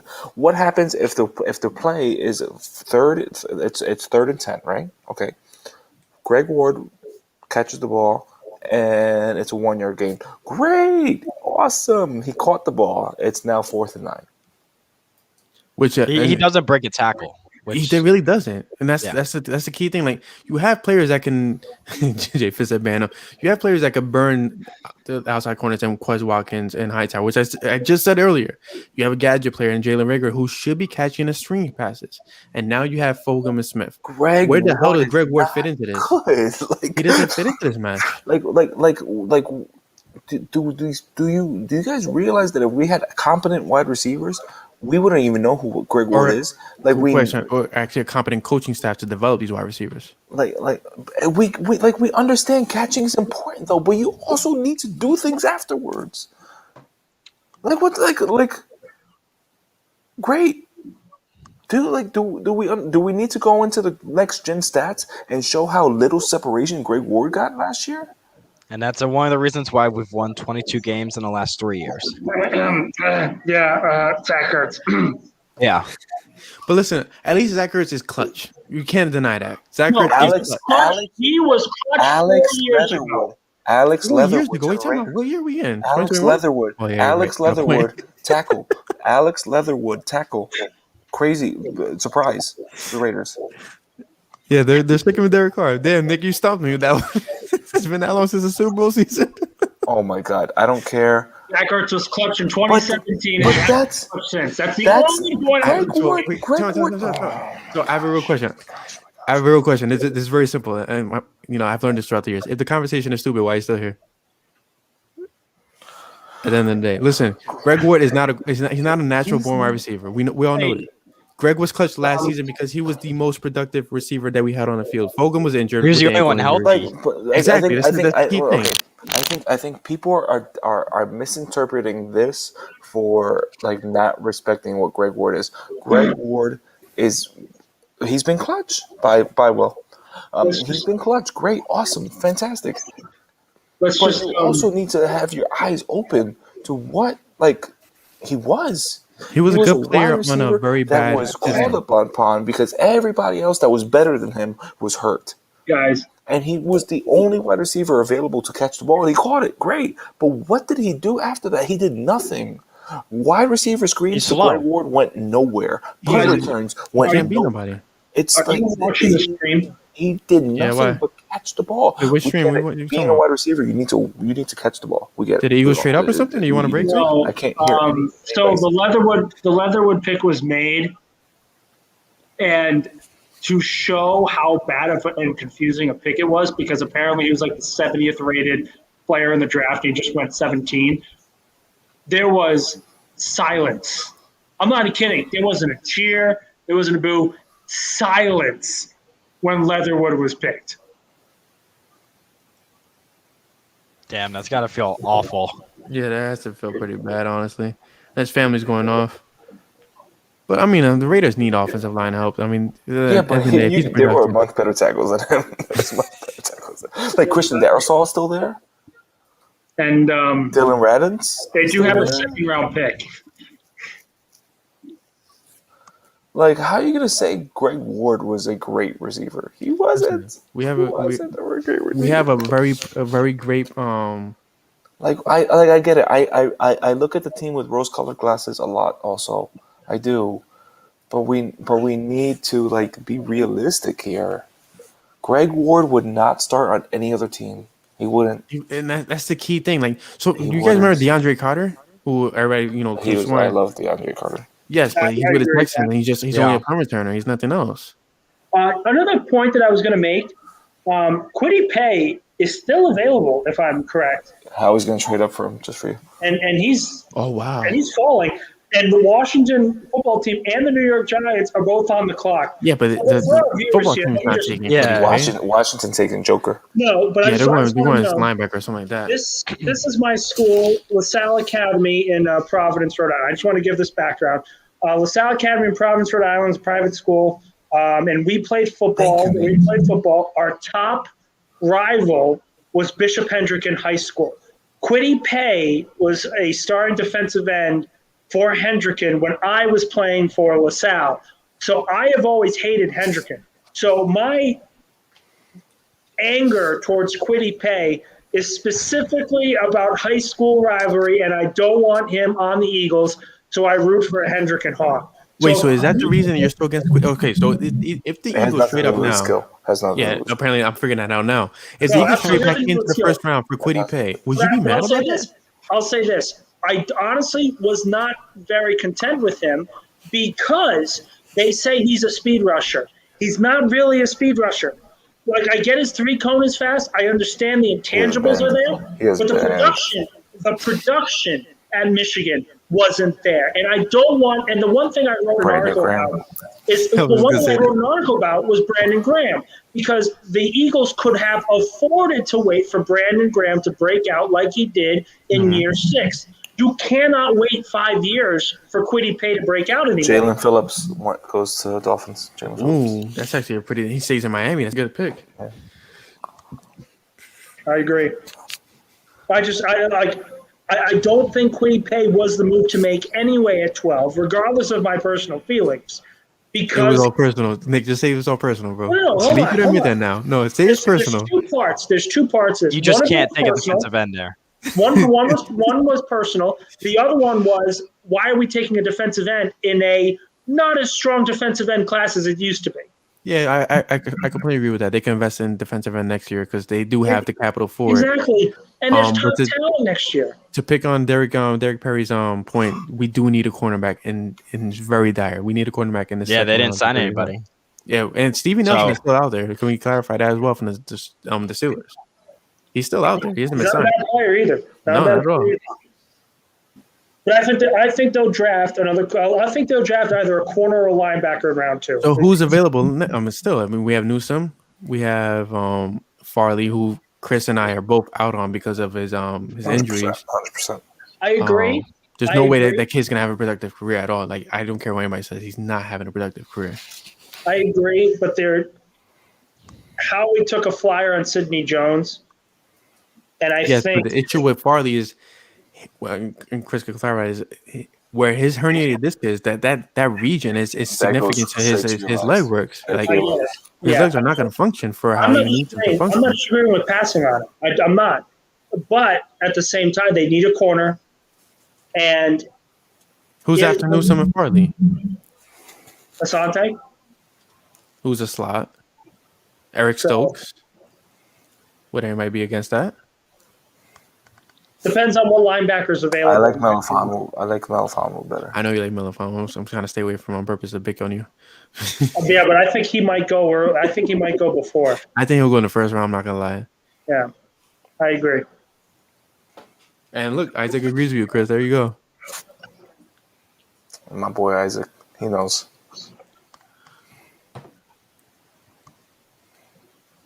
If DeVonta Smith wears the number 3, I'm buying a jersey as soon as possible. I swear, I'm gonna go crazy. Like it's so phenomenal. I love the number 3. It's because you're always third best. No. Even if there's 2 people there.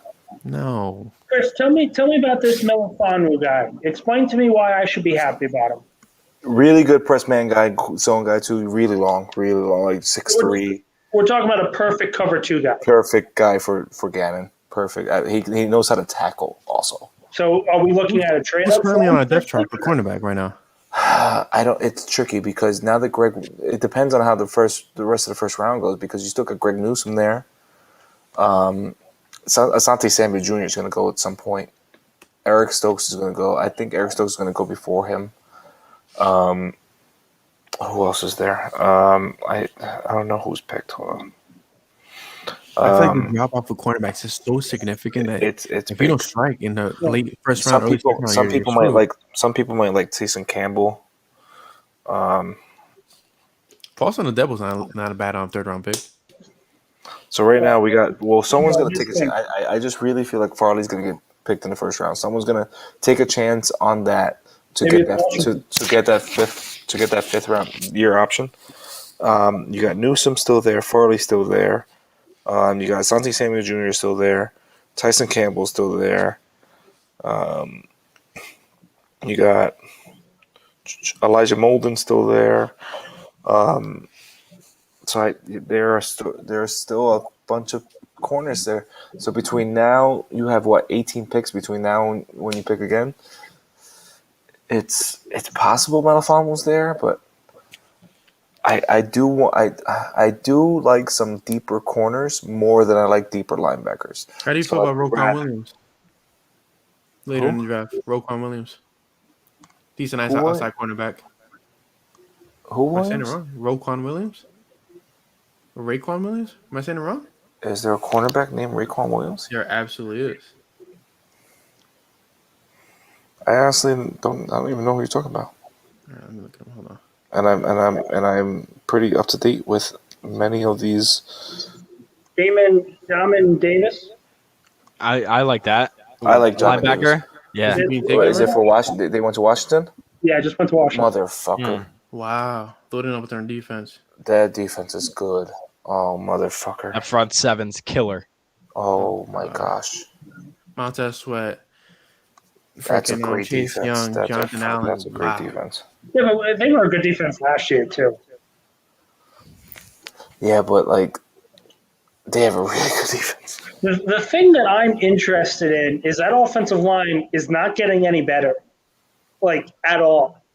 And whoever's the quarterback is going to get hit a lot next year. I don't think Brandon Sheriff's not going to be trusted to play all 16 games. Washington has to be the favorite with Dallas to win the division, and rightfully so because that defense is legit. But they still have issues in the secondary. They still have issues on offense. There's other problems here that I think Washington will have to cover if they're going to be a legitimate contender out of the NFC. I agree with that. And just to clarify, so I meant, Darius Williams from Oklahoma State. Who? What? Darius Williams from Oklahoma State. Oh, I was very confused. Yeah, sorry. Adam Kaplan. I just saw a tweet from someone else. Adam Kaplan just reported that the team the Eagles talked to about trading into the top 10 was the Panthers, but they didn't want to move back when J.C. Horn was on the board because he was their top-rated corner. Why are you talking to the Panthers if they're only going to move if J.C. Horn's not available when you know for a fact J.C. Horn's not going to be picked before 8? There was no way J.C. Horn's getting picked before 8. Not at all. No. It was a reach for them. Look, he's the number one. He was obviously the top 2 corners, and the top 2 corners were legit going into this class. But I think we all agree that at 8, it was a little bit of a reach. So in the NFC East now, Washington hands down has the best defense. Easily. Right. I think Washington is the favorite. Should be the favorite to win the division, followed by the Cowboys. I threw Dallas in there because of the offense. Wait, who's their quarterback? Yeah, but I Ryan Fitzpatrick. Yeah, and that's why I have to put Dallas in there because Prescott is better than Fitzpatrick. Dallas is going to put up 40 points a game. But the Dallas opponents are going to put up 41 points. But Washington can't win if they can't score. Dallas, Washington. Like I know it's Ryan Fitzpatrick, and we're going to harp on Ryan Fitzpatrick, but their offense: Antonio Gibson, Terry McLaurin, Curtis Samuel. Ryan Fitzpatrick torches the Eagles every single time. They got good skill players, and then but that defense is so good. That defense is really good. I don't disagree with you, but it's very difficult for me to buy into a Ryan Fitzpatrick offense because when they're on, they're on, but when they're off, it is really bad football. Yeah, but they're really off not against the Eagles. They're always on. Yeah, but hold on. Who thinks the Eagles are going to win the division next year? Me. I don't even think they're close. If we win 2 games in the division next year, I will be stunned. They sweep the Giants easy next year. I don't think they sweep them. I don't. Easy. They couldn't beat him in MetLife. They barely beat him in the lake last year. The Giants traded back. They didn't take nobody in the draft yet, right? They're taking probably Kwity Paye next or something like that. Or I hope so. I hope so. Yeah, so they're picking at 20s. I knew the Bears at 20. I don't know why it was reported they had 22. Indy at 21, and a rumor is Bateman. I'm out. I mean, I don't care. Wentz gets Bateman. Fuck me. Wentz gets Bateman. The thing we were yelling about for 2 years. Isn't that some shit? Couldn't give him a receiver last year. Hurts gets Smith and Wentz gets Bateman. It's the wildest thing. Like you kind of feel like the Eagles front office didn't really believe in the need to build around Wentz more than they believe in the need to build around Hurts. Like you want to know why, Brian? You want to know why? Because they gave Wentz the money. It's because he's white. Because they gave Wentz the money. They gave Wentz the big contract and said, "Okay, here, go make chicken salad out of chicken shit." Which is foul because Wentz was. I mean, I had macaroni. They saw the value of the first round pick and just went for it. Yeah, and it's just look. I said this before.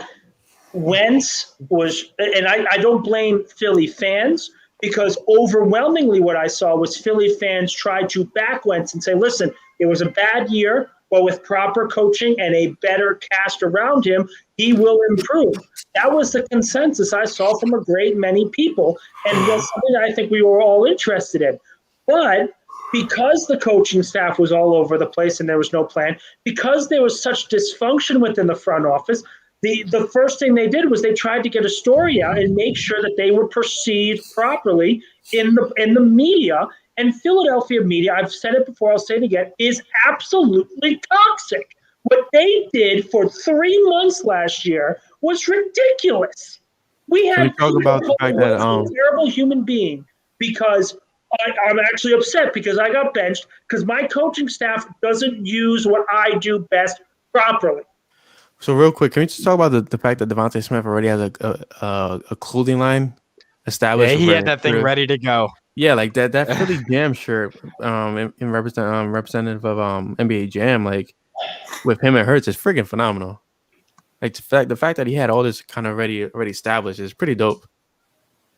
He's gonna make a lot of money in the first night. Oh yeah, hell yeah! And the fact that I don't know if anyone noticed that his strength is down, and he's very aware of that. I kind of want the Eagles to trade up and draft Najee Harris. Oh, no. You take a corner before you get a running back. I kind of want that. Newsome is still available. Kind of. I mean, I say that because I don't think trading up for a corner is available right now because of all the teams that need corners. Oh, that's bad. What? Oh. Why do you have to flash the television? I saw one tweet saying that the Giants were highly interested in Kwity Paye, but they actually took Kadarius Toney. Oh. Gadget player. Oh. Well, that confirms that they wanted a wide receiver. That confirms that. That confirms that Howie made the right pick in getting DeVonta Smith. But isn't that really freaking early to take Toney? I would agree. Is it me or are these teams just making these wild jumps for these players that are available later on? Because that tells me And again, it proves the point that I was saying before. This defensive class is not as good as years past, specifically at defensive line. And when you don't have a strong defensive line, people are going to reach for other positions. The Panthers have done it. The Giants have done it. We see so many different teams jumping and doing it. Just this is funny, but I also think this is definitely like a good something to think about. Someone said to Mike K. I knew you were going to bring that up. I'm reading that right now. said, so Mike, how are we feeling about your mock of Philly moving back into the first with Buffalo for their first or Philly's second and Ertz? And he said, Howie is taking a while to get to this presser. So is Howie working in some stuff right now to get back into the first round? You think he goes after Newsome? Because Newsome is clearly still available. And we need a damn cornerback according to Doug as well. If he takes a top corner, a press corner, and trades up for or it, a linebacker. If he trades up for Greg Newsome, I take back some of the stuff. Howie could change a lot of perspectives in one night. Hey, John, John, do you go by John or Jonathan? It doesn't matter. I think it's the first time I've ever seen your face, so I apologize. No, that's all right. But I completely. It's okay. It's the first time I've seen your hairline, Nick. Don't worry about it. Brian, I have a meeting with my future in-laws in like 24 hours. I can make it up wherever you are. I can make it to, and I'll give you a nice shape. No, I was just saying, when I get engaged, you're not going to be invited. I'm highly offended. Nick, I will tell you though. Listen, don't listen, Nick. He's gonna kiss up right now. Don't listen to him. No. My wife a couple of days ago was like, "We don't have any weddings to go to, so invite us, please." We get super drunk at weddings, and we're fun. I've promised Liam there will be a table for the Philly Sports Network crew. Oh, yeah. And Brian, I'm only kidding. You're one of my favorites. Don't worry about it. Don't worry about it. I know you're joking. And by the time the wedding comes, our second kid is already born, so we're both getting fucking hammered. So. Oh look, a Snapchat for my girlfriend. I wonder if she's watching. We've been to one wedding on Long Island. I went to a wedding 2 weeks ago or a week ago. It's pretty phenomenal. On Long Island. I usually say in Long Island. But real quick, Travis Fulgham actually retweeted his tweet from February where he says, "I'm not worried about our offense at all," in capital letters. I'll say this. I really am interested in the Giants offense because if Daniel Jones isn't the guy, this year is going to show it immediately. Yeah, absolutely. And I don't know why. I think it's because of coaching, because I don't trust Jason Garrett with a piece of paper than with an offense. I like Jalen Hurts' chances to be better than Daniel Jones next year. I'm not saying the team is going to be better. I'm not saying the team's going to be better. I'm saying Hurts is going to be better than Daniel Jones. Well, I think adding DeVonta Smith definitely gives Jalen Hurts like a boost, like an energy type thing going into the NovaCare campus each day. Mm-hmm. I completely agree with that, John. You go in and you're looking at Jalen Reagor, who has like arms like a T-Rex. Like, what are you gonna do? What if Eagles draft with 37 and Ertz right now to the Colts? It looks like it's going to be Quiddy. A lot of Quiddy chatter. Never mind. It could change. Never mind. What's wrong, Chris? Never mind. Chris, I think you need a reminder of what today's slogan is. I need to go to bed. That's what I need to remind. If I can find it. We're almost there, Chris. We're almost there. What's the I just want to see your reaction when the Eagles trade up for pay. Now trade up for pay. Trade up for a corner. And you know what? I hope he's taken by Dallas. So I can hate him in peace. Congratulations, first Rhode Island pick since like 1960. It's awesome for the state of Rhode Island. Great. Smallest state, getting some pride. Awesome. You're a Hendrick and Hawk. Go away. No, I'm buying that DeVonta Smith, Jalen Hurts jersey. It's freaking awesome. I'm buying that right now. They had that prepped and ready. That's everything.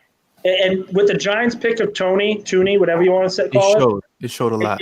They were going to take DeVonta Smith, and Howie Roseman was right in trading up for him. And in reality, all they gave up for was a third-round pick, a mid-third-round pick. Yep.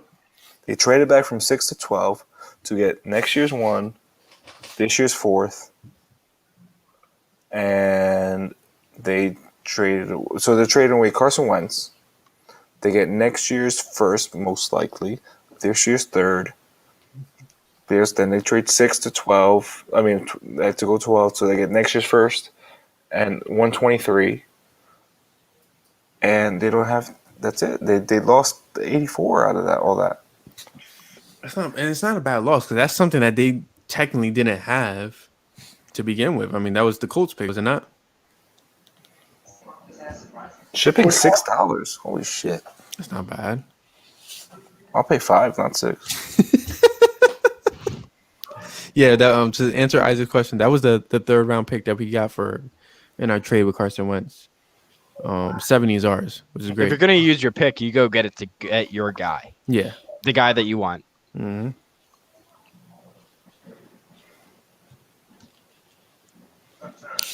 Okay, There's a tweet by Matt Mullen that says, "How much trash talk do you think DeVonta Smith had to talk during his rock paper scissors game against Nick Sirianni?" And it's so wild that Sirianni described Smith to the T in that presser. So it's kind of like, even though all the smoke screens of the cornerbacks of J.C. Horn, of Patrick Surtain, of so on, whatever case may be, Smith was the guy Sirianni wanted, and to me that explains that speaks volumes for what the Eagles are doing right now with Howie Roseman and Jeff Lurie. Like, I personally think like it's a quite small possibility that they looked in the mirror and said, "Hey, like we stuck to the scouts." As Nick says, I'll add this. I am reserving judgment on Nick Sirianni and his staff for the first year because, I mean, Doug Peterson looked really bad in his first year, and then he won a Super Bowl in his next year. I think the most important piece that I'm going to be interested in, I'm very confident that the receiving core is going to be better next year with Sirianni, and that offense has a background in wide receivers. I'm very confident in that. I'm still reserving judgment because he's still a little goofy. That goofy side of things, I'm like, I didn't like it when Doug was like that. I don't like it now. I just think it's energy, though. It's the perfect energy. I don't get why anybody has any issues with the way Sirianni's projecting. I love it. It's phenomenal. I prefer the Andy Reid. But look, think about it. So you have a young guy who's showing that he's happy to be in the profession that he's in. He's happy to be in the position that he's in. Like, dude, like, if I was him, I'll be losing. I'll be doing cartwheels. But Brian, but here's the thing. I'm not saying he's going to be a bad guy. I don't like this. I'm reserving my judgment because I'm not going to take into account a toxic media telling me that this coach is bad because he answers questions in a goofy way. Let me see what happens on the football field. Let me see how he orchestrates. Yeah, but that's when you tune into ESPN and you forget about the rest. That's all it is. It's energy for us at the end of the day. Quiddy pay. Who's taking Quiddy pay? The Colts? Yep. Oh, they're not taking Bateman. That's interesting. Trade back in for Bateman too. What'd you say? Trade in for Bateman. Fuck it. Imagine that, Smith and Bateman on opposite sides with Rager in the middle. Trade back in. And shout out to Isaac who's saying Carson Wentz is actually helping us out more off the team than on it. If he plays over 75% of snaps, we get a first, and we got Smith because of him. Because we did trade an 84th pick, which is shout out to Carson Wentz. What are you drinking now? Oh, another beer. Chris is sleep deprived. 9%. My eyes are very red. They actually look, tired. Yeah. And I will say one thing. I don't think the Eagles have to trade up. I don't think they have to trade up right now because the corner. But you should trade up for Newsom. Trade up for Joker. Or Joker. We need a what? We need a linebacker so bad. No, I get it, but we don't. But the corner market is clearly we don't need to overspend on going back into the first round when a corner's just going to fall flat right there. Yeah, but that's not a guarantee because you have Tennessee we're that you use a slowly corner. getting into that. Pittsburgh you could trade 37 and 123 and keep 70. We're slowly getting into that range. I will say Pittsburgh's going to take a running back. I think they're going to take Najee Harris. Yeah. Yes. He's so Pittsburgh. He's such a Pittsburgh player. Whichever one, but I think it's Najee. Way better than James Conner. Minnesota they already got Patrick Peterson. I think they'll probably go defensive line or offensive line. Christian Barmore. Christian Darrisaw, he's still there. Darrisaw's still there. And because the Vikings just lost Riley Rife, they cut him. Yeah. I don't think it's necessary to trade back up in the first round when a corner is going to fall to you anyway. Most likely the corner you want. Because it's not like the Jaguars aren't going to – if you're thinking about building a program and building a franchise – Would he pay wearing a blazer with the Black Panther stuff around it? Oh, yeah, he did a big Chadwick Boseman tribute. Really? Yeah. Hey, Briggsy, your man. They're not taking Creed Humphrey in the first round.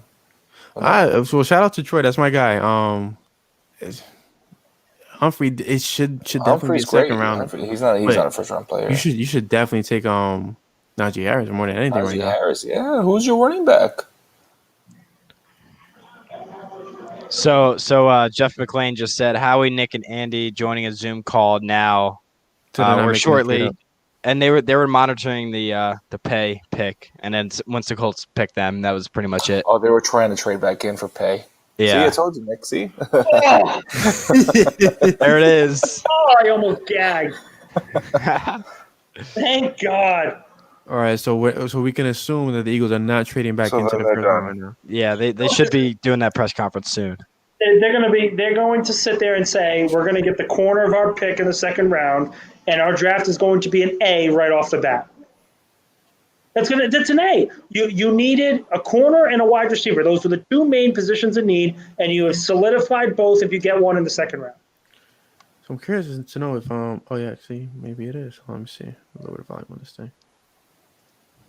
See if I can catch them talking. All right, so Kwity Paye to the Colts at 21. Minnesota is officially Tennessee's on the clock. My apologies, and then Minnesota's right after them. Damn. What if Newsom falls all the way down to freaking 37? Love it.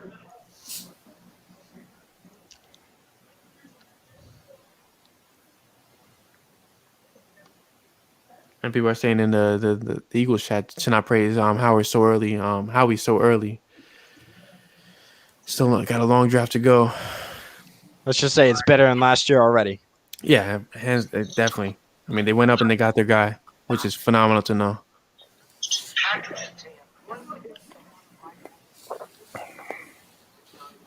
And Bateman's probably going to go to the Titans. What a great pick would that be? Oh, they lost Corey Davis. AJ Brown, wow. They lost Corey Davis. Hey guys. Thanks for waiting. Right, I'm going to mute my mic real quick.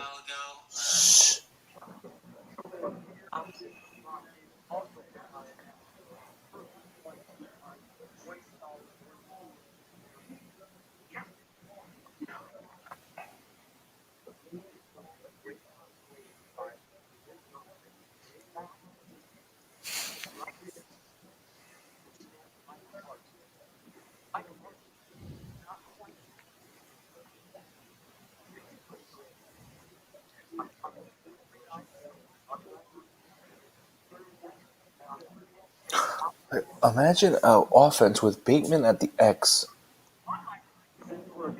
And what the hell's going on? Yeah, but I'll say this to that. I don't want Bateman now. You took DeVonta Smith. You don't need Bateman. I know, but that's an offense that's set. You have two wide receivers with fifth-year options. Look, Chris, I'm sick and tired of watching Michael Jacquet go up against Amari Cooper. I'm sick and tired of it. I don't want to see it anymore. Yeah, but what if the jacket turned into a coat? For who?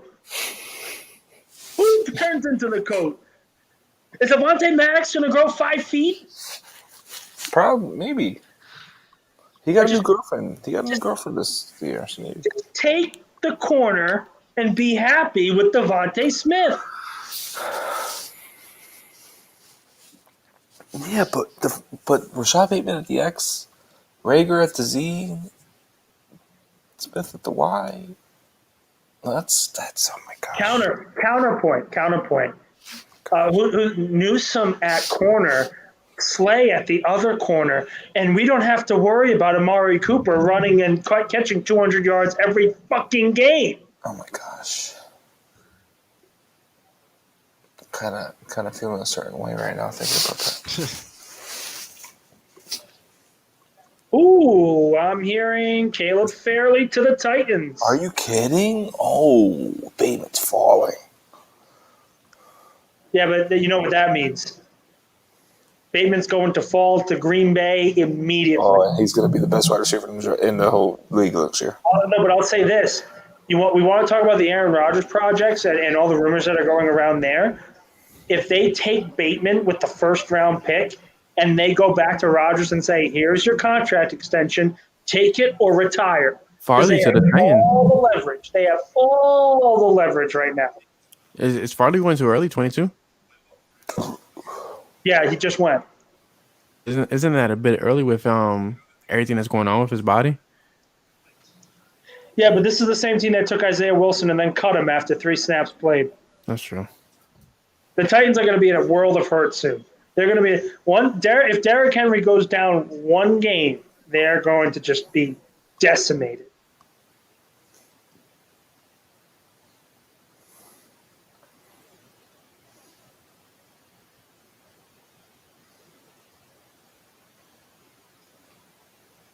Apparently, the Saints were looking to trade up above the Titans to take Fairley, whatever the hell you want to call it.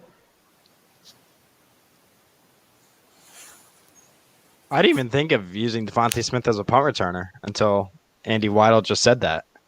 Who? The player personnel guy for the Eagles. I know. DeVonta Smith. They said he returned a punt this year, so. Great. So we don't have to watch the ball bounce 15 times? Yeah, down at the 2. We don't have to see fair catches all the time. Just great, because since Greg Ward can't run, where the fuck is Willie Kuhn? I missed. Where's Joey V? Where he ditched us today?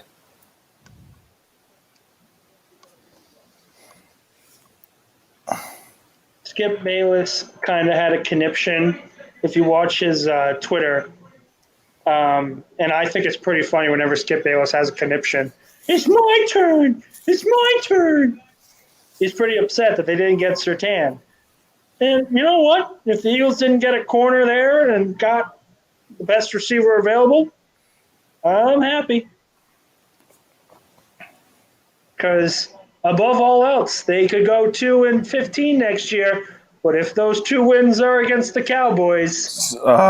Mike K reporting from the press conference. Smith will play everywhere. Sirianni says he sees a guy who wins one-on-ones consistently. What I want to know is how is Duck in the Eagles YouTube and in our YouTube at the same time? Because I seen that comment. Duck is a duck. So to kind of piggyback on what John said, Andy Weidel was stating that DeVonta Smith could also be a punt returner. A punt returner and a gunner for the special teams, which I feel like that's more so Rager than anybody. Yeah, you're not using DeVonta Smith for gunners on punts. But freaking Sirianni describing everything that Smith can do. I mean, he's focusing on the route running of DeVonta Smith more than anything. His ability to beat one-on-one press. Yeah. So it's great to hear a coach. Doug said he's an IT guy. He has good internet. So shout out to you. You got to fix mine. It's good to hear a coach talk so complimentary towards a new player that's just got drafted to the team. I mean, it's not something we would have heard of Doug Peterson a year ago. There was also one question here from Briggsy. Why am I watching Skip Bayless? isn't it entertaining when you watch a moron just talk to himself for 3 hours? And then he puts out stupid tweets. Like I religiously follow his tweets. I don't retweet them. I don't like them. I just laugh at the stupidity. This moron was complaining on a video because he didn't get Surtain. There is a video evidence that a 78-year-old man, however old he is, we'll just say he's 78, was screaming like a 5-year-old, "It's my turn! It's my turn!" How is that not entertaining? Yeah, so the Vikings haven't picked yet? No, they're about to get Darrisaw. You think so? 100%.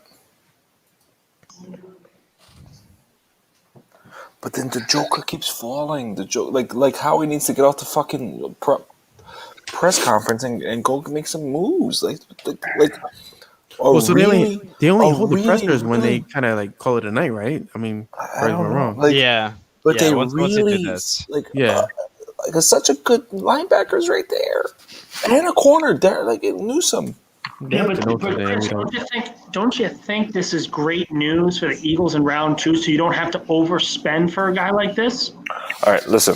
So let's see. Who's available in the second round right now? That's what I'm looking at. Like, fuck off. I'm tired, man. Howie just said we stuck to our board on this. Thank the effing Lord. That's great. So right now, ESPN's number 1 ranked player available is Joker. Okay. Next is Trayvon Mooring. Number 3 is Christian Darrisaw, who I'm assuming is going here to the Vikings. Once Nick says, "Yep, Christian Darrisaw going to the Vikings." All right, hold on. I'm trying to follow. I'm trying to triple task here. Wait, what's the double task that you're doing? I'm trying to send a tweet, text my girlfriend, and also follow along in the live stream of the draft. Dude, so Chris, I've been up since 2 a.m. Just in case you don't remember, man. So Troy was on our podcast. I know. I've been up so long. I've been up. Dude, my daughter started climbing out of her crib at midnight last night. And you got another one on the way. I've been up. We did the anatomy scan today. We were at confirming that the next baby has a penis. So it's a boy. Nice. Congratulations. There we go. Nice. So Damn Carlos. Well, it's going to be a C because my initials are CAI, my dad's are CAI, my grandfather's CAI. Cool. But my dad is now the pick. I told you. Okay, so Darrisaw's out. So you got Jeremiah Owusu-Karamoah, Trevor Mooring, Travis Etienne, Elijah Moore, Greg Newsome, Tevin Jenkins, Najee Harris, Rashad Bateman, Christian Barrymore. What if Joker falls to the second round? Can the Eagles what's the value in them trading up in the second round? A couple picks. Probably second and a fourth. That's not bad. Do they have 2 fourths? I thought they only had 1. I mean, early in the second round, you got to think that they're going to be very active. Mm-hmm. But I get it might just be me because they're at 6. They're not at 12 this time. Yeah, they're going to get a great player. I don't think you need to do this if they stay put. If they don't trade back. So right now, what is it? 23. So you have 14. Oh. Oh. What happened? What I missed? My thing's frozen. I think. Why is my thing frozen? So we want to know why Kwity Paye fell. Why? Apparently, he had a serious health scare. Hart was red flagged during a pre-draft physical. In the end, teams cleared Paye completely, but had endless tests going on. It's interesting. So we're 14 picks from now, right? Yeah, 14. So we got Joker. So top 14 is Joker, Mooring, Etienne, Moore, Elijah Moore, Greg Newsome, Tevin Jenkins, Najee Harris, Rashad Bateman, Christian Barmore, Azeez Ojulari, Liam Eichenberg, These is gonna be Asante Samuel too. Jr., Javonte Williams, and Ronnie Perkins. One of those 14 should be available at 37. But you also have Nick Bolton. Wait, I thought you got selected early. Chris, but this is why I'm saying, why do we need to trade up? Look, you just listed all these great players, and we're already at 24. Pittsburgh's probably going to take a running back there. Why do we need to stress? Like, let the thing because that we're Eagles fans. Howie did very well in this draft was he let the board come to him and say, I will react when the board makes it necessary. I'm not going to attack it immediately. Let me react to the original. I honestly think the Steelers go Tevin Jenkins here. I think they go another tackle. I think they have to go running back. I think you get a really good running back later on. I think you go Tevin Jenkins. Do you think you might get like a Carter or Williams in the second round? You can go with Javonte Williams. You can go Michael Carter. You can go Chris Evans much later. You can go a lot of different ways. I think Tevin Jenkins is really good.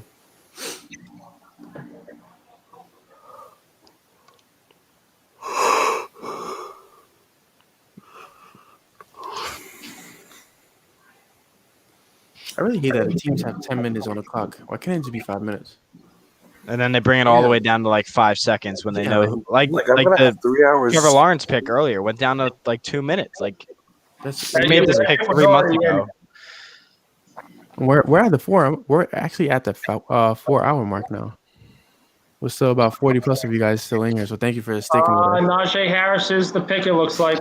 Oh Wow. Running back, there it is. Well, congratulations to Troy Briggsy. You got your running back. Not a bad one either.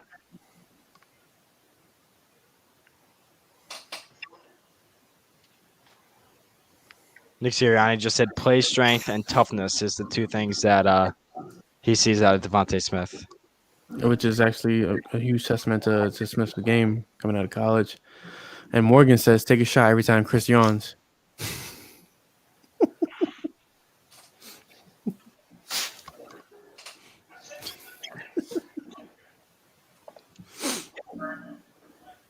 Mac Jones on Cam Newton. It's his show. I'm just there to support him and help out the team any way I can. Yeah, Mac Jones, I don't know if he's beating out Cam, but he's probably better fit for Bill Belichick than Cam is, honestly. Oh, I agree. Because Belichick, what's the one thing that Brady always had above every other quarterback? He was accurate. He was a very accurate passer. That is, Mac Jones is an accurate passer. Bill doesn't need him to be running around and doing all these different things and running the triple option. All he needs, throw to X, throw to Y, throw to Z. That's all he needs you to do. But they don't have receivers. I mean, they have N'Keal Harry and Hunter Henry. You've got the 2 tight ends now. Tight ends, Donald Smith too. The offense has been bolstered. It has been bolstered, and I think they're a hot topic to go to the wild card at least in the AFC because the bottom feeders of the AFC are very bad. Depends on how Zach Wilson does with the Jets, though. Because I mean, Buffalo's definitely going to do their thing.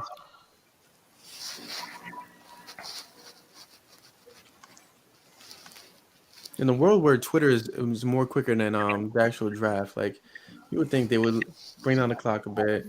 Jacksonville maybe going Trevor Mooring right now. That's not maybe Bateman.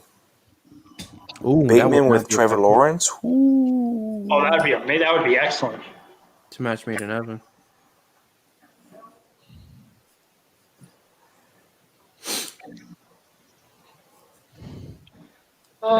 Pittsburgh loves their running backs, huh? Well, James Conner now being there, you need a back. Mm-hmm. And I think it's important as well because even if, let's say Ben retires after next season, and you have, whether it's Rudolph, whether it's a rookie quarterback. And the Rudolph as well.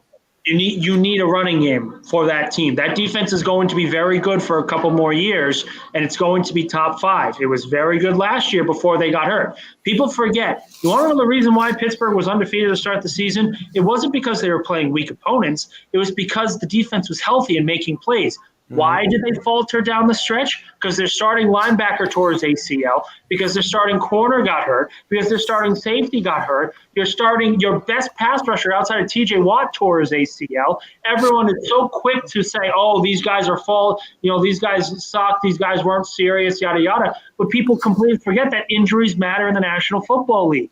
The team is good. The team is going to be good next year because they've got a running game again. And next year, if Ben retires, you still have the semblance of having enough talent around whatever quarterback they choose to be a legitimate contender.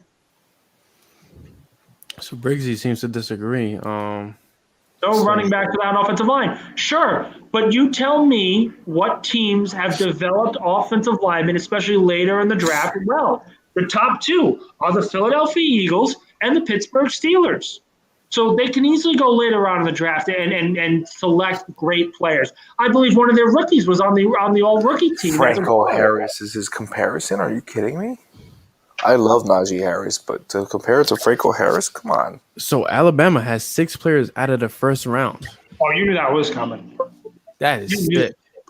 You knew that every single year they do that. Yeah, but the other thing is this is probably their most talented, complete team ever. Think about how good that roster was. Even look, I love Trevor Lawrence, and Trevor Lawrence was clearly the number 1 quarterback in this class. Mm-hmm. And he got the shit kicked out of him by Ohio State because Ohio State was a better team. And Alabama blew them out of the water. It wasn't close. Mm-hmm.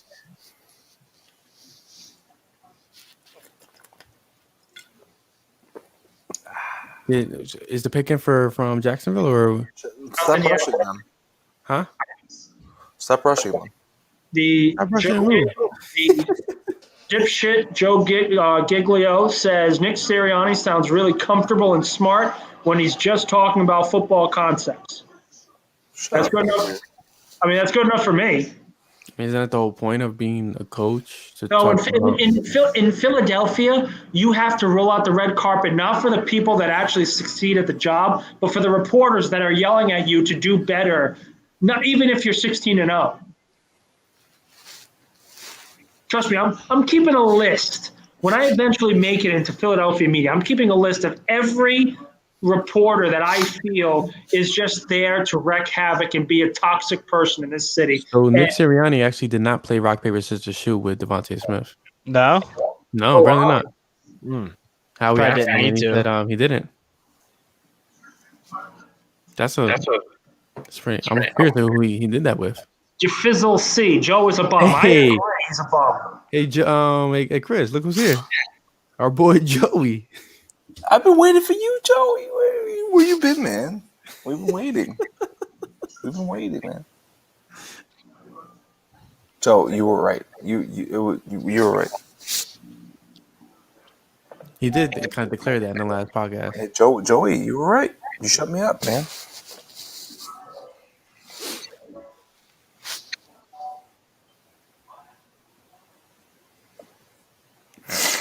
I'm gonna skip out real quick. I'm gonna get something to eat real quick. I'm kind of starving right now. It's 11:15. I'm hungry. It's not safe to eat this late, Brian. It's never safe to eat this late. It's gonna go to your butt. Where else is it supposed to go? You know where. I'll say this, finishing up my point about Philadelphia media. It is incredibly toxic, so that's why I'm holding my judgment for Sirianni now to this point, because I don't really care if he can't answer Giglio's question correctly, or he's not happy with, or Elliott Shore-Parks isn't happy because Sirianni ignored him. I don't really care about either of them. I don't really care about the Philadelphia media because it's incredibly toxic. I want to see Sirianni in his element, and I think that's the only way we can really judge him as a coach. I mean, everybody jumped to, like, he was nervous. Like, wouldn't you be nervous? It's like your biggest accomplishment. Like, it wasn't a good look. I get it. It wasn't a good look. But he's over Zoom Yeah. And like this process was very fast, and a majority of the questions were not meant for Sirianni. They were meant for the weasel of Howie Roseman, and he didn't answer them. So he had no idea what he was going to do. It was like, hey, what do you think about the quarterback situation? I don't know. I don't handle personnel. Yeah. You still had that whole Carson Wentz mess that they were trying to get through. Like, it's like you expected him to have the answer immediately, and it's not fair for him to do that when he's not making the decision. Ooh, interesting. Jaguars select Travis Etienne. That's interesting. Very interesting. Because they didn't need that. Because they don't need a running back. I would agree. I mean, James Washington just came out of nowhere for them. But that's Jacksonville for you. They're looking to put butts in the stands. Well, it's because they wanted Clemson connection there. They want Trevor Lawrence probably like, I want my guy. Yeah, he's going to want his guy when he's on his back because the offensive line can't protect him. Yeah, he's going to tell him who to block. Please save my life. Although I will say, in terms of number one overall picks going to places, he's in less of a mess than majority of them. Like Cam Newton, when he walked into Carolina, that was a mess. That was a mess that he was walking into. He's also got a lot of skill that he can kind of maneuver around. Like, it's not like he's some scrub. Like, it's not like, that there was a competition for the number one overall pick. Like, it wasn't close. No, it wasn't. It was, and Urban Meyer said it. He was like, "Look, it's Trevor Lawrence. This is I coach Justin Fields. This is Trevor Lawrence." Oh, yeah. And he's honestly the perfect coach to make that decision since he was there. Yeah, absolutely.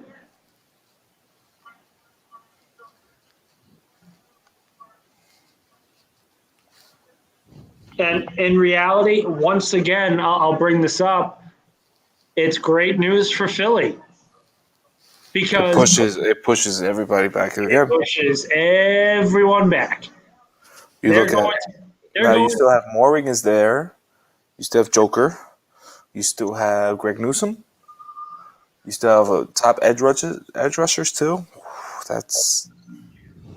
It's very hard to not feel positive about what happened today. Because, I mean, you're better than what you were 3 hours ago. I mean, that's all you can ask for. John, I said that the minute Smith got drafted. This move makes them better. He's automatically your number one wide receiver. Automatically. Whether he's Marvin Harrison or Deshaun, it doesn't matter. The move makes them better.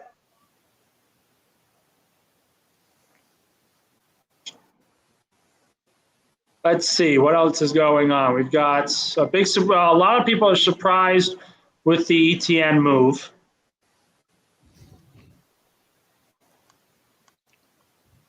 Let's see. Rose good coach. He'll build that team in Carolina. I don't remember Carolina drafting it.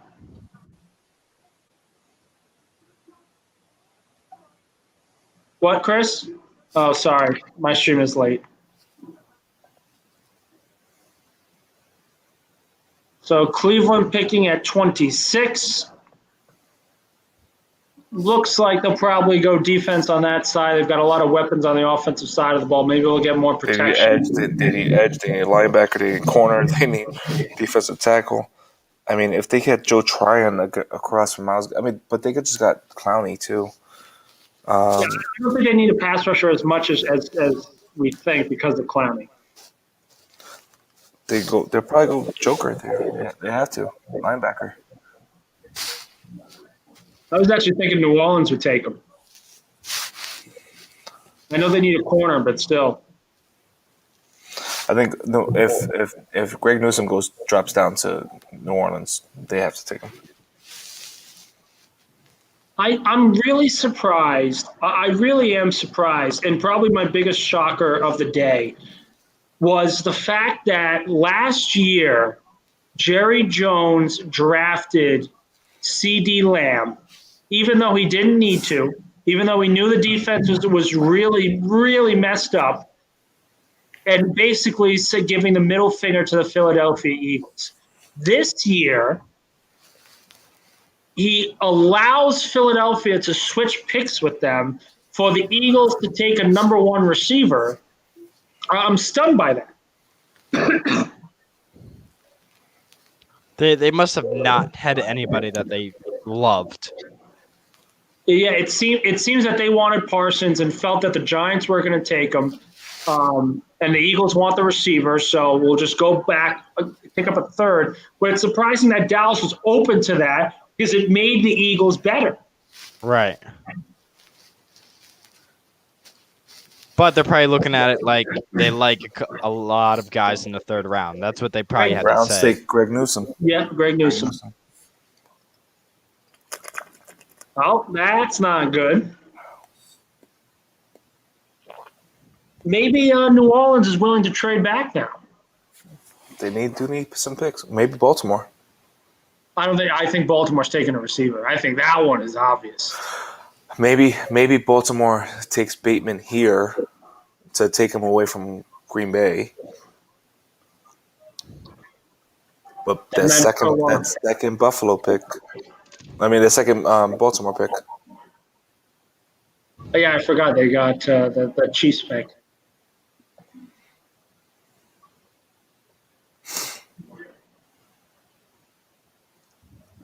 DeVonta Smith says he would love to wear number 6 for the Eagles.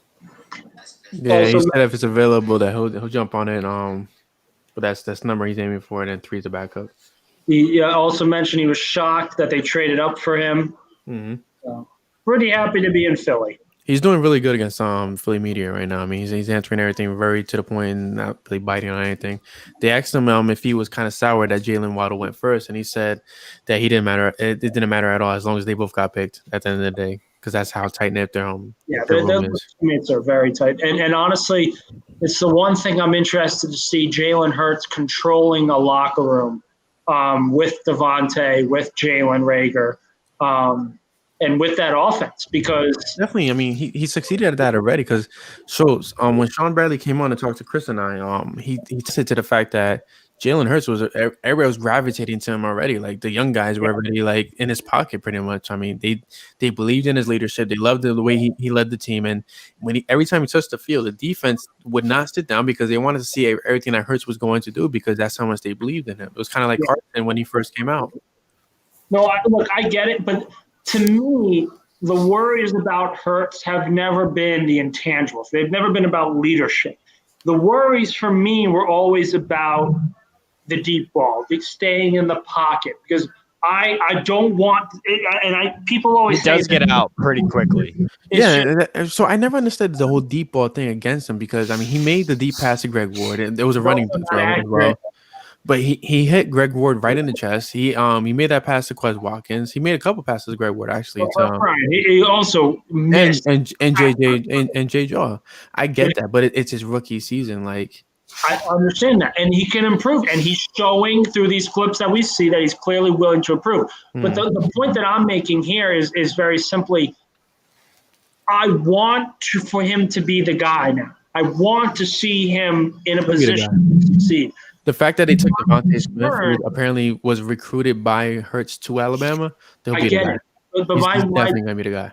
My worry is that I've always had a standard. Pocket passing quarterbacks are the staple to winning Super Bowls, and we've seen that even this decade. Why Tom Brady's a pocket passing quarterback? He's the most dominant quarterback in NFL history.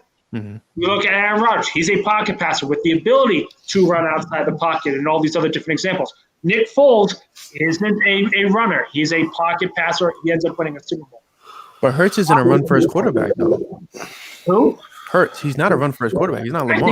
I think he's closer to a run. After the first option, he just gets out. He's quick in making his decisions. Like he doesn't waste time in the pocket, which to me is a It's the same thing with Lamar Jackson, though. Like I don't think Lamar Jackson will be up. I don't think he'll win a lot of playoff games just because. I'll say this right now. Put me on it right now. Lamar Jackson will never win a Super Bowl. Yes, I 100% believe because his style of play, like Michael Vick's, is not sustainable for the postseason. What happened every time Vick got in the postseason? Either he had an unbelievable game in which it just blew the mind of everyone, or he would get pummeled, like in the 2004 NFC Championship game, like in the 2002 divisional game, like in 2010. He got pummeled when he was outside the pocket, and that happens with scrambling quarterbacks. Look at what happened with Lamar Jackson this past season in Buffalo. They hammered him and beat the crap out of him. How much did Brissett scramble in Indianapolis? Brissett didn't make the playoffs. No, that's not my question. How much did Brissett scramble in Indianapolis? Because you got to think about it. If Nick Sirianni's coming from over there, which is the theory of, you're following the same blueprint that Frank Wright brought. The theory behind it is that with all these weapons, I need Hurts to follow through his progressions and his first season with Sirianni. That's why I'm not too worried about it. Hurts is not, to me, he's also got to get the ball first out of his hands quickly. I think Nick Sirianni's going to have a lot more screens which he attested to in the press conference. He said, "Hey, it's all about 1, 2, 3 hitch and get the ball to the receiver. That's what it's all about. Get it in out of your hands quickly." That's why I feel like we can't really judge Hurts with Peterson more than we can judge Hurts with Sirianni. I get it, but my concerns with Hurts lie more in of what the player he is coming out of college and what we've seen already. What we've seen already is he is a scrambling quarterback, and scrambling quarterbacks do not win Super Bowls. The only one who has been able to win a Super Bowl is Russell Wilson, and the reason he won it is not because he was the better quarterback, because the defense was an all-time defense. Yeah, but in college, what was Hurts' accuracy? Was it not 70% in Oklahoma his last season? Well, I'm sorry? Hurts' accuracy in Oklahoma the last season, was it 70%? Brian, that's college. I'm not looking at college numbers. But here's what I'm trying to say. Like, it's all about being in the system that fits you best. Peterson was using them the wrong way. We all knew this with the whole counseling of all these offensive minds and on Peterson's staff. Well, Brian, this is completely different. I'm not saying the system will be better. I'm not saying that at all. I think Jalen Hurts could be very good in this offense if we see a difference, if Sirianni is what it seems to be.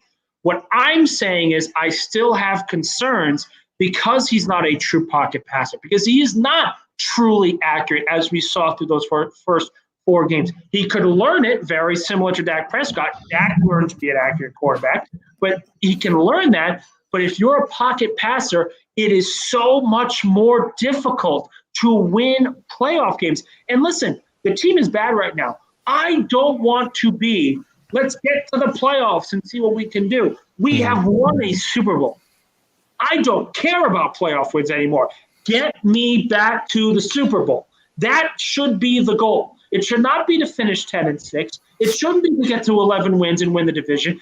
Get me to the Super Bowl. And my concern is scrambling quarterbacks historically have not won Super Bowls. Colin Kaepernick didn't beat Joe Flacco. And you can argue that he was the better quarterback in that game. He didn't beat Joe Flacco. And the 49ers were a very talented team that year. Didn't beat him. We talk about, I'm looking at other examples. Donovan McNabb, scrambling quarterback. Lost to Tom Brady in the Super Bowl. The 2004 Eagles were absolutely loaded. Steve McNair, against the greatest show on turf, had an unbelievable performance in the last minute and a half. Didn't win a Super Bowl. Scrambling quarterbacks historically do not succeed in playoff games, and that is where my concern with Jalen Hurts is.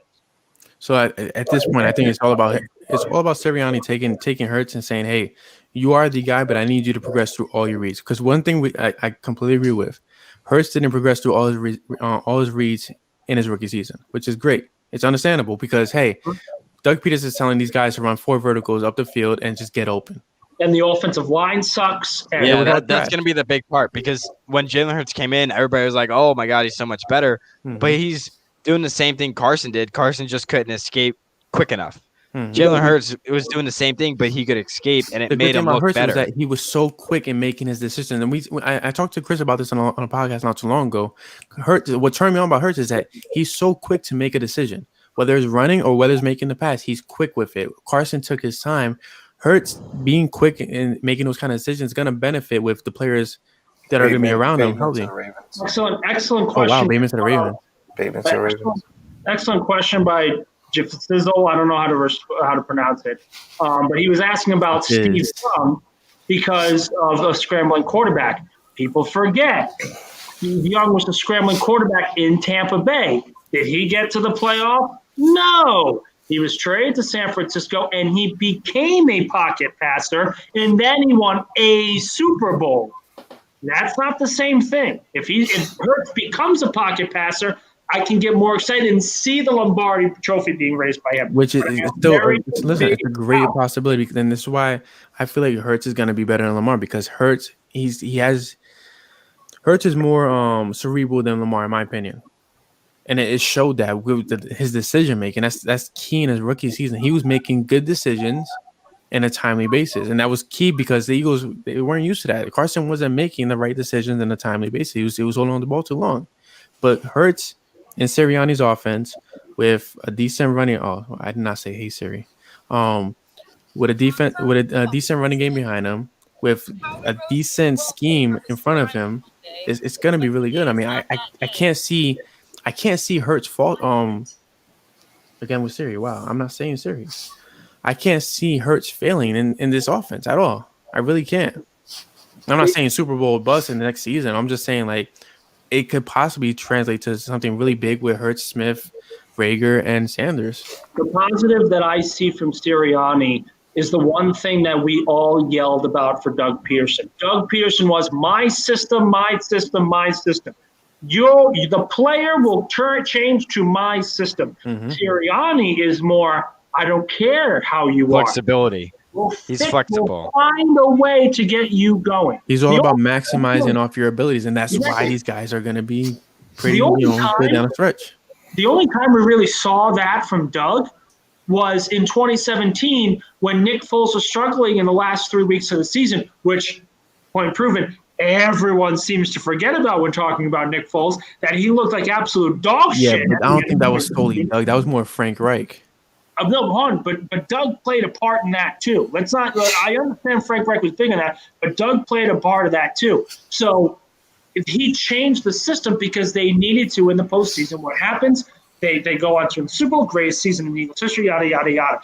If Sirianni is among that Frank Reich mold, there's a lot more positives to look at for a team that still does not have a lot of talent around Jalen Hurts because there's still so many questions. Who's the starting tight end? Who's going to be at left tackle? Who's going to be at right guard if Brandon Brooks goes down? Is Lane Johnson healthy enough? There's still a lot of questions.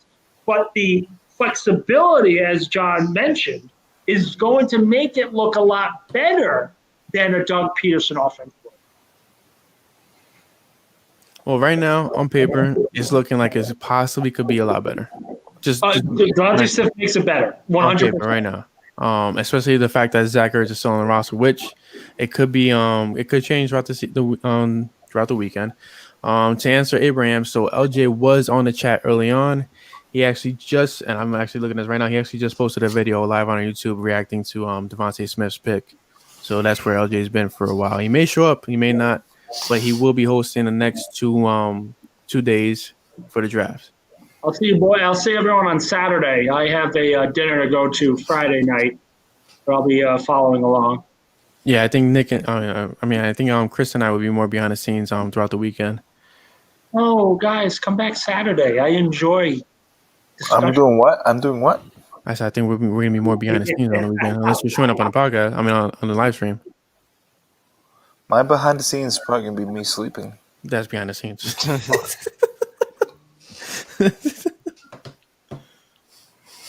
Peyton Turner is the Saints' pick for defensive end. So Morrig is still on the board, right? Peyton Turner makes it. Whoo, Peyton Turner. That was the one thing that that Schefter was saying, that people were very high on him, and he was going to sneak into the first round. Peyton Turner's good. But just to clarify, Morrig hasn't been picked yet, right? Nope. Neither has Collins. Yeah, Nick, and Bolton. Sorry, Bolton. And neither has JOK. Still a lot of good options left. JOK is still there. Wow, and it's Packers, Buffalo, Chief. Oh no, it's Ravens after the Chiefs, right? I mean after Buffalo, right? Because the Chiefs traded their pick. Packers definitely want Elijah Moore. Yeah, so I was going to ask, what receiver are they taking? Because they have to save the Aaron Rodgers relationship. Yeah, they definitely want Elijah. They definitely want Elijah Moore, 100%. You think so? Can you imagine if you take like a another quarterback? Kellen Mond. They get Kyle Trask.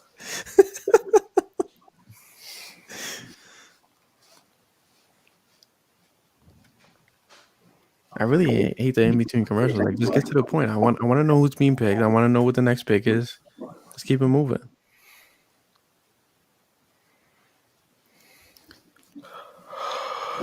So real quick, Chris, this is more of your territory. For the Eagles to trade up in the second round to possibly land the Bolton, if JOK makes it to the second round, JOK,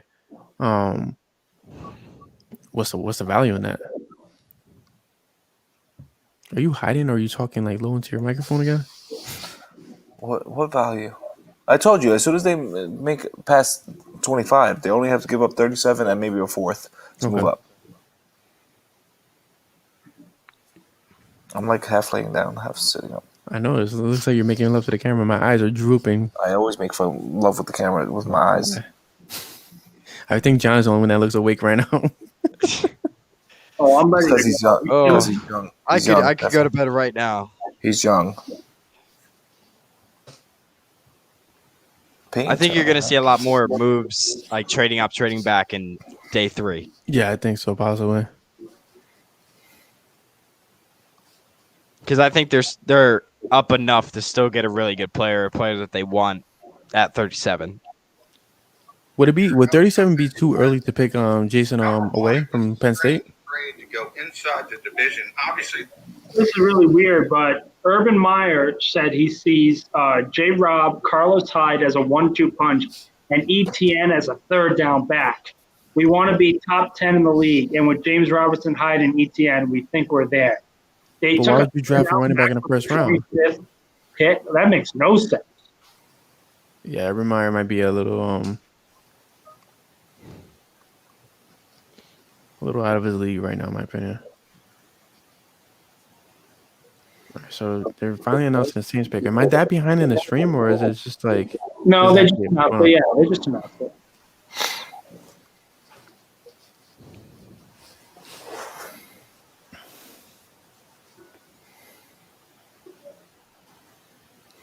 So the Eagles could still get very good value in the second round. Oh, I think they can get excellent value. If we come out of this with DeVonta DeVonta Smith, a 2022 first-round pick, and Nick Bolton or JOK, I Is streaking still on the table? I don't know. Yes. Wait, who was the player you said? JOK or Nick Bolton. I think Nick Bolton's like the mic that they need. I think they need a corner there. I don't think you can ignore the corner position. I think the at 70, I still think you can get a really good corner there. I don't think because I think second round tomorrow is going to be the linebacker round. You also get a good corner in the free agency. I mean, you still got Stevie Nelson available. I think you're losing. Like if you don't get a corner, I mean, if you don't get a linebacker, you're losing out on Bolton and JOK, obviously. But later on in the corners, you might still be able to get Melifonwu in the third. You might still be able to. You could still get in the second to get. You could still get Paulson Adebo in the third round. You could still. I'm looking at it has to be because that was so quick. It has to be Elijah Moore. It has to be. I haven't seen anything yet.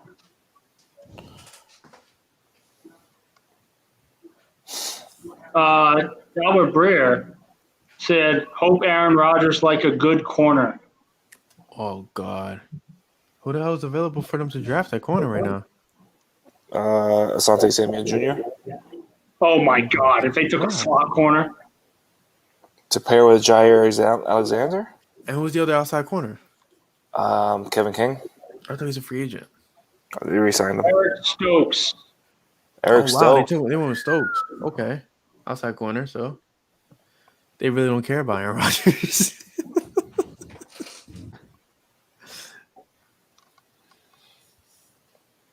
Wow, they took Stokes in the first round.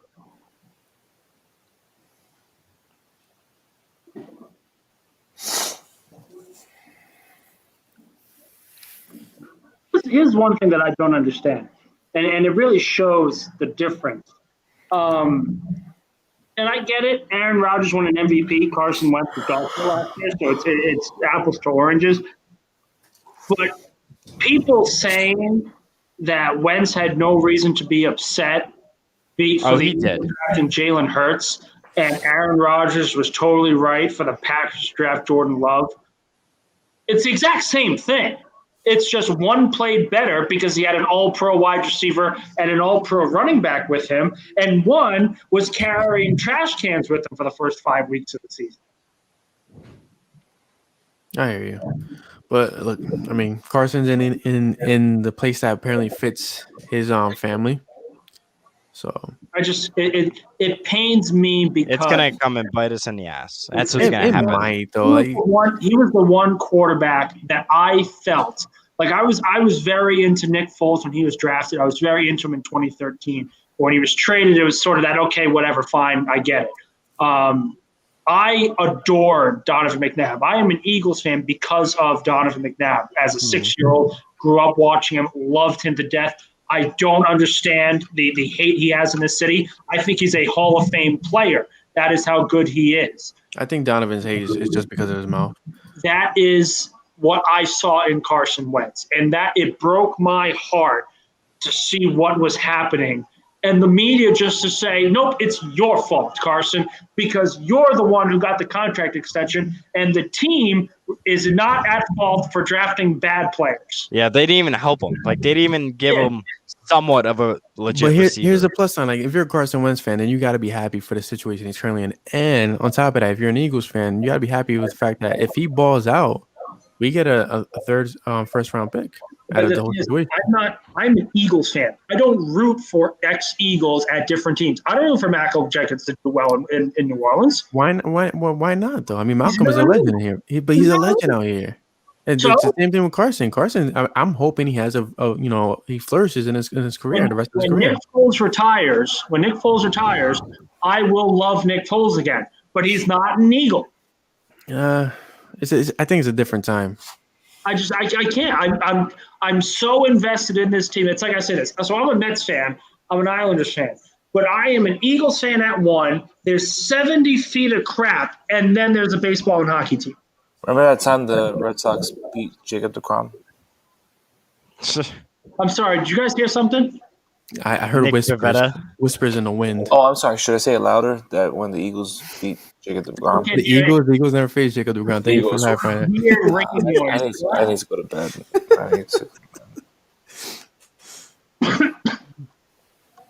All right, guys. We got 3 more picks, and then we're wrapping up this very long night of the first round where the Eagles will not be trading back in. No, there's no need to now. But I need to see if Joke is being taken or not. Or Bolton's being taken. I mean, Buffalo. They did lose Judon. Yeah, they could, but they could also use a defensive end. But who the hell is Buffalo taking? Trade Ertz to Buffalo For the 30th pick? Wow. That would be a hell of a move. Ertz and 37 for 30. I don't think he has that much value, though. Enough. People underestimate what he means to other teams. A motivated Zach Ertz is still one of the best tight ends in the game. All he can do is get open, and then he catches the ball and falls. That's teams like that. Yeah, but you're also going to have to pay him, though, after this year. But, like, Zach Ertz on the Bills, that's the only reason why he's not going to be back is because he wants to get paid. That's a good team. One more time, so. I think if the Bills were smart and they look at their, like, window and it's like, yeah, having Josh Allen, Stephon Diggs, and Zach Ertz, that's... I don't know. Doug is saying that Ertz is at least a 4th-round grade.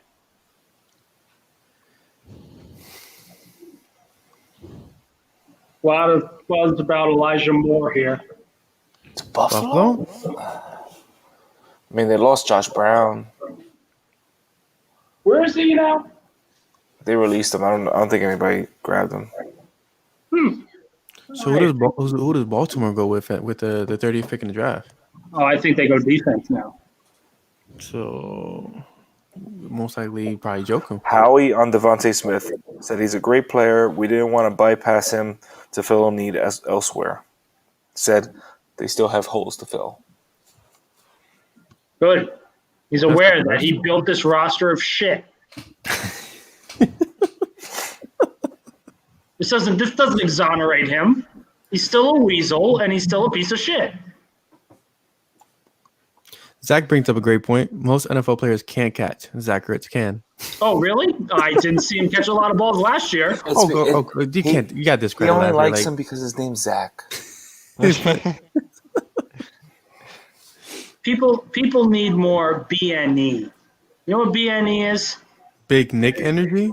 Big Nick energy. No, I don't need that in my life. Buy new energy.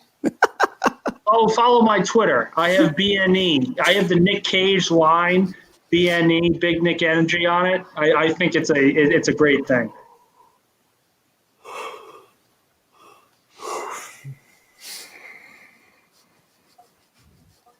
Asked DeVonta Smith about his favorite route. His response, any route. Hey, Chris, Duck wants to know what the hell you're doing. Just vibing, man. So Duke's saying, Nick, have you ever met McNabb? That's why you still love him. Here's a pretty solid answer. Would you be happy if the fan base that you gave your all to, that when you broke your ankle, you went back on the field to score 4 touchdowns, booed you on draft day, complained you were too fat, complained you were out of shape in the Super Bowl, brought you to the only semblance of relevancy over the last 30 years, and brought you a success you've never had as a franchise, and the franchise still won't give you your credit? I would be pretty pissed too. Yeah, but Nick, that doesn't give you an excuse to be a dick to fans. Yeah, the same fans that booed you on draft day. That doesn't mean that specific person that asked the question was there on draft day to boo him. Come on, Nick. McNabb has every reason to be pissed off at this fan base. McNabb has every reason to be pissed off at this fan base. No, absolutely not. Absolutely not. Listen, speaking of Big Nick energy, make sure you don't get a Big Nick with other buzzers later when you go down below to shave. Make sure you go to the Lawnmower 3.0. You will not get a Big Nick as you are buzzing off your pubes. So make sure you use FTB at manscaped.com to get 20% off. Oh, you read the Isaac comment. Okay. I was like, how the hell did that? Listen, here's my beef. If, for example, I became an Eagles fan because of McNabb. If I meet McNabb in the street and I'm with, possibly I'm with my daughter, and you're a dick to me, bro, at the end of the day, you deserve everything that you got. That's how I feel. Like you don't. The whole thing is you pay it forward. You don't pass along the same issues that you received. But McNabb doesn't do that all the time. How? I mean, at one point in 2003, Bills went down defensive end. People were calling Gregory Rousseau. Calling for McNabb to be benched. Gregory Rousseau to the Bills. I think you said Elijah Moore. There were rumors about Elijah Moore. Must have not been. Did you just pop rumors on the podcast right now? I did pop rumors. Oh my god! I'm gonna put you in time out. You keep it up. We got talking about McNabb, but I wasn't checking the Twitter line. All right, so Buffalo went defensive end, which means Baltimore probably taking a linebacker. Right. Or trading. Come on, please. I would be very happy. I'd go to sleep very happy. I'd go to sleep smiling like Brian does. I want to see smiling because we got DeVonta Smith. I wasn't expecting that. I imagine you sleeping like this. Going off tweet he made out for the Cowboys. Cowboys say Parsons was rated higher on their board than Surtain and Horn. And he did not getting the need cornerback. Yeah, right. That is such BS. That's how we talk. That's how we talk. You wouldn't have made the trade back with Philly. You wouldn't have made the trade back. Covering their ass just so that it looks good. That's such how we talk. Just furthering the point that I despise the Dallas Cowboys. The only organization that's run worse than the Eagles is the Cowboys. Oh, don't go there. Redskins. The Washington football team before Rivera got there. The Raiders drafted a tackle who was projected as the 100th best player in this class. The Chargers don't know what they're doing. Yeah, they have 2 very good picks, but they can't sell out their stadium. Or how about we talk about this? The Green Bay Packers drafted a quarterback with their first-round pick, with a quarterback that is a top 10 quarterback in the NFL, not having a down year. Well, I just saw a tweet. It said that the Packers' last 10 first-round picks, 9 of them have been defensive players, and the one was a quarterback. Aaron Rodgers has thrown a touchdown pass to 1 first-round receiver. Can you name him? Shout out to Isaac with the tweet of the night. I cannot. I don't think so. I just love how the Eagles and Cowboys gave a big frick you to the Giants.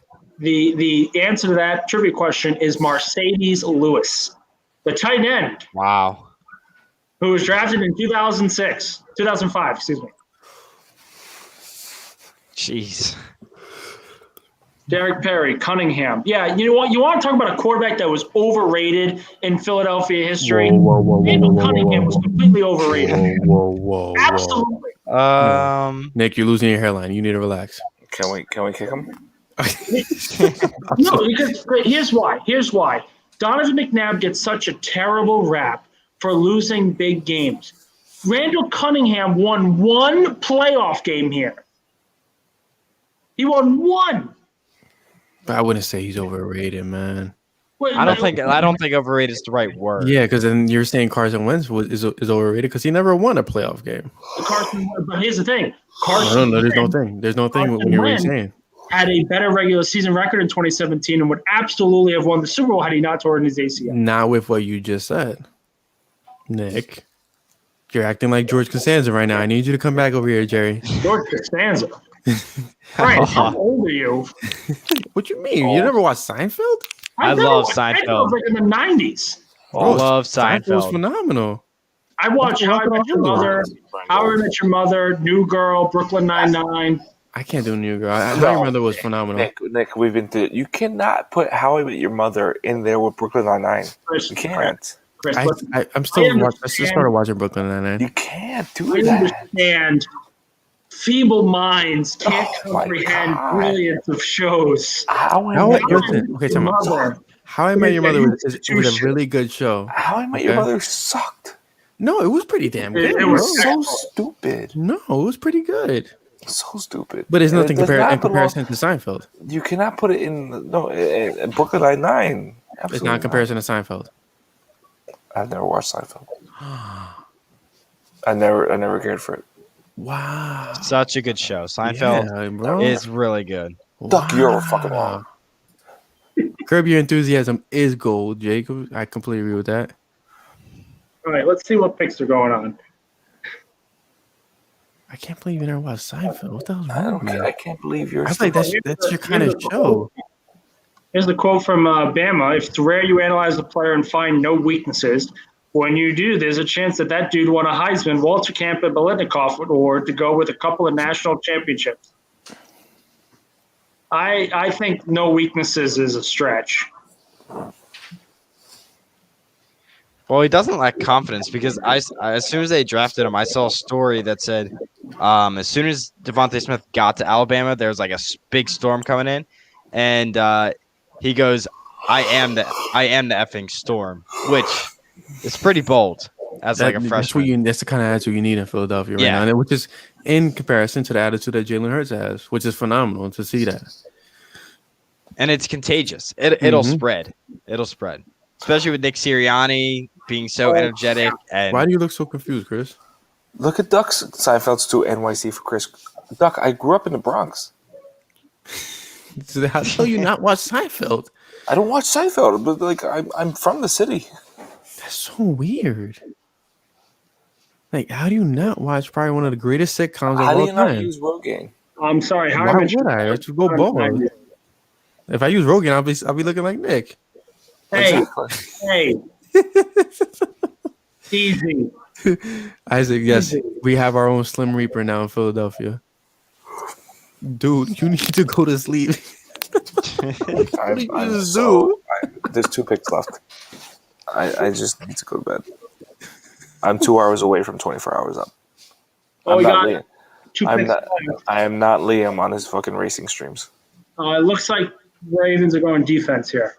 Son of a bitch. It's joke. It has to be joke.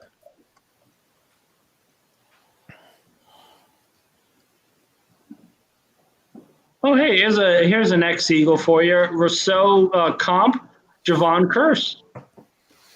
Oh. I like Javon Chris. Ravens taking Penn State pass rusher Jason Owe. Oh, I thought he was going to be a second rounder. Wow. So Joke is still on the board, and Tampa Bay's picking. And they're not taking linebacker. Players still. There's a lot of good players and 5 picks before the Eagles pick. That's good and bad news because it's good that there's a lot of players, but how we pick in with a lot of good players and options, I don't know. He's gonna pick Kyle Trask. He's gonna pick Kyle Trask. Stop it! Don't you dare wish that upon him. At least not to the 4th round. I'll say this: if he follows the board and listens to the scouts like he clearly did with this pick, I think a good player is going to be taken no matter where they go. We end up with Nick Bolton if that's the case, or Joe. Depending on what happens here, you have Tampa Bay's not taking a linebacker. JOK still going. JOK still going. Well, all right. So, Tampa Bay needs a wide receiver. No, they don't need a wide receiver. They need a tackle. They need according to ESPN, they need a wide receiver, which they don't. Mm-hmm. They need an offensive tackle, which they do. They need a quarterback to go behind Tom Brady, I guess. Well, they do, because Brady's 40 and you need a backup. Do they got Blaine Gabbert? You're not going to trust Blaine Gabbert to run the offense when Brady retires. And you need got a cornerback? Defensive end and an offensive linebacker. So, I mean, outside linebacker. So, correct me if I'm wrong, but Joe could play defensive end, right? He's like a hybrid. He's more safety slash linebacker. Okay. So you got Tevin Jenkins, maybe. I think let's see this Ravens pick first.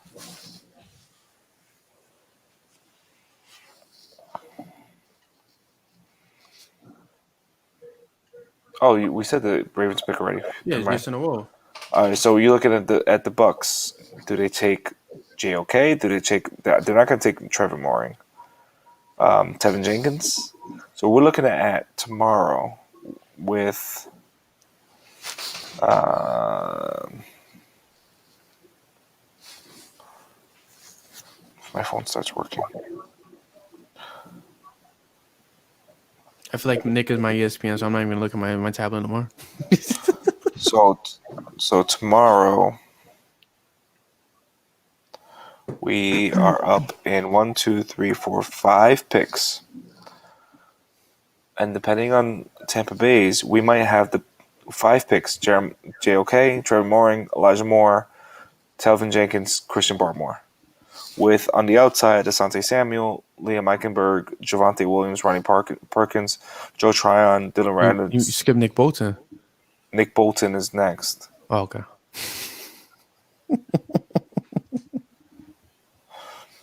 Tyson Campbell, Boogie Basham.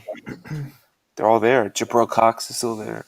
And Melissa Winnett, whatever, the Noah Fonwu. Fonwu is still there. So there's lots to pick from. This is going to be very interesting. What time is the draft tomorrow night? 7. Same time, right? 7? Seven. Oh, boy. Good luck. It's going to be a late one. I'm not streaming that one. That one I was just watching in my lonesome.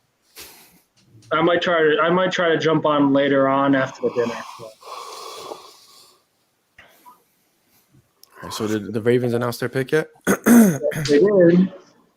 All right, so now Joe Tryon has been picked by the Bucks. Who? Joe Tryon.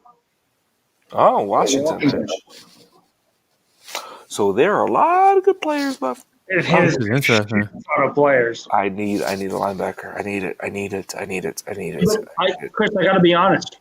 If they take a linebacker or they take a corner, I'm perfectly fine with either. It's an A plus. It's an A plus draft. It's an A plus. Because you can still get a good corner on a free agent market. It's an A plus draft. Yeah, and Jabril Cox is slated to go in the third round anyway. And let's say they take him in the third round, take a corner there.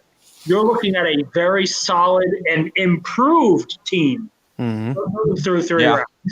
Absolutely. I don't see. Look, and I'll say this: I'll even grade the DeVonta Smith pick as a B plus. I think it was a good pick. The trade up was fine. Not really concerned about it. And the he's clearly got the production to be good. I just think, adding it with a couple other players, you're looking at a potential A draft, looking at everything included. It's very, very pleased with that, with how the board is looking later on, as opposed to how it looked when it started. I completely agree. So we're about to approach the 5-hour mark, and I don't think I've ever streamed for 5 hours straight. So I'm actually this is light work.